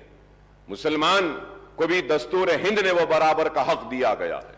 और इस ऐवान में खड़े रहकर हमारी तारीख है कि हमने मुसलमानों के लिए, पिछड़े हुए तबकात के लिए, SC STs के हुकूक के लिए हमने जिद्दोजहद की है और आगे भी हम करते रहेंगे। हम उम्मीद करते हैं कि कांग्रेस की हुकूमत पुराने शहर को नजरअंदाज नहीं करेगी। हम उम्मीद करते हैं कि पुराने शहर की तरक्की नए शहर के बराबर होगी। हम उम्मीद करते हैं कि IT टावर्स जो हमने मंजूरी हासिल की थी पुराने शहर के लिए, वो IT टावर्स का काम जारी रहेगा। हम ये उम्मीद करते हैं कि पुराने शहर में मूसी को साफ कर और जहां पे सीवरेज का पानी है उसको खूबसूरत बनाया जाएगा, डेवलपमेंट आएगा पुराने शहर में। हम उम्मीद करते हैं कि बरसा बरस से चार मीनार पेडेस्ट्रियनाइजेशन का प्रोजेक्ट जो एक कछुए की तरह आगे बढ़ रहा है उसको तेजी के साथ आप मुकम्मिल करेंगे। हम उम्मीद करते हैं और तवक्को करते हैं कि आप पुराने शहर को नए शहर के बराबर तरक्की देंगे। हम उम्मीद करते हैं कि आप अपने वादों को पूरा करेंगे और हम एक मजबूत और कंस्ट्रक्टिव अपोजिशन का रोल जरूर हम अदा करते रहेंगे। हम ये भी तवक्को करेंगे कि आप माइनॉरिटीज के इश्यूज जो हैं, जैसा MTF है, RTF है या फिर ओवरसीज स्कॉलरशिप है, उसके बहुत सारे अमाउंट्स ड्यू हैं, उसको भी आप क्लियर करेंगे। और मुसलमान और माइनॉरिटी बच्चे जो तालीम हासिल कर रहे हैं, जिसकी वजह से स्कॉलरशिप्स रिलीज नहीं होने की वजह से जो रुकावटें आ रही हैं, उसको आप दूर करेंगे। हम उम्मीद करते हैं कि अनीसुल गुरबा की इमारत जो तामीर हुई है, उस अनीसुल गुरबा की इमारत में सरगर्मियों का आगाज करेंगे, यतीम बच्चों को वहां रखेंगे और उनको मौका देंगे। हम उम्मीद करते हैं कि आप एक मुस्लिम डेलीगेशन को बुलाकर आप उनसे बैठकर बात कर कर मदरसा बोर्ड जो दूसरे रियासतों में हैं उस तरीके से आप उनको एतमाद में लेकर, भरोसे में लेकर, उनसे बातचीत कर कर एक मदरसा बोर्ड के जरिए आप उनकी मदद करेंगे। हम ये भी उम्मीद करते हैं कि 17,000 अइम्मा और मौजनों को आप अचलीकास को जो पैसा दिया जा रहा है उनके बराबर देंगे। आपके मैनिफेस्टो में आपने कहा कि 12,000 देंगे, लेकिन मैं कहूंगा कि हुकूमत का कोई मजहब नहीं होता, हुकूमत का कोई मजहब नहीं। जब अचलीकास पुजारीस को आप 25,000 दे रहे हैं तो हुकूमत की जिम्मेदारी है कि वो मुस्लिम अइम्मा और मौजनों को भी उन्हीं के बराबर दें। मैं उम्मीद करता हूं कि शादी मुबारक की स्कीम को जो मजलिस के नुमाइंदगी पर ग्रीन चैनल में डाला गया था, आप उसको जारी रखेंगे ग्रीन चैनल में, और उसके जरिए शादी मुबारक के सारे जितने भी पेंडिंग दरखास्तें हैं उसको क्लियर करेंगे। मैं ये भी उम्मीद करता हूं कि 1 लाख रुपए का जो लोन मुसलमानों को देने का वादा किया गया था उसको दिया गया था। इलेक्शन का नोटिफिकेशन आने के बाद इलेक्शन कोड ऑफ कंडक्ट की वजह से उसको रोक दिया गया था। उम्मीद करता हूं कि नई हुकूमत वो जितने भी मंजूरियां जो हुई हैं, जो सैंक्शन हुए 1 लाख, उनको फौरन रिलीज करेगी। मैं उम्मीद करता हूं कि जो मशीन्स जो दिए गए थे, जो स्विंग मशीन्स खवातीन को दिए गए थे, जिनकी मंजूरी हुई लेकिन इलेक्शन कोड की वजह से रोक दिया गया था, आप उनको भी रिलीज करेंगे। मैं उम्मीद करता हूं कि CBCID की इंक्वायरी जो वह औकाफी जायदादों की तहफ्फुज के लिए बनाई गई थी उसकी रिपोर्ट को आप टेबल करेंगे। मैं उम्मीद करता हूं कि कांग्रेस की हुकूमत औकाफी जायदादों का तहफ्फुज करेगी। 70 बरस की इस तारीख में मुसलमानों की औकाफी जायदादों को तबाह बर्बाद किया गया, उनको लेफ्ट एंड राइट बांटा गया, चाहे वह तेलुगु देशम की हुकूमत हो, चाहे वह कांग्रेस की हुकूमत हो या BRS की हुकूमत हो। जब हुकूमत में आने से पहले तो बड़े हमदर्दी का इजहार करते हैं औकाफी जायदादों की तहफ्फुज के लिए, लेकिन इख्तिदार में आने के बाद उनकी रविश कुछ और होती है, और उसी रविश का नतीजा है कि हुसैन शाह वली रहमतुल्लाह अलैह की 1,600 एकड़ आराजी चले गई, आज नहीं है।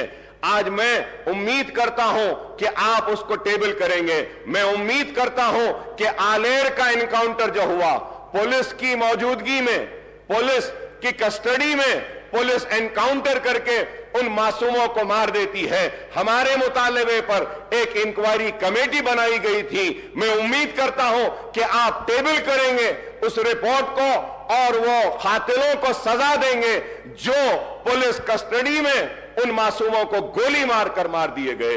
मैं उम्मीद करता हूं कि हुकूमत मसाजिद का तहफ्फुज करेगी। मैं उम्मीद करता हूं कि आशुर खानों का तहफ्फुज करेगी, क्योंकि आज बातें तो बहुत की जाती हैं लेकिन हमको इंसाफ से महरूम रखा जाता है। मैं आपके जरिए यह बात जरूर कहना चाहता हूं कि मजलिस इत्तेहादुल मुस्लिमीन हर सेशन में या हर असेंबली में आवाज को बुलंद करती है और अपने हक को हासिल करती है, और हम जिद्दोजहद करते हैं। पुराने शहर में रोड वाइडनिंग्स की मंजूरियां हुई हैं लेकिन रोड वाइडनिंग्स नहीं हुए हैं। बोजागुट्टा में वहां पे हाउसिंग के लिए बार बार मुतालबा किया गया, नहीं हुआ। मैं ये भी बात आपसे कहूंगा कि मजलिस इत्तेहादुल मुस्लिमीन और मैंने ऐवान असेंबली में इस मसले को बार बार उठाया, और उस वक्त के चीफ मिनिस्टर KCR साहब ने मंजूरी दी थी। लाल दरवाजे की मंदिर के लिए 20 करोड़ रुपए मंजूर किए थे, लेकिन आज तक भी लाल दरवाजे की उस मंदिर के काम के लिए आगाज नहीं हुआ। मीटिंगें तो बहुत हुई लेकिन काम नहीं हुआ। और पुराने शहर के पेरिस्ट्राइजेशन के प्रोजेक्ट के लिए, हॉकर्स के लिए ब्रिजेस डालने का ऐलान किया गया, वो भी काम अभी पेंडिंग है। पार्किंग लॉट्स का है। मैं नई हुकूमत के सबरा और चीफ मिनिस्टर साहब से, रेवंत रेड्डी साहब से मुतालबा करूंगा कि आप पुराने शहर के और शहर हैदराबाद के सारे हमारे MLAs की एक मीटिंग बुलाइए। हम सारे मसाइल को आपके सामने रखेंगे और उन मसाइल को आप एक के बाद एक उनको हल करते हुए आप आगे बढ़े तो हम आपके ममनून और मशकूर रहेंगे। इसके साथ ही साथ मैं ये बात भी कहूंगा आपसे कि आपने अपने मैनिफेस्टो में इतने वादे, इतने ऐलानात सब कुछ किए, लेकिन अफसोस के साथ कहना पड़ता है कि मैनिफेस्टो में उर्दू का जिक्र नहीं था। रियासत तेलंगाना की दूसरी सरकारी जबान का मौखफ दिया तो टीआरएस की हुकूमत ने और केसीआर साहब ने दिया। मैं उनका शुक्रिया अदा करता हूं कि उर्दू को दूसरी सरकारी जबान का मौखफ दिया गया, लेकिन उर्दू के साथ इंसाफ हुआ, लेकिन जैसे होना था वैसा नहीं हुआ। मैं उम्मीद करता हूं कि आप उर्दू के साथ इंसाफ करेंगे, उर्दू को उसका जायज हक देंगे और उर्दू बोलने वालों के साथ इंसाफ करेंगे। आपने अपने मैनिफेस्टो में यह भी कहा कि डीएससी का इनेकाद करेंगे। हम बार बार बोलते रहे हैं, राजशेखर रेड्डी साहब के दौर से हम बोलते आए हैं और मैं राजशेखर रेड्डी साहब को हर वक्त याद करता हूं क्योंकि वो एक हमदर्द शख्स थे। और अगर कोई कहता है कि हम कांग्रेस के करीब थे, तो मैं ये कहना चाहता हूं कि हम कांग्रेस के करीब राजशेखर रेड्डी की वजह से थे, उनके अखलास की वजह से थे, उनकी मोहब्बत की वजह से थे, उनके हमारे लिए हमारे मसाइल को हल करने की वजह से थे। हम राजशेखर रेड्डी साहब के बेशक करीब थे, हमारे काम करते थे। और आज हम आपसे मुतालबा करते हैं, आपसे दरख्वास्त करते हैं कि उर्दू के साथ इंसाफ करिए। डीएससी को उर्दू के पोस्ट जो होते हैं उसमें आप डीएससी जब करते हैं तो एससी, एसटी और बीसीज रहते हैं। वो एससी, एसटी, बीसीज को उर्दू नहीं आती है, लेकिन कानून ये कहता है कि आप एससी, एसटी को वो पोस्ट दें, तो आपको चाहिए कि आप 2 वक्त उसका नोटिफिकेशन दें। 2 वक्त नोटिफिकेशन देने के बाद वो जितने एससी, एसटी के और बीसीज के उर्दू के जो पोस्ट हैं जो अनफिल्ड हैं वो ओपन हो जाते हैं। ये इंपॉर्टेंट चीज है। मैं उम्मीद कर रहा था कि आपकी थिंक टैंक आपको बोलेगी और कहेगी कि उर्दू के पोस्ट के लिए, उर्दू के लिए इंसाफ के लिए मैनिफेस्टो में यह बात डालेंगे कि हम उर्दू के पोस्ट को डिरिजर्व करेंगे, लेकिन यह काम नहीं हुआ। मैं उम्मीद करता हूं कि आप यह काम करेंगे। उर्दू जब दूसरी सरकारी जबान है तो जितने भी कॉम्पिटिटिव एग्जाम्स हैं, जितने भी प्रमोशन के एग्जाम्स हैं डिपार्टमेंटल, उसको उर्दू में भी मुनक्किद करना चाहिए। यह जरूरी है, यह काम नहीं हो रहा है।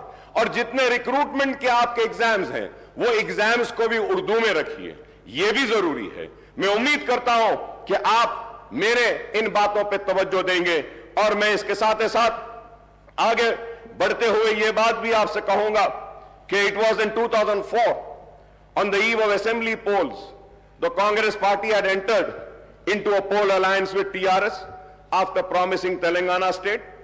More than 5 years later, in the second term of the UPA government, at the center and the Congress government in the state, the central government made the December 9 announcement of Telangana statehood in 2009, plunging to the united AP into a turmoil.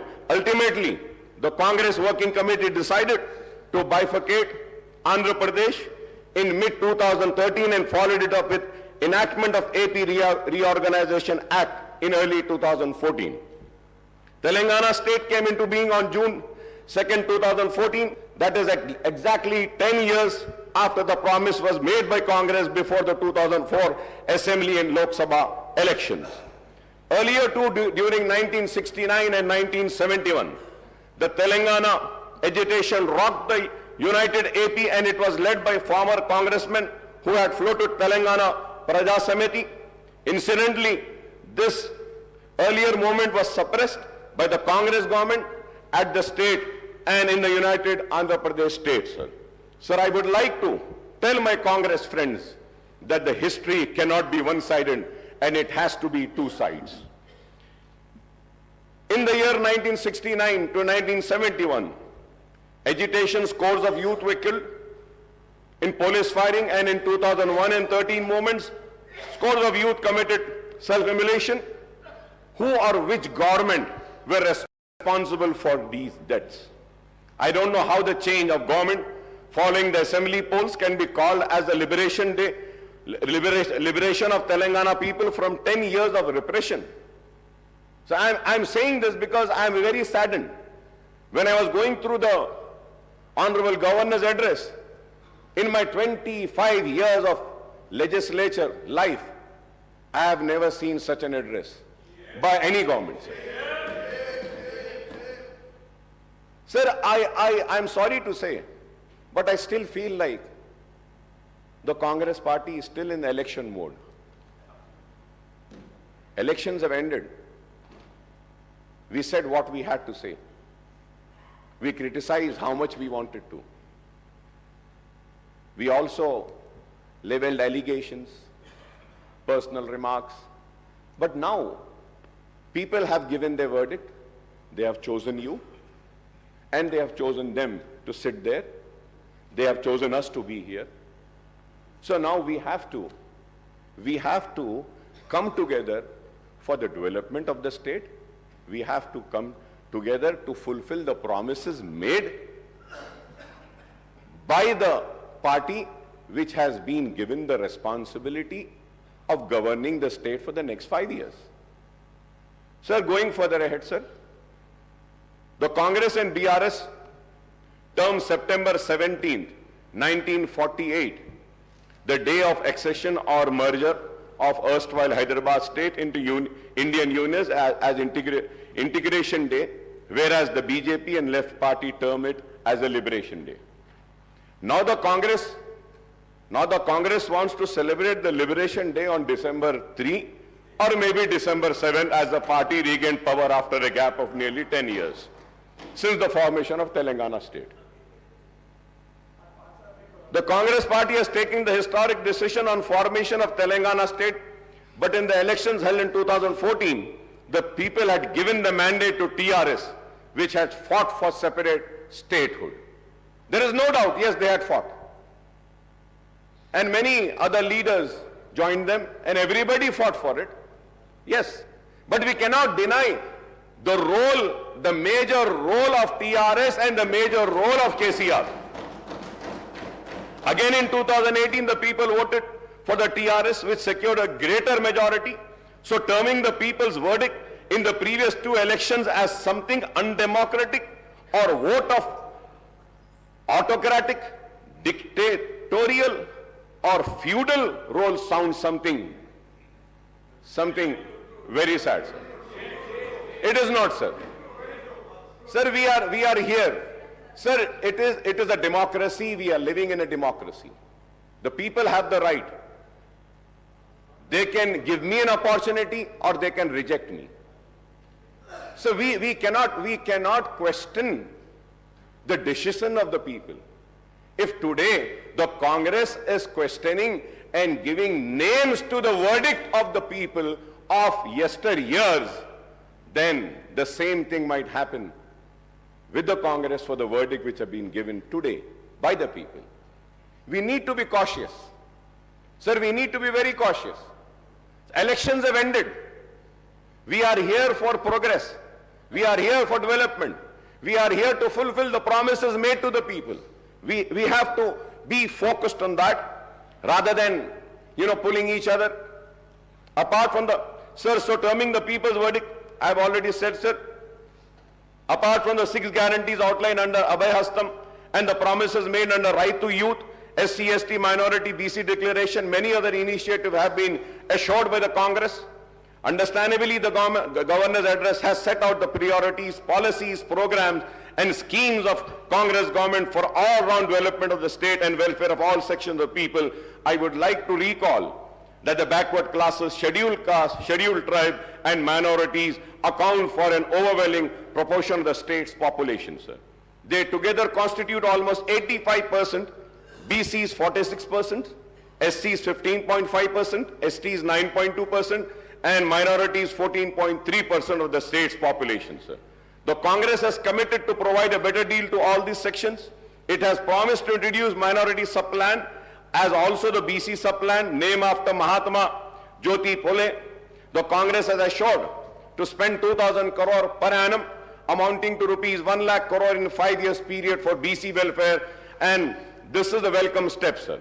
Similarly, the party has assured to enhance the minority welfare budget to rupees 4,000 crores, including 1,000 crore annually for subsidized loans to minority, youth and women, sir. Sir, when I say about, and I talk about 4,000 crores for minority, let me make it very, very clear to the government, sir, what the Congress government is doing in Karnataka and what it was doing in Rajasthan. And, they were calculating the amount spent on other schemes also in the minority budget. Kindly do not do that. If we have to see the other schemes with which the minorities got benefited in the last 9.5 years, like in pension, like in Shadi Mubarak or Raitu Bandhu, Raitu Bima and other schemes, where Muslims are also part. If we have to take into account that amount and the 2,200 crores, we have already crossed 5,500 crores. I hope that the 4,000 crores will be only for minority welfare department. I hope that. I hope. So the Congress has promised to rename Dalit Bandhu scheme as Ambedkar Abhaya Hastam and extend it to both SCs and STs and to raise the financial assistance to rupees 12 lakh per family, sir. The party has also assured to raise the reservation of SC/STs to 18% and 12% respectively, sir. However, the Congress has maintained a silence on the demand for raising the reservation for socially and economically backward sections of Muslims of 12%, sir. Congress ने अपनी election की campaigning में इल्जाम लगाया 12%, 12%, 12%, मगर 12% का जिक्र अपने मैनिफेस्टो में नहीं किया। मैं जानना चाह रहा हूं चीफ मिनिस्टर साहब से, ठीक है इन्होंने नहीं दिया, क्या आप देने वाले हैं? क्या आप देंगे? क्या आप सिंसियर हैं? सवाल है। और असेंबली के रिकॉर्ड्स को उठाकर देखिए, मजलिस इत्तेहादुल मुस्लिमीन की तरफ से मैंने खड़े होकर उस वक्त कहा था 12% मिलता है, मिलने दो नहीं, हमको 4% जो हम हासिल करें राजशेखर रेड्डी साहब के दौर में, उसको कायम रखना ये बड़ी जिम्मेदारी है। तो आप ठीक है ये नहीं दिए, आप दे रहे हैं क्या बताइए? क्या आप देंगे क्या? And I go for the red sir. Sir, I may recall that the Telangana government has enacted a bill in the state legislature based on the report of the state BC Commission and ST/SC Commission and the findings of Sudhi Commission and Chellappa Commission to raise the quantum of reservation to 12% for BCE category and 10% for STs. Sir, I would like the Honorable Chief Minister Sahab, Mr. Revanth Reddy Sahab, to clarify on the government stand on this issue, sir. Regarding the minority subplan and BC subplan, I may point out that this has been a persistent demand of AIMIM in the United Andhra Pradesh when the Congress was in power and in Telangana state after its formation, sir. In fact, we had suggested to the Telangana government to enact a legislation on the patterns of Act number 6 of 2022, the AP Minorities Component Outlay Allocation and Utilization of Financial Resources Act 2022 and Act number 13 of 2019, the AP BC Subplan Planning Allocation and Utilization of Financial Resources Act 2019 for earmarking the funds for minorities and BCs in the state budget, sir. So now our party AIMIM once again reiterates the demand for enacting the two separate legislation, one for the minorities and another for the backward classes, providing for minority component and BC component in Telangana state budget and making allocation for the sub-plan for the forthcoming state budget for the financial year 2024 and 2025, sir. Sir, when I say this, sir, you can go through the records and see about the BCs, sir. The treatment given to the BCs, all the BCs corporation. My learned friend, Sridhar Babu, was with me as a member in Public Accounts Committee. We had asked for the details and we saw the details of the allocation made to the BC, मुख्तलिफ BC के महकुमों को, तो देखकर बड़ी हैरत हुई थी। मैं उम्मीद करता हूं कि आप उनके साथ इंसाफ करेंगे। SC और ST के रिजर्व सीट्स पर भी शायद अगर मैं गलत ना हो तो सबसे ज्यादा सीटों पर अवाम ने आपको मुंतखब किया, इस उम्मीद के साथ कि उनके साथ भी इंसाफ होगा और हम उम्मीद करते हैं कि आप सब के साथ इंसाफ करेंगे। We hope that the Congress government would fulfill its assurance to conduct a caste census and effect an increase in BC reservation within 6 months of assuming power in the state, sir. क्योंकि आपने कहा है ये बात और फिर the Congress has not elaborated on the quantum of raise in BC reservation in education and public employment in the state except promising a hike. कितना करेंगे आप? वो आपने नहीं कहा. This is in contrast to the assurance to raise the BC reservation in local bodies as well as in award of government civil construction and maintenance contract to 42%, sir. Assuming that the reservation for BCs in education and public employment are raised to 42%, apart from the proposed increase in SC/ST reservation to 18 and 12%, this would, honorable panel speaker, sir, this would raise the total quantum of reservation for SC/STs and BCs together to 72%. 72%, sir. So we do not know whether the enhancement of reservation to 72% will pass the muster as the Supreme Court has laid down the Lakshman Rekha of 50% for overall reservation for weaker sections. If we add the BC reservation, honorable panel speaker, sir, if we add the BC, if we add the EBC reservation of 10% and an increase of 8% reservation for SEBC, Muslim category BCE, the overall reservation will reach 90%. It is going to be 90%. Is this possible in the prevailing circumstances, whether the present central government is opposed tooth and nail to any increase in reservation for backward classes, apart from total opposition to any kind of reservation to the minorities? Is a question which needs to be answered, sir. A reality check on the issue would be needed, sir. A separate ministry for most backward classes are also been promised, apart from separate finance corporation for all major BC castes. We hope that the existing finance corporation and cooperative societies federation in various BC groups are strengthened with allocation of more funds and assisting these groups. Honorable panel speaker, sir, we welcome the promise to introduce the Right to Public Service Act, apart from setting up comprehensive portal for receiving and addressing public complaints and grievances, sir. Sir, जब मैं इसकी बात करता हूं तो इसके साथ साथ ये भी कहूंगा कि हर महकमे में जैसा ऑफिशियल लैंग्वेज कमीशन है, आप मुसलमान को रखिए ताकि वो उर्दू के इंप्लीमेंटेशन के लिए उस पर गौर करें. हायर एजुकेशन डिपार्टमेंट है, वाइस चेयरमैन एक मुसलमान को दीजिए. यूनिवर्सिटीज हैं, वहां पे एक मुसलमान को दीजिए. आप इंफॉर्मेशन का जो है उसमें आप मुसलमान को दे सकते हैं, और कई वकील हैं, पब्लिक प्रोसिक्यूटर्स मुसलमानों को दे सकते हैं. लेकिन आज ये चीज नहीं हो रही है. मैं उम्मीद करता हूं कि मुसलमानों को उनका हक दिया जाएगा.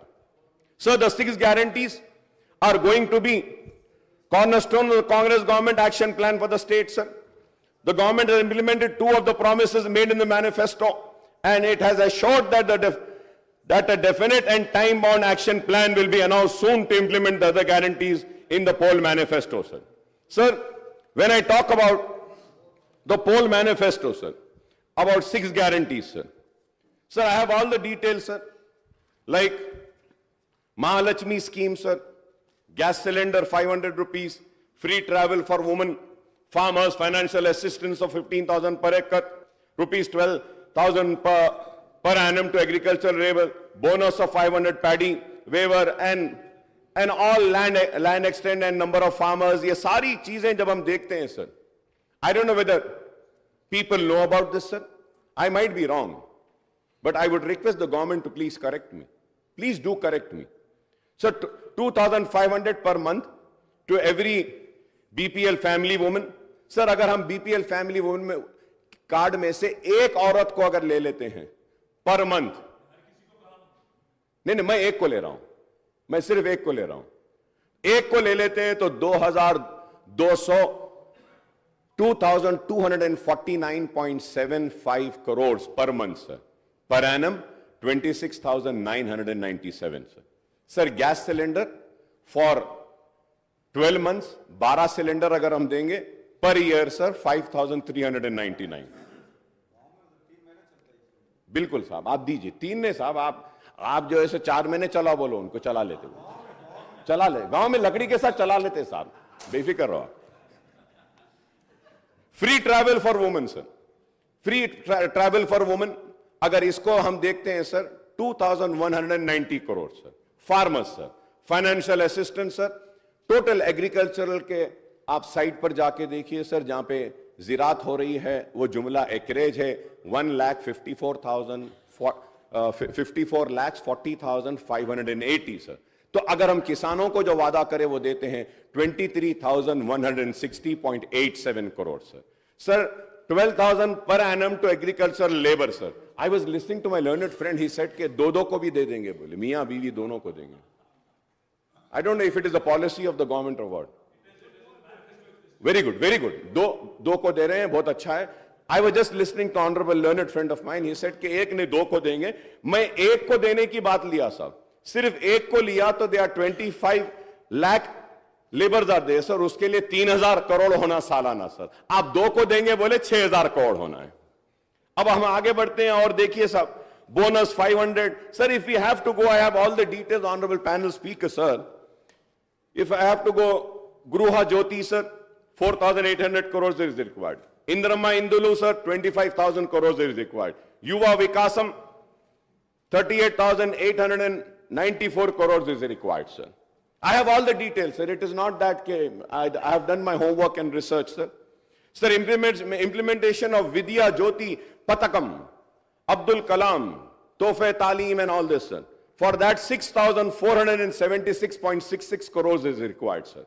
Sir MPhil PhD sir for that, और उसके बाद में ग्रेजुएट्स को भी आप देंगे बोले, फिर इंटर स्टूडेंट्स को भी देंगे बोले, एसएससी को भी देंगे बोले, तो उसके लिए और फिर वो सारे जब हम देखते हैं सर 294, 1,800 2,600, अब इतने हैं सर, थाउजेंड्स एंड थाउजेंड्स है sir. And I wish you all the luck because I know this sir, because I know this.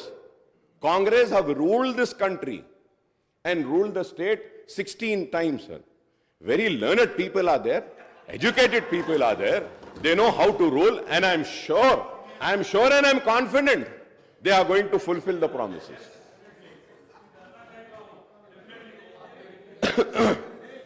Sir, Chiyuta sir, उसमें मंथली पेंशन 4,000 देंगे बोले, मंथली एम्प्लॉयमेंट अलाउंस भी देंगे बोले sir. I was reading the newspaper sir. So in that it was written that the required amount would be 70,000 sir. But sir, I want to correct sir, as per my calculation I might be wrong. I'm not saying that I'm perfect, I might be wrong. Kindly you give the right figures. As per my homework, my research, my calculations sir, the total requirement only for 6 guarantees is going to be 2,16,018.15 crores per annum. और उसके बाद में if you have to see the entire many other promises, जैसा वो bike देते बोले, वो allowance देते बोले, हाँ वो डबल बेडरूम, वो सारे चीजें sir when we finally sir अब उसको पूरा देखते हैं सर, तो I might be again wrong sir, I want the government to correct me sir. 3,10,492.15 crore मतलब 3,10,492.15 crores are required. And I'm sure the people who have prepared the manifesto knew about the financial state of our state. So, and sir, I listen भैया, आप इतना गुस्से में क्यों आ रहे हो? That's what I'm saying sir. मैं यही कह रहा हूं, आप नहीं करेंगे बोल के मैं थोड़ी बोला आपको, आप काबिल है बोला मैं। आप लोग हिंदुस्तान में सबसे ज्यादा हुकूमत करे बोल रहा हूं, रियासत में आप लोग करे हैं बोल रहा हूं, और मैं ये कह रहा हूं कि काबिल लोगों ने बड़ी काबिलियत के साथ, बड़ी ही मेहनत के साथ इस मैनिफेस्टो को बनाया है, और इस मैनिफेस्टो पे अवाम ने भरोसा किया है। और मैं ये भी कह रहा हूं कि ये प्रॉमिसेस को फुलफिल करने के लिए ना सिर्फ मैं, हम सब आपका ताउन करने तैयार हैं। गुस्से में आने की बात क्या है बताइए?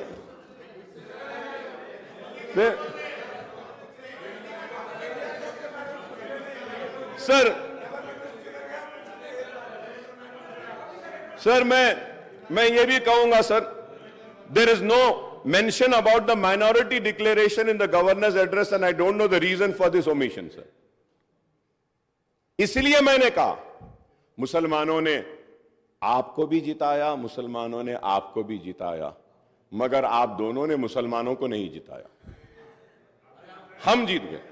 Sir, one of the promise under the minority declaration is the introduction of Abdul Kalam Tohfe Taleem scheme to provide financial assistance of rupees 5 lakh to minority youth for completing MPhil and PhD, rupees 1 lakh for post-graduation, rupees 25,000 for graduation, rupees 15,000 for intermediate, and rupees 10,000 for passing the 10th grade SSC, sir.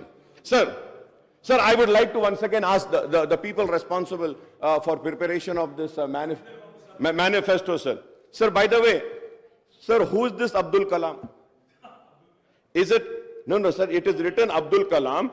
Is it the India's first education minister, Maulana Abdul Kalam Azad?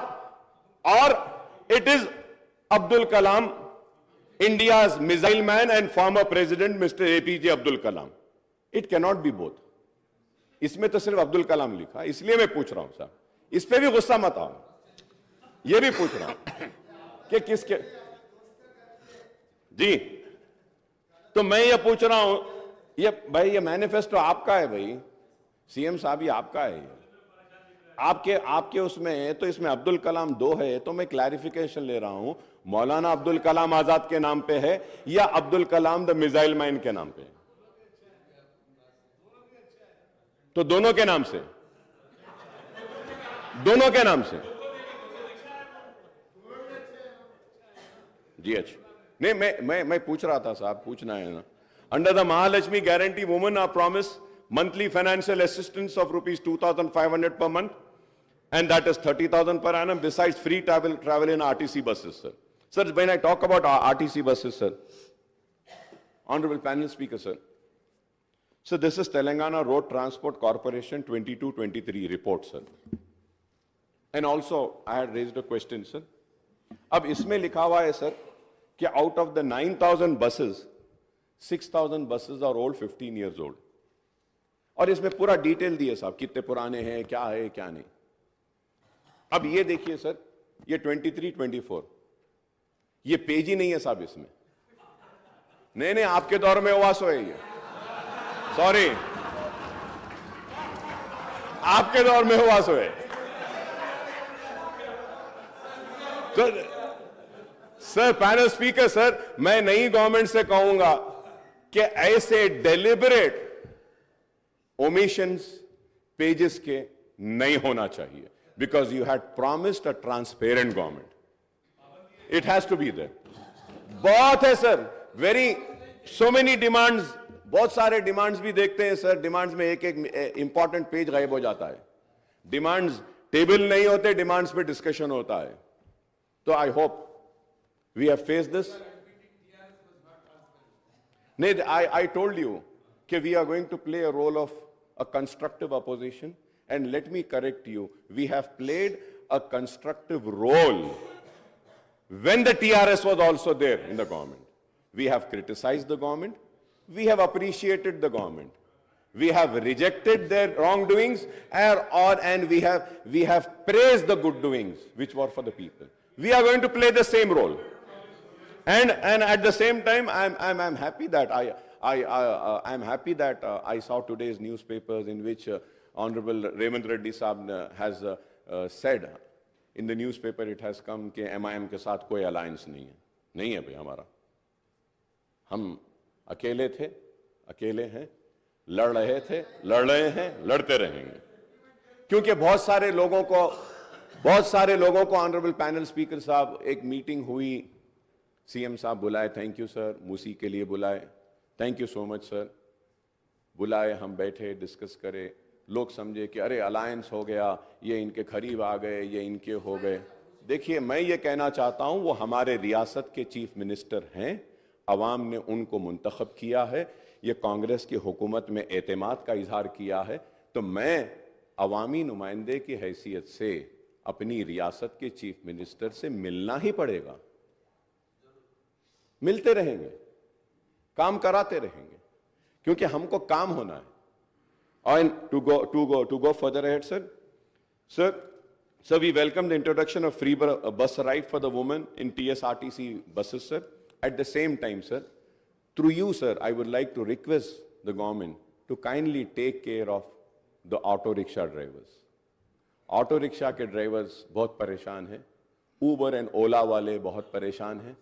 ख़वातीन को तो अच्छा मौका मिला कि बस में वो सफ़र कर रहे हैं, बहुत अच्छी बात है, लेकिन हमको इनका भी ख्याल करना चाहिए, क्योंकि आपने इलेक्शन मैनिफेस्टो में ऐलान किया था कि आप जितने चालानात हुए हैं, चालानात को भी आप माफ़ करेंगे, आधा माफ़ करेंगे। तो मैं आपसे रिक्वेस्ट करूँगा कि अहकामात जारी करिए कि जितने भी चालानात है उसको हम 50% वेव ऑफ करते हैं, और ऑटोज़ वालों को किस तरीके से हम मदद पहुंचा सकते हैं। वो कुछ पैसे भरते हैं रोड टैक्स का, इसका, अगर उसमें अगर उनको कुछ एग्जेम्पशन अगर कुछ देते हैं तो एक उनको भी एतमाद में लिए वैसा होगा। सर उसके साथ ही साथ जी नहीं, अब देते बोले थे साहब, आपके मैनिफेस्टो में बोले थे, आप अब देंगे बोल के बोले थे। केसीआर साहब अनाउंस करे थे कि हम गवर्नमेंट में अगर आएंगे तो ऑटो वालों को ये देंगे, इट वाज अनाउंस्ड। तो मैं चीफ मिनिस्टर साहब से रिक्वेस्ट करूंगा कि ऑटो वालों का भी थोड़ा सा अगर आप देखते हैं तो उनका भी थोड़ा अच्छा फायदा हो जाएगा। और इसके साथ ही साथ ऑनरेबल पैनल स्पीकर सर, मैं ये जरूर कहना चाहूंगा कि आउट ऑफ 9,000 6,000 तो पुराने बसेस है, और फिर नुकसान 2,000 करोड़ का है, तो ये पेट्रोल डीजल के लिए भी देना है। So there are many other things, sir, which I think in the next budget session I will go further ahead and discuss about this, sir. But as per my knowledge, sir, 12 crore का शायद नुकसान हो रहा है RTC को इससे। अब इसको हम कैसा करेंगे, इसका भी आप कुछ प्रोग्राम बनाइए sir. Sir and domestic gas cylinders के ताल्लुक से भी मैंने पहले ही कहा है और फिर से कहूंगा, और उम्मीद करता हूं कि आप करेंगे। और under Rythu Bharosa the assistant of 70 lakh farmers is been raised to 15,000 per acre and the coverage has been extended to 6 lakh share of khaldars also, sir, bonus of 500। ये सारी चीजें हैं जो आप जानते हैं, मैं भी जानता हूं। क्रॉप लोन्स के बारे में भी आपने वेव करेंगे कहा, ₹2 lakh at one go would require 36,000 crores, sir. ₹30,000 crores towards loan amount and ₹6,000 crores towards interest. So 36,000 है। I hope that under Gruha Jyoti guarantee 200 unit of free electricity a promise for all household। अब ये 200 कैसा देंगे, इसमें भी confusion है sir. 200 unit कैसा देंगे? अब अगर मुझे 201 आएगा यूनिट, तो क्या 200 माफ करके 1 यूनिट के पैसे लेंगे? या अगर मुझे 500 यूनिट आ रहा है तो वो 500 यूनिट में से आप 300 माइनस करके 200 का लेंगे? इसमें क्लैरिटी नहीं है sir. So I request kindly issue the guidelines with which ये 200 यूनिट फ्री जो मिलेगा। The power sector in the state, TS Genco, TS Transco and northern southern discoms are already saddled with huge losses of 50,275 crores and staggering debt of 81,516 crores। क्योंकि ये सिर्फ मैं newspapers में, honourable speaker sir, मैं newspapers में देख रहा था, हर कोई बोल रहे थे कि 50,000 का इसमें लॉसेस है, 80,000 के लॉसेस है कहें सर। लेकिन the thing is that कि we are already saddled with the huge losses of 50,275 crores and staggering debt of 81,516 crores, sir. Sir, under Indulu scheme, families not owning houses are promised a house site and a financial assistance ₹5 lakhs for construction of houses, sir. Sir, ये 2 bedroom houses के ताल्लुक से भी speaker साहब मैं आपके जरिए हुकूमत की तवज्जो इस बात पे लाना चाहता हूं कि सर इलेक्शन कोड आने की वजह से जो लोगों को सर्टिफिकेट्स दे दिए गए थे, जो लोगों को हाथ में कागज दे दिया गया था कि ये यूनिट आपका है, तो उसकी चाबी अब तक नहीं दी गई, और जो लिस्ट सैंक्शन हुई थी वो भी वैसी रुकी हुई है। सर आपके जरिए मैं हुकूमत और हमारे चीफ मिनिस्टर साहब रेवंत रेड्डी साहब की तवज्जो इस बात पे लाना चाहता हूं कि मेरे कॉन्स्टिट्यूंसी में पुराने जो घर थे उनको तोड़कर 2 bedroom बनाए थे और उनसे वादा किया गया था कि बनने के बाद उनको दिया जाएगा, लेकिन इलेक्शन कोड आने की वजह से रुक गया है। काइंडली आपसे रिक्वेस्ट है कि हैदराबाद कलेक्टर साहब को बोल के उसको क्लियर करवा दीजिए, क्योंकि हमारे अश्योरेंस पे, हमारी जबान पे उन लोगों ने अपने घरों को खाली करके 2 बेडरूम बनाने की इजाजत दी। अगर उनको नहीं मिलेगा तो बड़ा प्रॉब्लम होगा। Honourable speaker sir, through you also very important issue I want to bring to the kind notice of the government is that, sir, under JNNURM, WAMBE scheme and other schemes, housing was taken up, sir. Right from Mr. Chandrababu Naidu was the chief minister then, से लेकर आज तक भी ये हो रहा है। वो घर जो है सो 20 साल 15 साल पुराने हो गए, बहुत खराब हो गए हैं। तो हमारी नुमाइंदगी पर HMDA से 100 करोड़ रुपए रिलीज हुए थे, वो 150 करोड़ रुपया पूरे शहर के JNNURM, वाम्बे और ये दूसरे हाउसिंग स्कीम के पुराने घरों के मेंटेनेंस वर्क के लिए। तो मैं आपके जरिए हुकूमत से रिक्वेस्ट करूंगा कि हैदराबाद और सिकंदराबाद के जितने पुराने घर हैं जो डिलैपिलेटेड कंडीशन में, जिसके लिए अमाउंट भी रिलीज हुआ है, kindly give instructions that these amounts are released to the contractors and the work can be taken up so that it will help the poorest of the poor people, sir. Sir, about SC/ST's promise assistance of 6 lakhs for construction of houses and for other it is 5 lakhs. I don't know why this difference, sir. SC/ST को आप 6 लाख देते बोले, यहाँ पे 5 lakh. Here, lakhs of people, especially in towns and cities, do not own houses and live in rented houses, sir. तो मैं उम्मीद करता हूं कि आप इस ताल्लुक से भी करेंगे, sir. And I would like to know, sir, what are the criteria for selection of beneficiaries under this scheme. ये स्कीम युवा विकासम जो 5 लाख का है, उसके भी गाइडलाइंस सही नहीं आए। तो मैं उम्मीद करता हूं कि आप इसके बारे में भी कहेंगे। Under Cheyutha guarantee monthly pension amount is to be raised to ₹4,000 and all the beneficiaries, and it's huge increase in the allocation for this scheme, sir. For the disabled also. So we welcome the increase in the health insurance coverage under Arogyashri scheme of ₹10 lakh. Sir, once again, sir, Honorable Speaker, sir, when I talk about Arogyashri, sir, आप बोल दिए 10 लाख। आप मालूम कराइए साहब, क्या एक भी पेशेंट को अब तक आपके ऐलान के बाद क्या 10 लाख का बेनिफिट मिला? Guidelines have not been framed. GO is not been issued.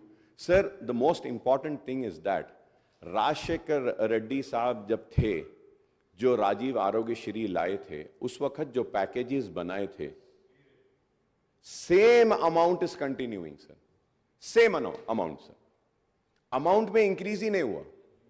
Sir, you need to review this, see that the reason I am saying is that, sir, the private hospitals are not admitting any patient under Aarogyasri because the rates are very low, sir. अब एक बात बोलता हूं, आप बुरा ना माने आप लोग, which is very important for the new government, sir. Sir, in all government hospitals, dialysis units are there. Sir, these dialysis units are being handed over to a third party, sir. And sir, like a private hospital is getting 1,250, 1,250 for one dialysis. Government hospital is getting 1,850 rupees, and that 1,850 rupees, it is being paid to the third party, not to the government hospital. आप बताइए sir, ये तो गलत है। ये this is very wrong. आप वो third party को बेनिफिट दे रहे हैं, लेकिन प्राइवेट हॉस्पिटल्स को आप कम करके रखें। This needs to be corrected, sir. I hope that the government will make a note and do the necessary corrections. Cancer patient बहुत ज्यादा बढ़ रहे हैं, उनके लिए आप ये आरोग्यश्री का जो राजीव आरोग्यश्री का स्कीम जो है, इसमें कैंसर पेशेंट्स को दीजिए। And in dialysis also, sir, dialyzers are not provided, sir. The dialyzer, the pipes are not provided. And there is one investigation which is required for all the dialysis patients to check the creatinine levels. वो उसके लिए they have to make an additional payment. So such things are there which needs to be corrected, which was not corrected by this government in spite of repeatedly requesting. I hope that you will do the necessary corrections. This will help the poor people, sir. Sir, going further ahead, sir. Sir, it is apparent that you, especially in the rural and small towns, are being facing problems of unemployment. I welcome that उन बेरोजगार नौजवानों के लिए भी आपने ऐलान किया है कि करेंगे सर। ये इसमें ये more over youth have been promise monthly employment allowance of 4,000। I would like to know कि when are we going to start this sir, क्योंकि बेरोजगारी का भत्ता देने का इन्होंने भी वादा किया था लेकिन किया नहीं sir. As per my information, I might be wrong, it is subject to correction sir. 42 lakh children have registered in an employment department or Telangana Public Service Commission. Sir, if we take 30 lakhs also unemployed youth, तो हमको sir 1,200 crore महाना जरूरत पड़ेगी और हमको जरूरत पड़ेगी 14,400 करोड़ सालाना की। 14,400 crores yearly will be required. So I hope that कि आप इस पर भी गौर करेंगे। For young woman 18 years pursuing education, electric scooter का प्रॉमिस करे हैं। We welcome this when we hope that कि ये प्रॉमिस भी फुलफिल होगी। So the issue of SC categorization into ABCD category has been hanging fire for over 2 decades now, despite the effort of the successive government, the United AP and Telangana government, to implement it in a letter and spirit, sir. Unless constitutional amendments are moved by the central government to overcome the hurdles in implementing the categorization in selected state instead of entire country, this issue cannot be resolved, sir. Regarding the minority declaration, let me point out that most of the schemes and initiative included in this declaration are already under implementation in the states. Telangana came into being in June 2014, sir. The Congress has promised about Setwin, sir. I hope that कि सेटविन को आप मजबूत बनाएंगे, अच्छा बनाएंगे, ताकि unemployed youth को skill development का ट्रेनिंग का प्रोग्राम भी होगा। और मैं ये भी कहूँगा कि कांग्रेस के टाइम में ओल्ड सिटी में हम नेशनल एकेडमी ऑफ कंस्ट्रक्शन का एक सेंटर लाए थे। तो मैं आपसे रिक्वेस्ट करूँगा कि नेशनल एकेडमी ऑफ कंस्ट्रक्शन के सेंटर को माइनॉरिटी वेलफेयर डिपार्टमेंट से जोड़ दीजिए, तो at least minority welfare department can take up the skill development programme with collaboration with National Academy of Construction, sir. So you have also promised about additional funds to Khuli Qutub Shah, sir. And Khuli Qutub Shah has been given the responsibility by the TRS government, then TRS government, for the development of Charminar pedestrianization project, but it is still not yet completed. I would say it's in between, sir. मैं उम्मीद करता हूं कि आप उसको भी देखेंगे, sir. Sir, उसके साथ ही साथ, sir, मैं ये भी कहूंगा कि पुराने शहर में 100 bedded hospitals के लिए याकुतपुरा SRT कॉलोनी में एक 100 bedded हॉस्पिटल सैंक्शन हुआ है, काइंडली आप उसका काम करा दीजिए। पालम रोड ओल्ड सिटी में एक दवाखाना मंजूर हुआ है, उसका भी काम वैसी है, उसको भी करा दीजिए। मेरी कॉन्स्टिट्यूंसी में बारकस में और बल्लागुड़े में एक 40 बेड एक 100 बेड हॉस्पिटल आया है, उसका भी अगर आप काम करा दिए तो बेहतर होगा। और इसके साथ ही साथ हैदराबाद की पहचान, हैदराबाद की शान में कहूंगा कि उस्मानिया हॉस्पिटल के लिए हम बार बार कह रहे हैं कि उसको भी आप हेरिटेज को बरकरार रखते हुए बनाइए, या जैसा भी बनाना है बनाइए, बहरहाल बनाइए। मैं उम्मीद करता हूं कि आप उस्मानिया हॉस्पिटल को लेंगे। उसके साथ ही साथ ऑनरेबल स्पीकर सर, आपके जरिए मैं हुकूमत की तवज्जो इस बात पे दिलाना चाहता हूं कि निजामिया तिबी कॉलेज जो मक्का मस्जिद के सामने है, it is the only medium of medical education in Urdu, sir. It has been neglected. The building is in dilapidated condition. I request the Honorable Health Minister Saab, Honorable Chief Minister Saab, kindly give us some time, sir. Let us go and visit that hospital and see that hospital, how a bad shape that hospital, that building is in, sir. So उसके लिए भी 72 crore sanction है। अगर उसका tender बुला के अगर contractor को देंगे तो वो हॉस्पिटल का भी काम मुकम्मल हो जाएगा, सर। और इसके साथ ही साथ, सर, GHMC के बारे में मैं कहूँगा कि GHMC के जितने भी एरियाज में जो काम हुआ है, कॉन्ट्रैक्टर्स का अमाउंट नहीं दिया गया है, सर। और ये बिन फ्री एक प्रोग्राम लाए थे मेरे दोस्त लाए, बिन फ्री। वो बिन तो उड़ गया लेकिन कचरा वहीं फेंकने लगे लोग। बिन नहीं है लेकिन कचरा तो वहां आ रहा है। तो सर, मैं आपसे रिक्वेस्ट करूंगा, ये बिन फ्री क्या है इसको रिव्यू करिए, देखिए हर जगह पे कचरा आ रहा है। Sir, we are for the development, we want development, we want the old city to be on par with new city, we want flyovers, we found underpasses, we want the metro train. I thank the Honorable Chief Minister Saab for other day when I was sitting with him, he had called for a meeting on आपकी दावत पे हम आए थे. लोग समझ रहे हैं कि हम आपके पास भाग के गए थे. भाई आप दावत दिए थे, आप बुलाए थे, हम आए थे. और आपने, मैं आपका शुक्रिया अदा करता हूं कि आपने कहा कि मेट्रो ट्रेन को जो पुराना रूट है उस पर लाएंगे और उसके साथ ही साथ आगे भी जो चंद्रायन गुट्टे से, sir I am concluding sir आगे भी उसको चंद्रायन गुट्टे से एलबी नगर से लेते हुए इंटरनेशनल एयरपोर्ट को लेके जाकर वहां पे ख़त्म करेंगे बोले, इसके लिए भी मैं आपका शुक्रिया अदा करूंगा. सर मैं उम्मीद करता हूं कि आप जो है सो हम जितने भी मसाइल जो उठाए हैं इस पर भी आप गौर करेंगे. और एक सबसे बड़ा मसला है हैदराबाद मेट्रो वाटर वर्क्स और सिवरेज का. सर ये हैदराबाद को जो पानी आता है, जो पावर जो हैदराबाद मेट्रो वाटर यूज करती है, ऐलान किया गया हमारी नुमाइंदगी पर कि उसकी रेट को कम करेंगे, सब्सिडाइज रेट देंगे, लेकिन अब तक नहीं किया गया. जरा नहीं, ऑर्डर हुआ लेकिन हो रहा नहीं है साहब उसमें. तो मैं उम्मीद करूंगा कि आप उसके ऊपर भी आप गौर करेंगे और उस पर भी तवज्जो देंगे. Sir also sir, the Telangana government has been facing, sir, I'm concluding, sir. So this is a state finances and financial implication of the scheme's initiative and hike proposed under Congress manifesto, sir. This is important since the Telangana government has been facing resource crunch and growing financial deficit due to tight fisted approach of the central government towards the state, sir. In the first 7 months of the current financial year, the total receipts of the Telangana government added up to rupees 1,33,174 crores, sir. That is 51.25%, sir. And the annual budget estimate and the total expenditure reached to rupees 1,22,553 crores. That is 51.58% of the budget estimate, sir.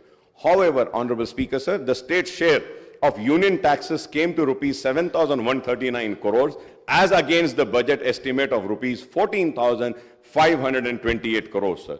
The state had budgeted the grant in aid and contribution amount to be rupees 41,259 crores, but only rupees 3,836 crores were received from the central government during the 7 months period, sir. The state net borrowing during the 7 month period have reached rupees 33,378 crores as against the budget estimate of rupees 38,234 crores, sir. That is 87.3% of budget estimate, sir. The November data on the state budget is not available in the public domain, sir. ये साहब, ये इसको देखिए साहब, ये public domain से गायब क्यों कर देते हैं? I don't know.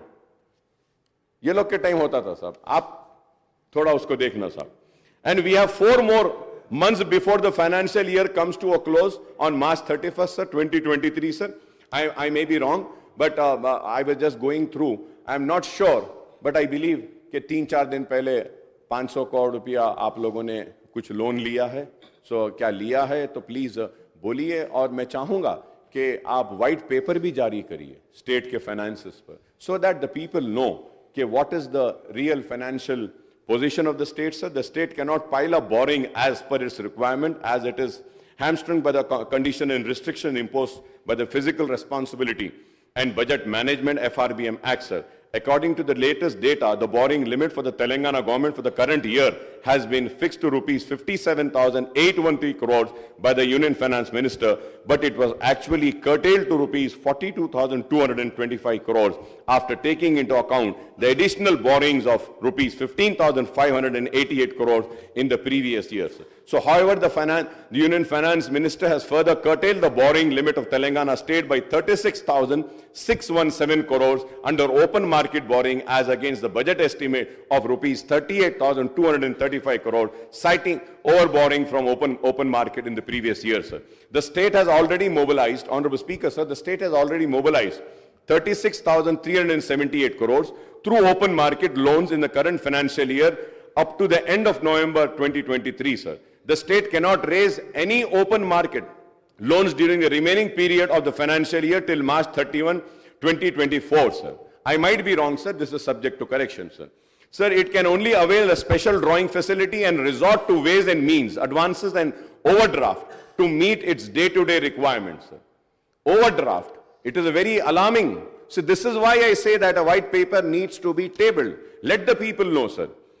Sir, this is the grim financial scenario of the state at the Telangana government, and this is solely the result of policies and restraint imposed by the central government as well as the lesser central assistance by the way of grant in aid and devolution of central taxes. I would like to remind that I was the one person who is to always caution and say that devolution of funds, GST आपको नुकसान होगा, लेकिन आप लोगों ने मेरी बात नहीं सुनी। उस वक्त मैंने बार बार कहा था, सीएम साहब, उस वक्त के सीएम साहब केसीआर साहब ने उठकर मुझसे कहा कि अकबर भाई आप बेफिक्र रहिए, हमारे स्टेट को पूरे पैसे आएंगे। लेकिन देखिए हमारे स्टेट को पैसे नहीं आए, हमारे स्टेट का नुकसान हुआ, और उस वजह से आज हमको मुसीबतें उठानी पड़ेगी। Sir, I wish my old colleague, my friend, and my very close friend, I would say, Mr. Bhatti Saab, the Deputy Chief Minister Saab, Bhatti Vikrama Saab, who looks after the finances, my best wishes and best of luck with you, sir.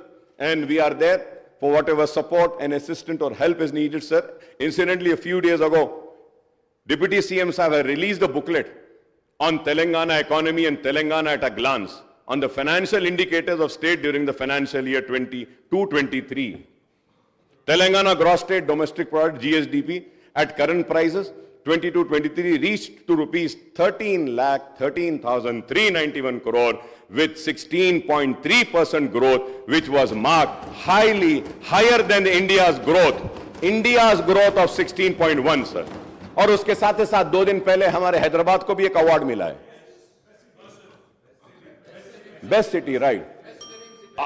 Operation को तो नहीं था award वो, right, it was an award, good. So I congratulate the officials who are responsible for this award, and I also congratulate the then government TRS also, sir. Sir, moreover the Telangana, sir, isme led the other big states in the country with the highest per capita income of 3,12,398 during the year 22-23, sir. The state has certainly progressed since it was granted statehood in 2014, sir. There are many other issues which may have time to discuss during the forthcoming budget, sir.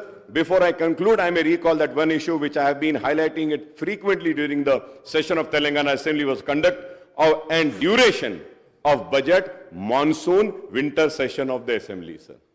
Sir, मैं इनको भी criticise करता हूं, sir. My friends are there, sir. Sir, Andhra Pradesh था बोलकर आंध्र प्रदेश में 40 दिन budget session होता था, सर. बोले कि नहीं सर, वो आधे मेंबर्स उधर चले गए तो 40 के बजाय कम कर देंगे. Sir, I request, sir, we should have session, sir. We should have discussion, sir. Sir, इसमें हुआ ये, sir, in the last budget session, sir. I am sorry, secretary साहब is there, he might feel offended, but the demands were not table and we were discussing on demands, sir. कैसे होगा sir ये? ठीक है, सब सारे लोग नहीं पढ़ते होंगे, लेकिन बात पढ़ने वाले लोग हैं, सर. हम जैसे लोग जो टूटा फूटा जैसा भी है पढ़ लेते हैं. ठीक है, हम उतने काबिल नहीं हैं, उतने ज्यादा पढ़े लिखे नहीं हैं, उतने डिग्रीज नहीं है, लेकिन फिर भी sir, I may point out whether it is assembly or a small state like Sikkim or large state like Uttar Pradesh, there is nothing to prevent these assemblies for holding sittings for longer duration and for holding, sir.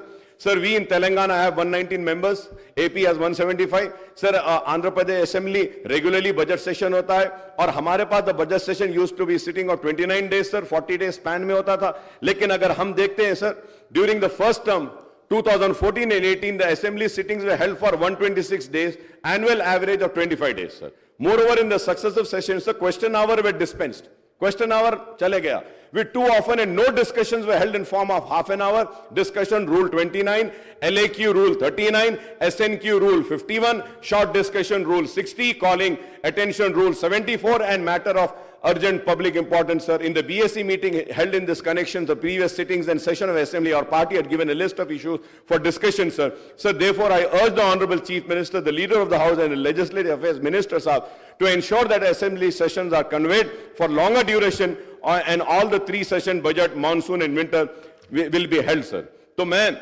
उम्मीद करता हूं, sir, आपने जो मुझे मौका दिया है, इसके लिए मैं आपका शुक्रिया अदा करता हूं, और शुक्रिया अदा करते हुए आपकी हुकूमत के साथ अपनी सारी नेक ख्वाहिशात का इजहार करता हूं, और हमारा ताउन आपके साथ रहेगा.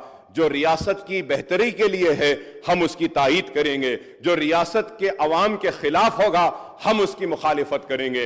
हम खड़े रहकर अपने हक की लड़ाई लड़ेंगे।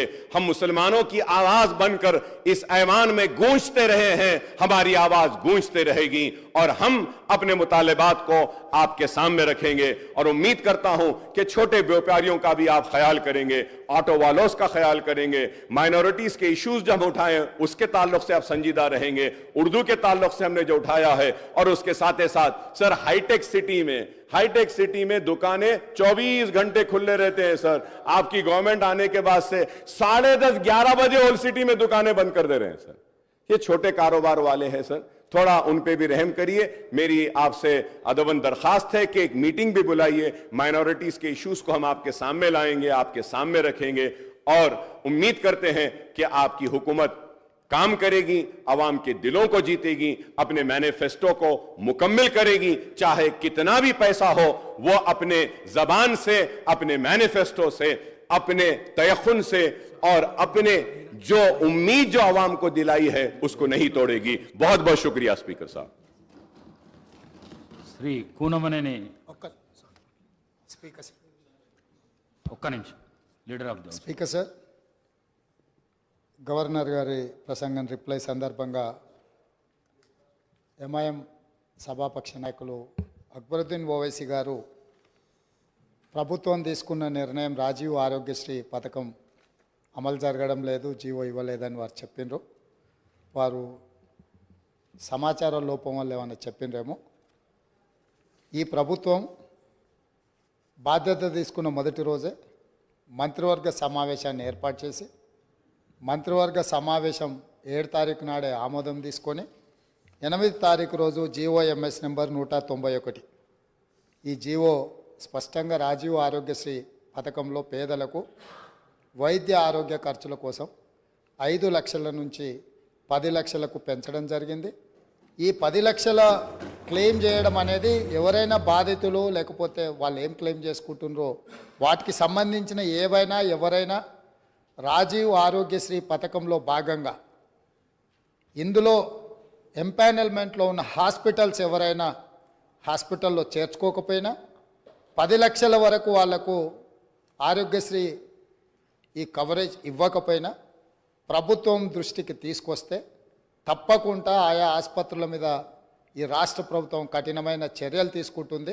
కాబట్టి దయచేసి మా సహచర సభ్యులకు నా సూచన, రాజీవ్ ఆరోగ్యశ్రీ పథకాన్ని 7 తారీఖు నాడు ప్రభుత్వం బాధ్యత తీసుకున్న రోజే మంత్రివర్గ సమావేశంలో ఆమోదం తీసుకున్నాం. 8 తారీఖు రోజు జీఓఎంఎస్ నెంబర్ 191 ఆల్రెడీ 5 లక్షల నుంచి 10 లక్షలకు పెంచుతూ విధానపరమైన నిర్ణయం తీసుకొని జీవో ఇవ్వడం జరిగింది. కాబట్టి మీ ద్వారా సభ్యులందరికీ 119 మంది సభ్యులకు తెలంగాణ రాష్ట్ర ప్రజలందరికీ కూడా ఈ వివరాలను తెలియజేస్తున్న అధ్యక్ష. ధన్యవాదాలు.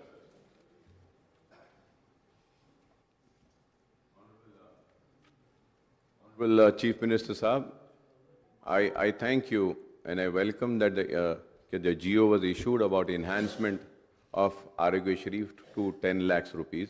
लेकिन आप मेरी बात को समझिए, मैं ये बताना चाह रहा हूँ कि किस तरीके से ये 10 लाख रुपया एक पेशेंट को दिया जाएगा वो तफसील अब तक नहीं आई है।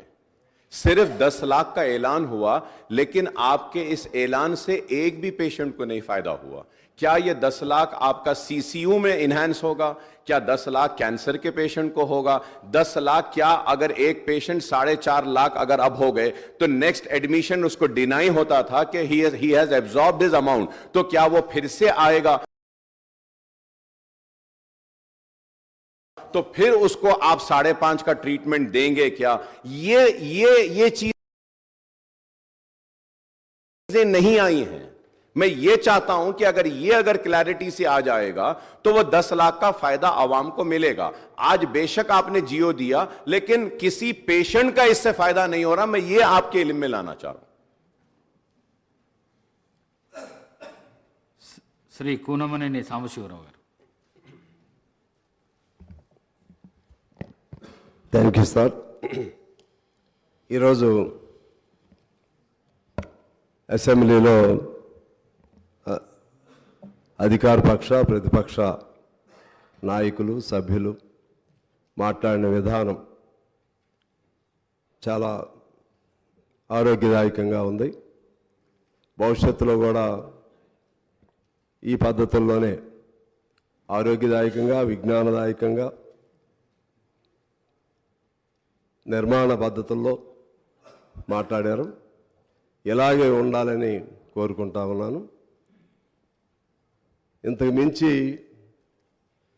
వ్యక్తిగత దోషణలు భాషణలు వాటి జోలికి వెళుతూ పవిత్రమైనటువంటి సభను పక్క మార్గాలు పట్టించకుండా ఉండాలని అటువైనా ఇటువైనా మార్షల్స్కి పని పెట్టకుండా ఉండాలని బలవంతాన బయటికి నెట్టివేయబడకుండా ఉండాలని కోరుకుంటూ ఇటువంటి గొప్ప సభ గొప్ప నిర్వహణ మన తెలంగాణ ప్రజల ఆశల ఆకాంక్షలకు అనుగుణంగా ముందుకు వెళ్ళాలని కోరుకుంటూ ముందుగా మీకు నా నమస్కారాలు తెలియజేస్తా ఉన్నాను. అలాగే కొత్తగా ప్రభుత్వంలోకి వచ్చినటువంటి కాంగ్రెస్ పార్టీకు ముఖ్యమంత్రి రేవంత్ రెడ్డి గారికి వారి మంత్రివర్గ సహచరులకు నేను మనస్ఫూర్తిగా అభినందనలు తెలియజేస్తా ఉన్నాను. కేటీఆర్ గారు మరెవరు మాట్లాడుతూ మీరు 65 మంది మేము మిగిలిన 54 ఏదో చెప్పారు. అంటే నన్ను కూడా అటు కలిపేశారు.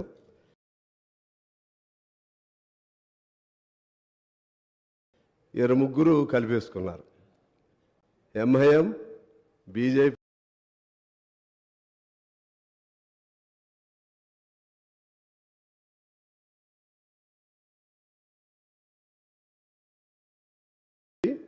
బీఆర్ఎస్ మీ ముగ్గురు ఒకటిగా అనే భావన వచ్చింది నాకు. అలా ఉండకూడదని నేను అనుకుంటున్నా. నేను కూడా అలా ఉండకూడదని నేను అనుకుంటున్నా. నేను కమ్యూనిస్ట్ పార్టీ అఫ్కోర్స్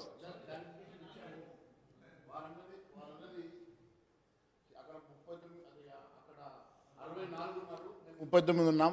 64 కాకుండా మిగిలిన వాళ్ళు ఇటువైపు ఉన్నారని చెప్పారు. ఎప్పుడు కూడా భారతీయ జనతా పార్టీ ఏ ఒక్కరితోటి కూడా కలిసి పనిచేసే సమస్య లేదు. మేము కన్స్ట్రక్టివ్ అపోజిషన్గా పార్టీ సిద్ధాంతాలు అనుగుణంగా పనిచేస్తాం. ఖచ్చితంగా ఈ ప్రభుత్వం తీసుకునేటువంటి మంచి సంక్షేమ కార్యక్రమాలకు మద్దతు ఇస్తాం. ప్రజా వ్యతిరేక కార్యక్రమాలకు మేము ఎప్పటికప్పుడు ఎండగడతామని తెలియజేస్తున్నాం సార్. సిద్ధాంతాలు వేరైనా కలిసి ఉండటం మంచిది. అందరం కలిసి నిర్మాణపరంగా చర్చించుకోవడం మంచిది. అలాగే ముఖ్యంగా ఇదే పద్ధతి కొనసాగాలంటే అసెంబ్లీని కూడా ఎక్కువ రోజులు నడిపే విధంగా అధికార పక్షం శ్రద్ధ పెట్టాలి, ప్రతిపక్షం సహకరించాలి. మీకు గత అసెంబ్లీది అంటే జరిగిపోయినటువంటి 5 ఏళ్ల లెక్కలు చెప్తే 2019లో కేవలం 19 రోజులు మాత్రమే అసెంబ్లీ నడిచింది. 2020లో కేవలం 17 రోజులు మాత్రమే అసెంబ్లీ నడిచింది. 2021లో 16 రోజులు, 22లో 10 రోజులు, 23లో 11 రోజులు మాత్రమే అసెంబ్లీ నడవటం జరిగింది.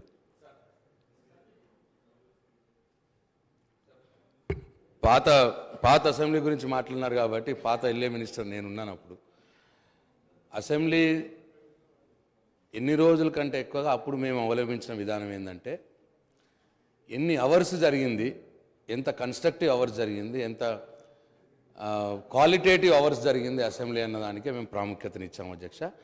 ప్రతిరోజు 12 గంటలు వర్కింగ్ అవర్స్, 13 గంటలు వర్కింగ్ అవర్స్ కూడా జరిగిన రోజులు చాలా రోజులు ఉన్నాయి. అన్ని పద్ధతుల మీద చర్చలు జరిగినాయి. బడ్జెట్లో మంచి చర్చలు జరిగినాయి. ఎక్కడ కూడా ప్రతిపక్ష నాయకులకు కూడా యాంపుల్ టైం ఇవ్వడం జరిగింది. కాబట్టి దయచేసి ఆ విషయాన్ని పరిగణలో తీసుకోవాల్సిందిగా నేను సిపిఐ సభ్యుడికి మనవి చేస్తా ఉన్నాను. అధ్యక్ష, గౌరవ సభ్యుడు జరిగిన రోజులు చెప్పాడు, సమయం ఏమో చెప్పాలి. ఇప్పుడు ఎక్కువ జరగాలని కోరడానికి ఎందుకు తొందరపడతారు? జరగలేదు దానికి సాంబశివరావు గారు అంతా మనకి మన నిబంధనలో ఇన్ని రోజులు జరపాలని ఉంది. దాన్ని కాదని మొత్తాన్ని కలిపి 10 రోజుల్లో జరిపేద్దామంటే అది క్వాలిటేటివ్ డిస్కషన్గా ఉండదు. సరే పోనీ సాంప్రదాయం, అది క్వాలిటేటివ్ డిస్కషన్ అవ్వదు. అందువలన క్వాలిటేటివ్ డిస్కషన్ జరగాలంటే పాత సాంప్రదాయాలకు అనుగుణంగా జరపవలసిన అవసరం ఉంది. అలాగే చర్చలు కూడా ఇదే పద్ధతిలో జరపాలని నేను కోరుతా ఉన్నాను. ముఖ్యంగా ఈ బడ్జెట్ లేకపోతే ఇటువంటి అంశాలపైన అంతా గెలిటన్ అనేది మనకి అదొక సాంప్రదాయం అయిపోయింది. ఒక్క రోజులోనే మీరు చెప్పారు మా మిత్రులు ప్రశాంత్ గారు, నాకు తెలిసి గత సమావేశంలో టోటల్ బడ్జెట్ పద్దులు అంతా ఒక్క రోజులోనే పూర్తయిపోయినాయి. ఆ విధంగా అయితే okay sir, if I'm wrong I my self will be corrected. ఆలోచన చేయండి అంతే. ఈ విధంగా దీన్ని భవిష్యత్తులో జరగకుండా ఉండే విధంగా చూడాల్సినటువంటి అవసరం ఉందని నేను గుర్తు చేస్తా ఉన్నాను. అలాగే ఇప్పుడు మన అక్బర్ గారు చాలా విషయాలు చెప్పారు. ముఖ్యంగా ఆ 6 గ్యారంటీస్కి సంబంధించి, ఇతర వాగ్దానాలు హామీలకు సంబంధించి దీన్ని how to meet such expenditure, you have to explain like that. He put several questions to the newly formed government. నేను అంటున్నాను, if at all, if one should have willpower, determination, dedication, definitely one can fulfill all those things. We should take late YS Rajశేఖర Reddy garu as an example. He promised several things regarding Arogyasri, free scholarship and houses to the saturation point, this pensions, ration cards, what not. He promised several projects, several things, but ultimately he could achieve. ఆ విధంగా ఎవరు ఊహించాల ఏది మన జల యజ్ఞం, మరి ఎట్లా వచ్చింది డబ్బులు, ఎలా సాధించారు డబ్బులు? అందుకని provided one should have such willpower and plan of action and commitment and determination towards the cause, definitely you can achieve. I hope that you will achieve whatever promises you made in the poll manifesto or something like that. దీని తోడు మన అప్పుడున్నటువంటి దివంగత రాజీవ్ గాంధీ గారు చెప్పింది కూడా నేను గుర్తు చేస్తాను. డబ్బు అనేది ఇవాళ పెద్ద సమస్య కాదు నాకు తెలిసి. ఆ డబ్బుని ఎంత మేరకు సద్వినియోగం పరుస్తున్నారనేది సమస్య. ఆనాడే రాజీవ్ గాంధీ గారు రూపాయిలో కేవలం పావలా మాత్రమే ఏ ప్రాజెక్టులకు ఉద్దేశించారో అది ఖర్చు పెడుతున్నారని చెప్పి ఆనాడు చెప్పారు. ఇప్పుడు ఆ పావలా కూడా ఉందేమో ఉందని నేను అనుకోవట్లేదు. మనం ₹1,00,000 1,00,000 కోట్లు ఒక ప్రాజెక్టు పెడితే దానిలో 10,000 కోట్లు మాత్రమే ఆ ప్రాజెక్టులకి నిజమైన రూపంలో ఖర్చు అవుతుంది. మిగిలిందంతా ఎట్లా పోతున్నాయో తెలియదు, ఏ రూపంలో పోతుందో తెలియదు. దాన్ని మీరు కంట్రోల్ చేయగలిగితే కొత్త ప్రభుత్వంగా డబ్బు అనేది పెద్ద సమస్య కాదనేది నా భావన. అలాగే సెంట్రల్ గవర్నమెంట్ నుంచి మనకు చాలా నిధులు రావాల్సి ఉన్నాయి. చాలా నిధులు గత 5 ఏళ్లలో కానీ లేకపోతే అంతకుముందు 5 ఏళ్లలో కానీ తెలంగాణ ఫామ్ అయిన తర్వాత చాలా నిధులు రావాలి. ఫైనాన్స్ కమిషన్ సూచించినవి కానీ లేకపోతే ఫైనాన్స్ మేనేజ్మెంట్ని ఎఫెక్టివ్గా నడిపినందుకు ఇవ్వాల్సినటువంటి గవర్నమెంట్కి ఇవ్వాల్సినటువంటి నిధులు కానీ అవన్నీ కూడా రాలేదు. అవన్నీ కూడా మనం తీసుకుంటే ఒక 60-70 వేల కోట్లు సెంట్రల్ గవర్నమెంట్ నుంచి డ్యూ ఉంది. ఆ వైపు కూడా కాన్సన్ట్రేట్ చేస్తే ఆ ఫండ్స్ కూడా మనకి వస్తాయి. అలా మనం అన్ని రకాలుగా ప్లాన్ చేసుకుని సెంట్రల్ గవర్నమెంట్ ప్లాన్ కూడా తీసుకుంటే ఖచ్చితంగా వస్తుందని ఆ పథకాలు అమలు చేయొచ్చని నేను భావిస్తూ ఉన్నాను. తర్వాత ముఖ్యంగా there is a saying, that well begun is half done. I think he started on positive foot, our Chief Minister and government. Within the swearing in ceremony, within the 24 hours of swearing in ceremony, he signed 2 files. ఒకటి ఆరోగ్యశ్రీ, ఇంకోటి మహాలక్ష్మి. దానిలో సరే ఇంకా కొన్ని ఉండొచ్చు. తర్వాత ఇంకోటి కూడా వాళ్ళు ఒక ప్రకటన కూడా చేశారు, ఫైల్పై సంతకం కూడా as per my knowledge is concern. 6 హామీలకు కూడా చట్టబద్ధత తీసుకురావడానికి ఒక ఫైల్పై కూడా సంతకం చేశారు. ఇంకా 100 రోజులు టైం ఉంది దానికి. ఈలోపు I think again you will call assembly meeting and in that meeting what ever plan you have in mind just you will put forth for voting. I hope that within the coming 100 days ఆ 6 guarantees కూడా లీగలైజ్డ్గా చట్టబద్ధత వస్తుందని చెప్పి నేను భావిస్తున్నాను. ఆ విధంగా కూడా చేయాలని నేను కోరుతా ఉన్నాను. అలాగే ఇప్పుడు ఈ కొత్త ప్రభుత్వం ఎక్కువ కాలం మంచిగా పనిచేయాలని నేను కోరుకుంటా ఉన్నాను. ఏ ప్రభుత్వాన్ని కోరుకుంటాం. టీఆర్ఎస్ ఉన్నప్పుడు టీఆర్ఎస్ని కూడా కోరుకున్నాం, ఇప్పుడు కాంగ్రెస్ ఉన్నప్పుడు కాంగ్రెస్ని కూడా కోరుకుంటాం. ప్రభుత్వం అనేది it is a continuous process, continuous governance. వాళ్ళు చేసిన మంచి పనులు ఉంటాయి, దాన్ని మీరు కొనసాగించాలి. వాళ్ళు చేయలేనటువంటి పనులు ఏమన్నా, మంచి పనులు చేయలేకపోతే వాటిని మీరు టేకప్ చేయాలి. వాళ్ళు చేసినటువంటి తప్పులు ఏమన్నాయో అది మీరు అర్థం చేసుకోవాలి. ఆ తప్పుల్ని చేయకుండా మీరు ముందుకు వెళ్ళాల్సిన అవసరం ఉంది. ఇందాక లాంగ్ డిస్కషన్ జరిగింది. గత అనేక సంవత్సరాలు, 50 ఏళ్ల చరిత్ర, మళ్ళీ ఈ 10 ఏళ్ల చరిత్ర, దేన్ని పారామీటర్గా తీసుకోవాలనేది. 50 ఏళ్ల చరిత్ర ఏది చేయకుండా ఈ దశకి ఏది రాదు. అది నేను weather that was Congress government are Janata government or any other government, అది ఒక ఫుట్టింగ్, అది ఎప్పటి నుంచో అలా చేసుకుంటూ వస్తుంది. దానిపైనే ఆధారపడి కొత్త గవర్నమెంట్ ఇంకొన్ని నిర్మిస్తూ ఉంటుంది. మొత్తం మేమే చేసామని చెప్పి 10 ఏళ్లలో టీఆర్ఎస్ వారు చెప్పినా, లేకపోతే కాంగ్రెస్ వాళ్ళు ఏం చేయలేదని చెప్పినా, లేకపోతే టీఆర్ఎస్ వాళ్ళు అసలు ఏం చేయలేదని కాంగ్రెస్ వారు చెప్పినా, ఇది అన్రీజనబుల్గా ఉంటుందని నేను భావిస్తూ, ఇప్పుడు చేయాల్సిందేంటి, వాళ్ళంతా బాగానే చేశారు. మరి 10 ఏళ్లకి నాకు తెలిసి ఏ ప్రభుత్వాన్ని మనం తీసుకుంటే ఏ ప్రభుత్వం కూడా అనేక సంవత్సరాలు ఏది కొనసాగలేదు. ఎంత మంచి ప్రభుత్వం అయినా మీరు తీసుకోండి.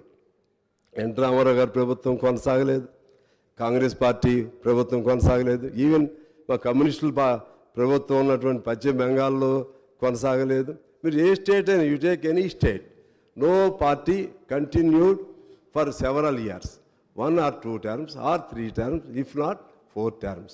ఎవరైనా సార్ ఏదో సందర్భంలో ప్రజల దానిపైన యాంటీ ఇన్కంబెన్సీ వస్తుంది, లేకపోతే ప్రజల అంబిషన్స్ పూర్తి కాలేదనే భావంతో వస్తుంది, ఓడిస్తారు. కాబట్టి ఓడిపోవటం అనేది ప్రజాస్వామ్య ప్రక్రియలో అది కూడా దాన్ని స్పోర్టివ్గా మనం తీసుకోవాలి.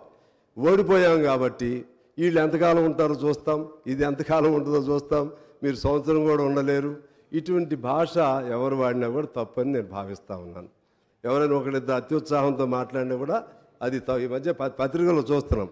అంటే ఏం చేస్తారు, ఒక సంవత్సరం కూడా ఉండదని అంటే అర్థం ఏంటి? అంటే కొనుగోలు మొదలు పెడతామా ఎమ్మెల్యేని? ఎవరినైనా మళ్ళా అటో ఇటో బేరసారాలు మొదలు పెడతామా? అది ప్రజాస్వామ్యానికి కొన్ని తీసుకురాదు. అటువంటి పదాలు వాడకూడదు. ఎందువల్లంటే మహామౌలికే ఓటమి తప్పలేదు.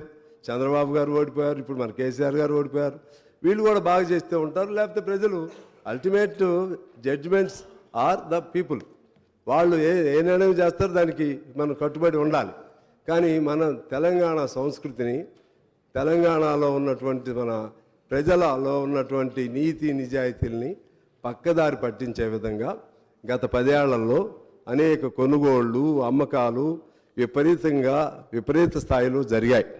రాజకీయ నాయకులు, ఎమ్మెల్యేలని మనం చూస్తే ఎంతమందిని కొన్నారో, ఎంతమంది అమ్ముడుపోయారో, నిజంగా వాళ్ళకి చిత్తశుద్ధితో పలానా పార్టీ బాగా ఉంటుంది, మేము అందులో చేరుతున్నాం అన్నా కూడా యాంటీ డిఫెక్షన్ లా ఉంటుంది. ఆ యాంటీ డిఫెక్షన్ లాని కూడా దాన్ని కవర్ చేసుకుంటూ ఎంతమంది అమ్ముడుపోయారో మనం చూసాం. అమ్ముడుపోయినటువంటి ఒక్కళ్ళు కూడా ఈసారి తిరిగి అసెంబ్లీలోకి రాలేదు. అంటే ప్రజలు అమాయకంగా లేరు, ప్రజలు తేలిగ్గా లేరు. నిన్నగా మనం జరిగినటువంటి మా ఎన్నికల్లో చూసాం. నిన్నగా వ్యక్తులను కొనేస్తున్నారు, సర్పంచులను కొంటున్నారు, ఎంపీటీసీలను కొంటున్నారు. ఒకరు కొంటాం, మళ్ళీ దాన్ని మళ్ళీ ఇంకొద్ది డబ్బులు ఇచ్చి ఇంకోళ్ళు కొంటాం. ఈ కల్చర్ ఇది ఎక్కడి నుంచి వచ్చింది, ఎలా వచ్చింది? చివరికి భారతదేశంలో నాకు తెలిసి తెలంగాణలో ఉన్నటువంటి ఒకనాడు తెలంగాణ అంటే పౌరుషాల గడ్డ, ఇది పోరాటాల గడ్డ, తిరుగుబాటుకి బానిసత్వం లేకపోతే స్వేచ్ఛ లేనటువంటి తనానికి వ్యతిరేకంగా నిలబడ్డటువంటిది.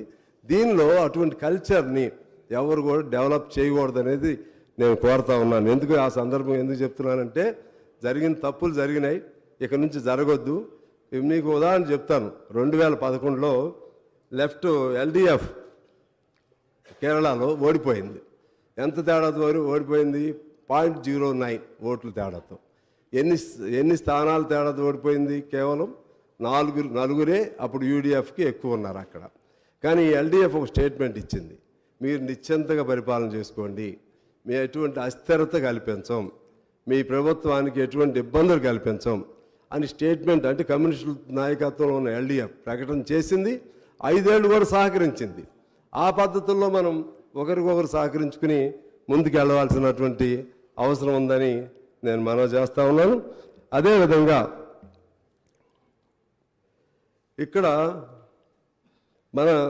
ఇక్కడ జరిగినటువంటి ముఖ్యంగా ఈ కొత్త ప్రభుత్వం కొన్ని పాత వాటి నుంచి అనుభవాలు తీసుకోవాలి. మీకేం కోపం రావద్దు, ఎందుకంటే మేము కూడా మీతో సహచర్యం కొంతకాలం చేశాం, కోపం రావాల్సిన పని లేదు. ఎందుకు ఫెయిల్ అయ్యారనేది మీరు విమర్శ ఎట్లయినా ఆత్మవిమర్శ చేసుకుంటారు. సహజంగా 2 సార్లు చేశారు. వాళ్ళు ఎందుకు ఫెయిల్ అయ్యారు అనేది మీరు జాగ్రత్త తీసుకోవాలి. ఆ తప్పులు జరగకుండా చూసుకోవాలి. ఆ తప్పులుగా చూడాలంటే నేను కొన్ని పాయింట్స్ రాశాను. ఒకటి, మొదటి తప్పు ఎమ్మెల్యేలను కొనుగోలు చేయటం.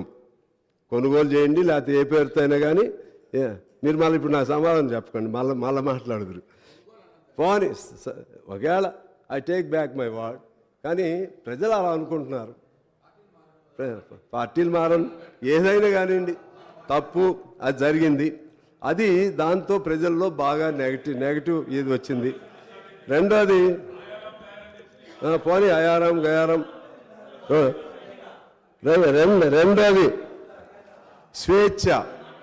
ప్రజాస్వామ్యం అంటే స్వేచ్ఛ, అదేవిధంగా సమానత్వం, లేకపోతే వాక్ స్వాతంత్రం, భావ స్వాతంత్ర్యం, ఇవన్నీతో కూడినటువంటిది ప్రజాస్వామ్యం. మనం ఉద్యమ పార్టీగా మీరు అధికారంలోకి వచ్చారు. TRS వారు ఉద్యమ పార్టీగా అధికారంలోకి వచ్చారు.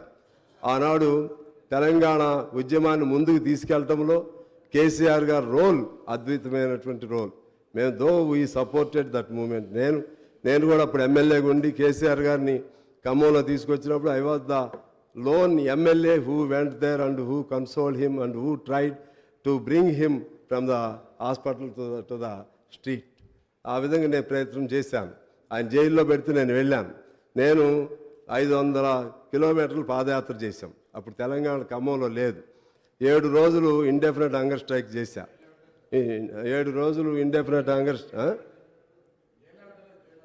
ఎవరిని పెట్టారు?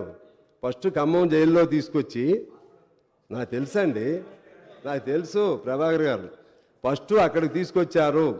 అక్కడి నుంచి తీసుకొచ్చి హాస్పిటల్కి తీసుకొచ్చారు. జైల్లో ఒక రోజు ఉంచారు, అక్కడి నుంచి మరుసటి రోజు హాస్పిటల్కి తీసుకొచ్చారు. నాకు తెలుసు. అవును, ఫస్ట్ మేము వెళ్ళామండి, పువ్వాడ గారు నేను ఇద్దరం వెళ్ళాము. తీసుకొచ్చి అక్కడి నుంచి తీసుకొచ్చారులేండి, తెలుసు అప్పటికి. సరే, ఓకే. అయితే అటువంటి ఆయన పాత్రని మేము ఎప్పుడు కూడా, కాకపోతే ఎవరు చేయలేని పద్ధతుల్లో ఆయన ఉద్యమాన్ని జాగ్రత్తగా నడిపారు. ఆ తర్వాత జరిగిన ఈ 10 ఏళ్ల కాలంలో ఎవరెవరు ఎన్నేసార్లు జైలుకి వెళ్ళారు, ఎవరెవరు ఎన్నేసార్లు హౌస్ అరెస్టులు అయ్యారు, ఇది ఒకసారి మనం తీసుకోవాలి, గమనంలో తీసుకోవాలి.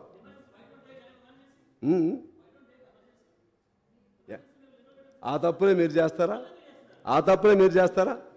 ఎమర్జెన్సీ శ్రీ- నేను మీకు శ్రీ చెప్తున్నా సాంబశివ్ గారు. సాంబశివరావు నేను మీతోనే మాట్లాడతాను. మాట్లాడు. I will straightly talk to you sir.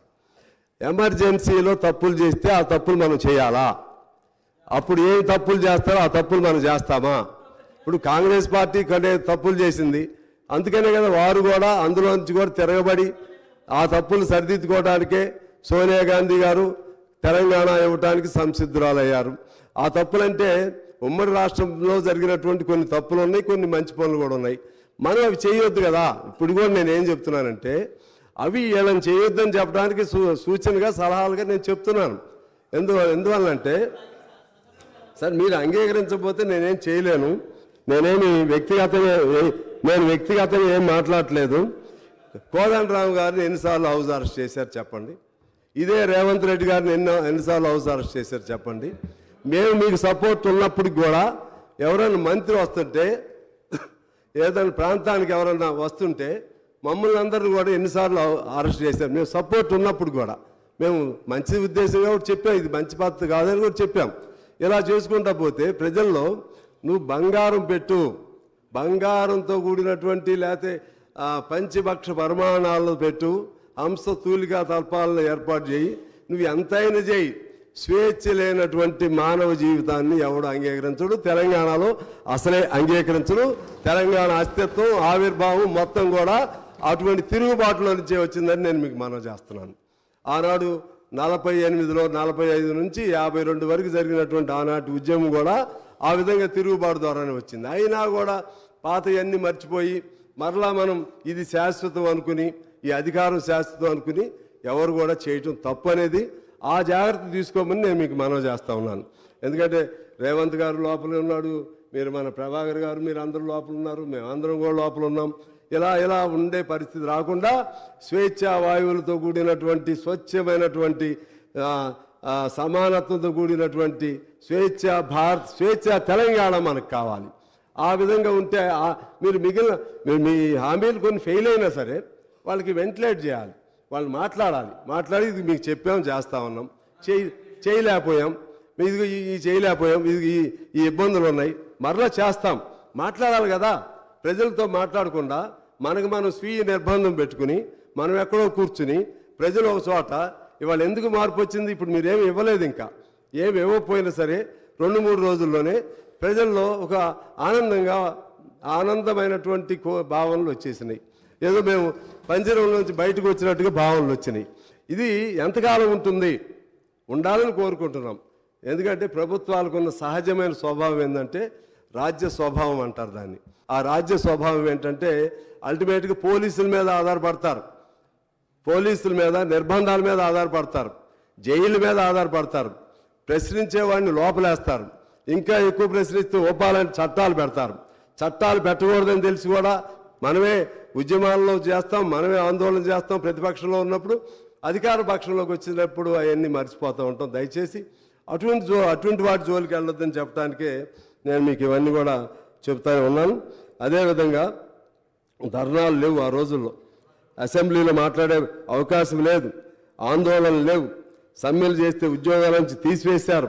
ఒక్కో సమ్మె తీసుకోండి, చిన్న వాళ్ళు, ఎస్సీలు, ఎస్టీలు, పంచాయతీల్లో పనిచేసేవాళ్ళు, మున్సిపాలిటీలో పనిచేసేవాళ్ళు, వాళ్ళని సమ్మె చేశారని చెప్పి మీరు సమ్మె చేస్తారా? సమ్మె అనేది బ్రిటిష్ వాడే మనకి ఇచ్చినటువంటి చట్టం. బ్రిటిష్ వాడి కాలంలోనే సమ్మెలు చేసేసాం, వాళ్ళని తీసేశారు. అది కరెక్ట్ కాదు అని చెప్తున్నాం. మేము అప్పుడు చెప్పాం, ఇప్పుడు చెప్పాం, రేపైనా చెప్తాం, మీకైనా చెప్తాం, ఎవరికైనా చెప్తాం. మా బాధ్యత అది, మా బాధ్యత. ఇవాళ మీ సపోర్ట్తో నేను గెలిచినా, కాంగ్రెస్ పొత్తులో గెలిచినా సరే ఇటువంటి ఇబ్బందులు వచ్చినప్పుడు ఖచ్చితంగా చెప్తాం. చెప్పడం మీకు మంచిది, ఎవరికైనా మంచిది. అందువలన మీరు కూడా తప్పుగా తీసుకోవద్దని నేను కోరుతా ఉన్నాను. జరిగింది లేదో ఒకసారి మీరే చూసుకోండి. ఓపాలాంటి చట్టాలు కేంద్రం ఇక్కడ ఎందుకు పెట్టాలి? మనం ఎన్ని ఆర్గనైజేషన్స్ మీద బ్యాన్ పెట్టారు చెప్పండి? పౌర హక్కుల పైన బ్యాన్ పెడతారు, అది కేంద్ర ప్రభుత్వం చట్టం. కానీ అమలు చేయాల్సింది మనం. దాన్ని అమలు చేయొద్దు అనుకుంటే చేయకూడదు. నాకు చట్టం తెలుసు, నాకు I know the law. Even central government decided to put any case against any person. It is a discrimination of the state government to follow it or not. ఇది మీ పరిధిలో ఉంది, మీరు ఎన్నిటిని బ్యాన్ చేస్తారండి? 26 ఆర్గనైజేషన్స్ బ్యాన్ చేశారు, దాన్ని మాట్లాడొద్దా? ఏం చేయొద్దా? తీసేయాలి. ఓపా చట్టం ఫైట్ చేయాలి వాళ్ళు కూడా. నేను అంటున్నా ఓపా మీద నేను వాళ్ళకే చెప్తున్నాను, మీరేనండి ఎటు చూడాలో నేను చూస్తాను, ఆగండి. ఇక్కడ చెప్పండి. నేను అనేది ఏంటంటే మీ అల్టిమేట్గా మీ వైపే చూస్తాను, వీళ్ళు డైవర్ట్ చేస్తున్నారు.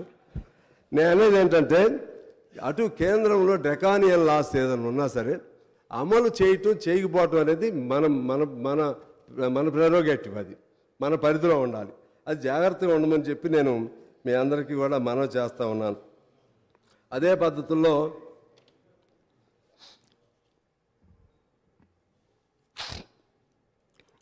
ఇంకా కొన్ని కేసీఆర్ గారిని చూస్తే బాధేస్తుంది. ఎందుకనంటే ఆయన చాలా విజన్ ఉన్న నాయకుడు, అందులో తప్పులేదు. ఏదైనా సరే తలుచుకుంటే చేయగలుగుతాడు, వద్దనుకుంటే చేయకుండా కూడా ఉండగలుగుతాడు. ఈయన అంత తెలియగలిగిన వాళ్ళు అన్ని వాగ్దానాలు ఎందుకు చేశారు, ఎందుకు చేయాలి? ఇప్పుడు మీకు వచ్చిన ప్రాబ్లమే.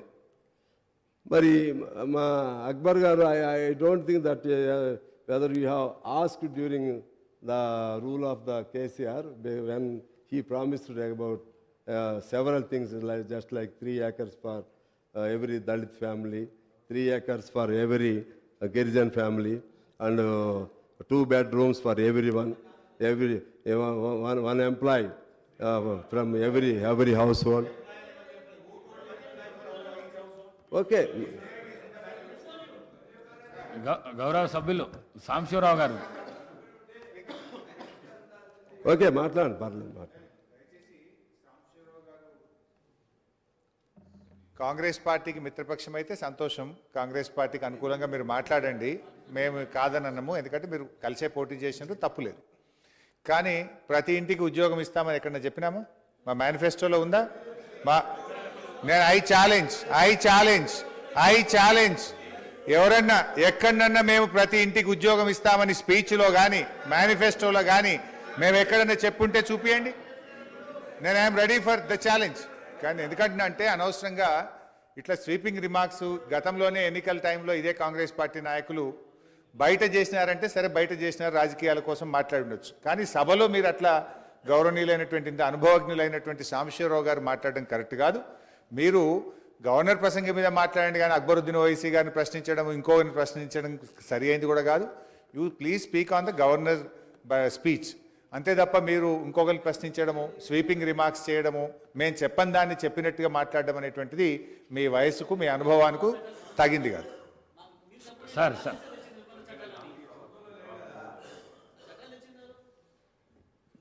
My learned friend had just asked me a question whether I have raised the issue about the land to be given. Honorable, my dear friend is not there, Sridhar Babu and Bhatti Vikrama. Madam is there, Sitaka is here. They are witnessed. I have raised this issue not only in this house, sir. I have also spoken in the Public Accounts Committee where I was the chairman of that. In that also we have raised the same question and replies was given. I have the documental evidence also. I have told before and repeating once again that we have played a constructive role and we will continue playing the constructive opposition role, sir. I have no such doubt, because always you will be on constructive side. But just I wanted to know that whether you have raised it or not. So anyway, so all these things are related to the government speech only, Mr. Brother Harish Rao. All whatever we have spoken here, everybody spoke something. Everybody spoke something. దీనిలో ఈ budget అదే మన governor speech కి సంబంధించి అన్ని వచ్చినాయి. Governor నేను ఇంకా మీకు చెప్పాలంటే అంటే అదే మీకు వచ్చిన ప్రాబ్లం. అందుకే మమ్మల్ని అన్చేయండి, మా వాయిస్ కూడా అన్చేయండి. ఏం చెప్తున్నారు మీరు వినిపించుకోకపోతే ఎలా? సార్ దయచేసి Please. మేమేం చెప్తున్నామో వాళ్ళు అర్థం చేసుకోవట్లా. Please, please. మేమేం చెప్తున్నాం, మమ్మల్ని మీరు ఏం చేయలేరండి, బయటికి పంపిస్తారు, పంపిండి మాట్లాడి వెళ్ళిపోమంటే వెళ్ళిపోతాం. ఎందుకంటే మీకు నాకు ఘర్షణ కాదు కదా, మీరేం అర్థం చేసుకోకుండా మాట్లాడితే ఎలా? నేనేమంటున్నానంటే నేనేమంటున్నానంటే ఇటువంటివి హామీలు సహజంగా ప్రతి గవర్నమెంట్ కూడా చేస్తూ ఉంటుంది. ఉన్నప్పుడు దాన్ని అమలుకి ఎలా చేయాలని నేను చెప్తుంటే అప్పుడు భూమికి సంబంధించి కానీ ఇలా మీరు మమ్మల్ని బెదిరించలేరండి. హరీష్ రావు గారు మమ్మల్ని బెదిరించకండి ప్లీజ్ సార్. మీరు ఇలా డిబేట్ చేస్తే ఇలా బెదిరిస్తారండి? ఒక వ్యక్తి మాట్లాడుతుంటే అరుస్తారా, బెదిరిస్తారా? ఇది సభ ఇదండి, సభ సార్ మీరు చెప్పండి సార్, సభ మర్యాద అండి, సభ భద్రత. నేను మాట్లాడేటప్పుడు నన్ను మాట్లాడాలి, వాళ్ళు ఏమన్నా మాట్లాడవచ్చు. గౌరవ సభ్యులు మాట్లాడుతూ ఉన్నారు. గౌరవ సభ్యులు మాట్లాడిన తర్వాత ప్రతిపక్షానికి సంబంధించి ఏదైనా మాట్లాడుకొని మాట్లాడే ప్రతిసారి గౌరవ సభ్యుని ప్రతిసారి ఆపుతా ఉన్నట్టు సార్. ఈ పద్ధతి కాదు. వారు ఏం చెప్తారు చెప్పారు, మిగతా సభ్యులు చెప్పిన మౌనంగా ఉన్నారు కదా సార్. ఒకటి తెలుసు కదా నేను చెప్పేది అధ్యక్ష, నేనేమన్నానంటే అప్పుడు కూడా చాలా వాగ్దానాలు చేశారు. సరే పోనీ, అదేంటంటే పబ్లిక్ మీటింగ్స్ చెప్పి ఉండొచ్చు, మ్యానుఫ్యాక్చర్ లేకపోవచ్చు. కానీ 3 ఎకరాలు అనేది ఉంది కదా, డబుల్ బెడ్రూమ్ అనేది ఉంది కదా, ఇంకా చాలా దళిత బంధు అనేది ఉంది కదా. నేను అనేది ఏంటంటే నేను దళిత బంధు సార్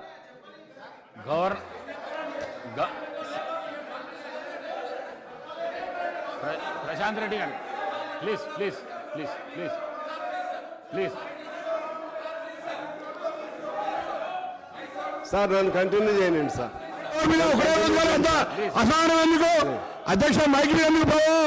మైక్ మీద ఎందుకు అంత అసహనం ఎందుకు? అసహనం ఎందుకు అంటున్నా? ఒకటే రోజు సభ కన్క్లూడ్ చేయండి అధ్యక్ష. మైక్ మీద ఎందుకు అసహనం ఉందా? మైక్ సార్ నేను అనేది ఏంటంటే గవర్నమెంట్గా చేసినటువంటి వాగ్దానాలు అమలు చేయమని చెప్పే క్రమంలో నేను చెప్తుంటే వారికి అంత ఆవేశపడితే ఎలా సార్?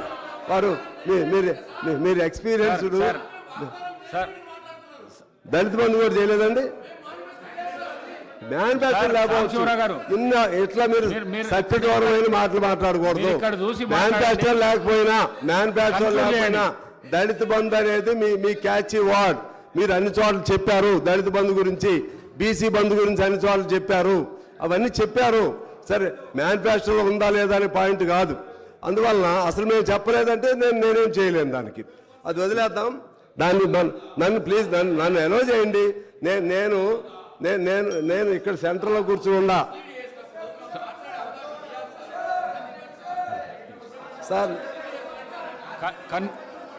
నేను ఇక్కడ సెంటర్లో కూర్చుని ఉన్నా, సెంటర్లో కూర్చుని ఉన్నా. నేను అందుకనే ప్లీజ్ అసలు మాట్లాడనీ లేదు కదా సార్, నా సబ్జెక్టే చెప్పనీ లేదు. నేను మంచి సదుద్దేశంతో సభను ఎలా ముందుకు తీసుకెళ్ళాలి, ప్రభుత్వాలు ఎలా ఉండాలి అవేగా నేను చెప్తుంది. మీరు వినకుండా నేనేం చెప్పాలి? మీరు వినకుండా మీరు ఇప్పుడు అక్బర్ గారు విన్నారు నేను చెప్పింది, విన్నారు. ఆయన ఈ సెట్ ఓకే, మీరేమో అసలు వింటలేదు. నేను కాంగ్రెస్తో స్నేహం లేకపోతే ఇంకోటితో ఎవరితో స్నేహం అని నేను ముందే చెప్పా. ఇక్కడ కూర్చున్నప్పుడు శాసనసభ్యునిగా మాట్లాడతాను, ఒక సబ్జెక్ట్ పరంగా మాట్లాడతాను. అంతేగాని ఇప్పుడు నేను దాంతో స్నేహం పెట్టుకున్నానని మిమ్మల్ని వ్యక్తిగతంగా నేను విమర్శ పెట్టానా? ఇంకోటితో ఏమైనా విమర్శ పెట్టానా? నేను విధానపరంగానే మాట్లాడుతున్నా. దయచేసి అర్థం చేసుకోవాలని చెప్పి నేను కోరుతా ఉన్నాను. అదేవిధంగా ఇంకా కొన్ని అంశాలు ఉన్నాయి అధ్యక్ష.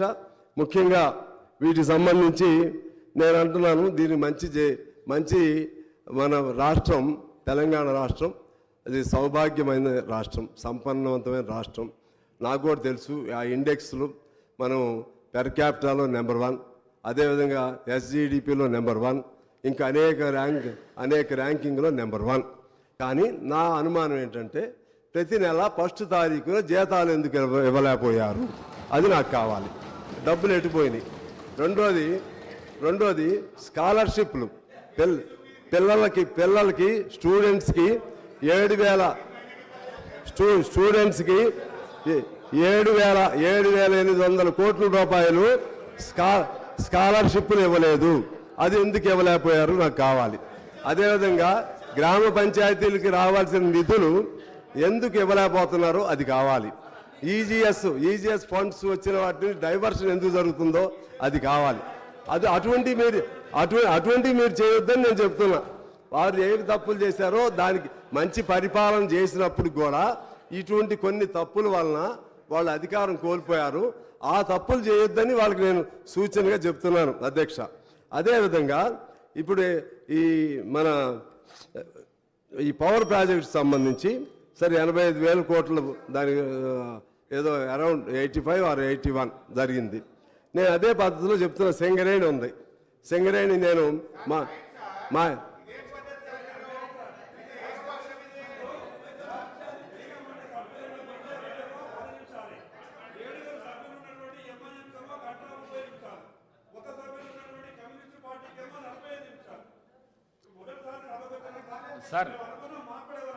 సార్ సాంశివరావు గారు సార్ ఎందుకు సార్ నేను ఒక్కనే కదా, నా మీద ఎందుకు మీకు అంత కోపం? ఎందుకు నా మీద ఎందుకు అంత కోపం? మాట్లాడి సార్ ఓకే, నన్ను అది మాట్లాడలేదు. మా మిత్రులు, మా మాజీ మిత్రులు, ప్రస్తుత మిత్రులు, భవిష్యత్ మిత్రులు నన్ను అసలు మాట్లాడినీరు. ఓకే సరే, బ్రీఫ్గా just I will conclude with in short time. సరే, ఒకటి సింగరేణికి సంబంధించి దాదాపు 40-50 కోట్లు డైవర్ట్ అయింది. సింగరేణి ఫండ్స్ని ఎక్కడెక్కడో తీసుకెళ్ళి పెడుతున్నారు. దాన్ని మీ దృష్టికి తీసుకుని వస్తున్నాను. అదే పద్ధతుల్లో ఇప్పుడు మిమ్మల్ని కోరేది ఏంటంటే ఈ అవుట్ సోర్సింగ్ అలాగే కాంట్రాక్ట్ కార్మికుల వ్యవస్థ లేకుండా చేస్తామని చెప్పారు. దయచేసి కొత్త గవర్నమెంట్ దానిపైన ఆలోచన చేసి అటువంటి ఆ వ్యవస్థని రద్దు చేయటానికి నాకు తెలిసి మన సిఎండి గారితో గౌరవ ఉప ముఖ్యమంత్రి గారు ఆయన సిఎండి గారు సింగరేణితో మాట్లాడితే వేతనాలు పెరుగుతున్నాయి కాబట్టి మేము అవుట్ సోర్సింగ్ పెడుతున్నామని చెప్పారు. నాకు తెలిసింది వేతనాలు పెరుగుతున్నాయని కోరు మెటీరియల్ని అసలు ఎప్పుడు కూడా లోపల కోళ్ళు తీసే దానిలో ప్రైవేట్ వాళ్ళని అవుట్ సోర్సింగ్ వాళ్ళని పెట్టకూడదు. ఇవాళ కేవలం లాభాల కోసం సింగరేణిని ఆ విధంగా ఒకనాడు 130,000 మంది, తెలంగాణ వచ్చినప్పుడు 60,000 మంది, ఇవాళ 30,000 మంది దిగిపోయారు. మన ఆంధ్రప్రదేశ్లో లేకపోతే ప్రస్తుత తెలంగాణలో లేకపోతే మొత్తం సదరన్ స్టేట్స్లోనే ఒక మొదటి గొప్ప ప్రాజెక్ట్ ఏదైనా ఉంటే సింగరేణి. దాన్ని పరిరక్షించుకోవడానికి ఈ కొత్త ప్రభుత్వం ప్రాధాన్యత ఇవ్వాలని చెప్పి నేను కోరుతా ఉన్నాను. అలాగే ఇవాళ ఆశ, ఏఎన్ఎం, మధ్యాహ్న వర్కర్లు, హమాలీలు, ఆటోలు, ఇప్పుడు ఆటోలు కూడా వాళ్ళు ఏదో యాడ్ స్టేషన్లో వస్తున్నారు. వాళ్ళ కన్సర్న్ కూడా వినాలి. వాళ్ళ సమస్యలు కూడా పరిష్కారం చేయడానికి ప్రయత్నం చేయాలని కోరుతున్నాను. నిరుద్యోగులకు సంబంధించి ఇవాళ నోటిఫికేషన్ వస్తుంది. ఆ నోటిఫికేషన్లో అప్పుడు సంవత్సరం క్రితం ఇచ్చిన నోటిఫికేషన్ ఇప్పుడు కొత్తగా చాలామంది కూడా అప్లై చేసుకుంటున్నారు. మళ్ళీ ఎలిజిబిలిటీ వచ్చిన వాళ్ళు ఉన్నారు. వాళ్ళకు కూడా ఇచ్చి వాళ్ళకు కూడా అవకాశం ఇవ్వాలని చెప్పి నేను కోరుతా ఉన్నాను. నిరుద్యోగ వృత్తిది కూడా మీరు ఆలోచన చేసి మీకు ఆ ఉద్యోగాలు దొరకటువంటి వాళ్ళకి ఏదైనా అవకాశం ఇవ్వాలని నేను కోరుతా ఉన్నాను. ఆగిపోయినటువంటి పెన్షన్లు, రేషన్ కార్డులని తక్షణం స్టార్ట్ చేయాలని చెప్పి నేను కోరుతా ఉన్నాను. అలాగే వైద్యానికి సంబంధించి ప్రతి జిల్లా హెడ్ క్వార్టర్లో కూడా డయాలసిస్ సెంటర్స్ లేవు. ఆ విధంగా డయాలసిస్ సెంటర్లు ఉండే విధంగా ప్లాన్ చేయాలని చెప్పి నేను కోరుతున్నాను. మన రైతులకు ఇచ్చేటువంటి రైతు బంధు కానీ ఇటువంటి అంశాల్లో కౌలు రైతులను కూడా ఖచ్చితంగా మీరు పరిగణలో తీసుకోవాలి. కౌలు రైతులకు కూడా రైతులకు ఏమేమి బెనిఫిట్స్ వస్తున్నాయో అవన్నీ కూడా రైతులకు కూడా ఇవ్వాలని, ధరణిని మార్పులు చేయాలని చెప్పి కోరుతూ, అదేవిధంగా ప్రతి జిల్లా కేంద్రంలో ఒక ఐటీ హబ్ లేకపోతే ఇండస్ట్రియల్ పార్క్ ఇటువంటి ప్రతి జిల్లా, ఇప్పుడు ఎందుకంటే మొత్తం సెంట్రలైజ్డ్గా డెవలప్మెంట్ జరుగుతుంది హైదరాబాద్లో, అది జిల్లాలకు కూడా కొంచెం ఎక్స్టెండ్ అయితే బాగుంటుంది. డీసెంట్రలైజ్డ్ డెవలప్మెంట్ ఉంటే బాగుంటుంది. ఆ వైపు కూడా మీరు జాగ్రత్త పడాలని చెప్పి నేను కోరుతూ, అమాలీలు ఇటువంటి అసంఘటిత రంగానికి సంబంధించి ఉద్యోగస్తులకు ఎలా నెలసరి పెన్షన్ వస్తుందో ఆ సిస్టమ్ ఒకటి ఉంది. మాకు అవకాశం ఇస్తే ఒకసారి మేము కలిసి కూర్చుని ప్రతి అసంఘటిత రంగంలో పనిచేసి ప్రతి ఒక్కరికి కూడా ఈ 2,000, 3,000 పెన్షన్ కాకుండా వాళ్ళ పనికి తగ్గటువంటి పెన్షన్ వచ్చే పద్ధతుల్లో ఓ ప్లాన్ చేసుకుంటే మీరు చరిత్రలో మిగిలిపోతారని చెప్పి భావిస్తూ ఆఖరిగా ఈ ఇరిగేషన్ ప్రాజెక్టులకు సంబంధించి మన ఈ దక్షిణ తెలంగాణ పూర్తిగా నిర్లక్ష్యం చేయబడింది. అందులో భాగంగా మా ఖమ్మం జిల్లాకు సంబంధించి సీతారాం ప్రాజెక్టు దానికి 2005లో అప్పుడు రాజశేఖర రెడ్డి గారు శంకుస్థాపన చేశారు. ఇప్పుడు 2003లోకి వచ్చాం, 18 ఏళ్ళు అయింది. ఇప్పుడు అది పూర్తి అయ్యేట్టు కనపట్లేదు. మొన్న జరిగినటువంటి ఒక అధికారులతో కూడినటువంటి సమీక్ష సమావేశంలో మంత్రి గారు మన ఉత్తమ్ కుమార్ రెడ్డి గారు, బట్టి గారు, శ్రీనివాసరెడ్డి గారు, రాజగోపాల్ రెడ్డి గారు, కోమటిరెడ్డి వెంకటరెడ్డి గారు అందరూ ఉన్నారు. నేను కూడా వెళ్ళాను. దానిలో వారు చెప్పింది ఏంటంటే ఇంకా 24 నెలల నుంచి 30 నెలలు పడుతుందని చెప్తున్నారు ఒక్కో ప్రాజెక్ట్కి. అంటే ఇంకా 5 ఏళ్ళు అయినా కూడా అది పూర్తి కాదు. అందువలన ఆ విధంగా ఆగిపోయినటువంటి ప్రాజెక్టులు ఏమేమి ఉన్నాయో ఫేజ్డ్ మేనర్గా దాన్ని పూర్తి చేసుకుంటూ వాటర్ ఇస్తే కొంత అయినా ఉపయోగం జరుగుతుంది. అలాగే ఇప్పుడు మన నెట్టింపాడు, జోరాల, కలవకుర్తి ఇటువంటి కొద్ది ఖర్చు పెడితే అవన్నీ కూడా పూర్తి అవుతాయి.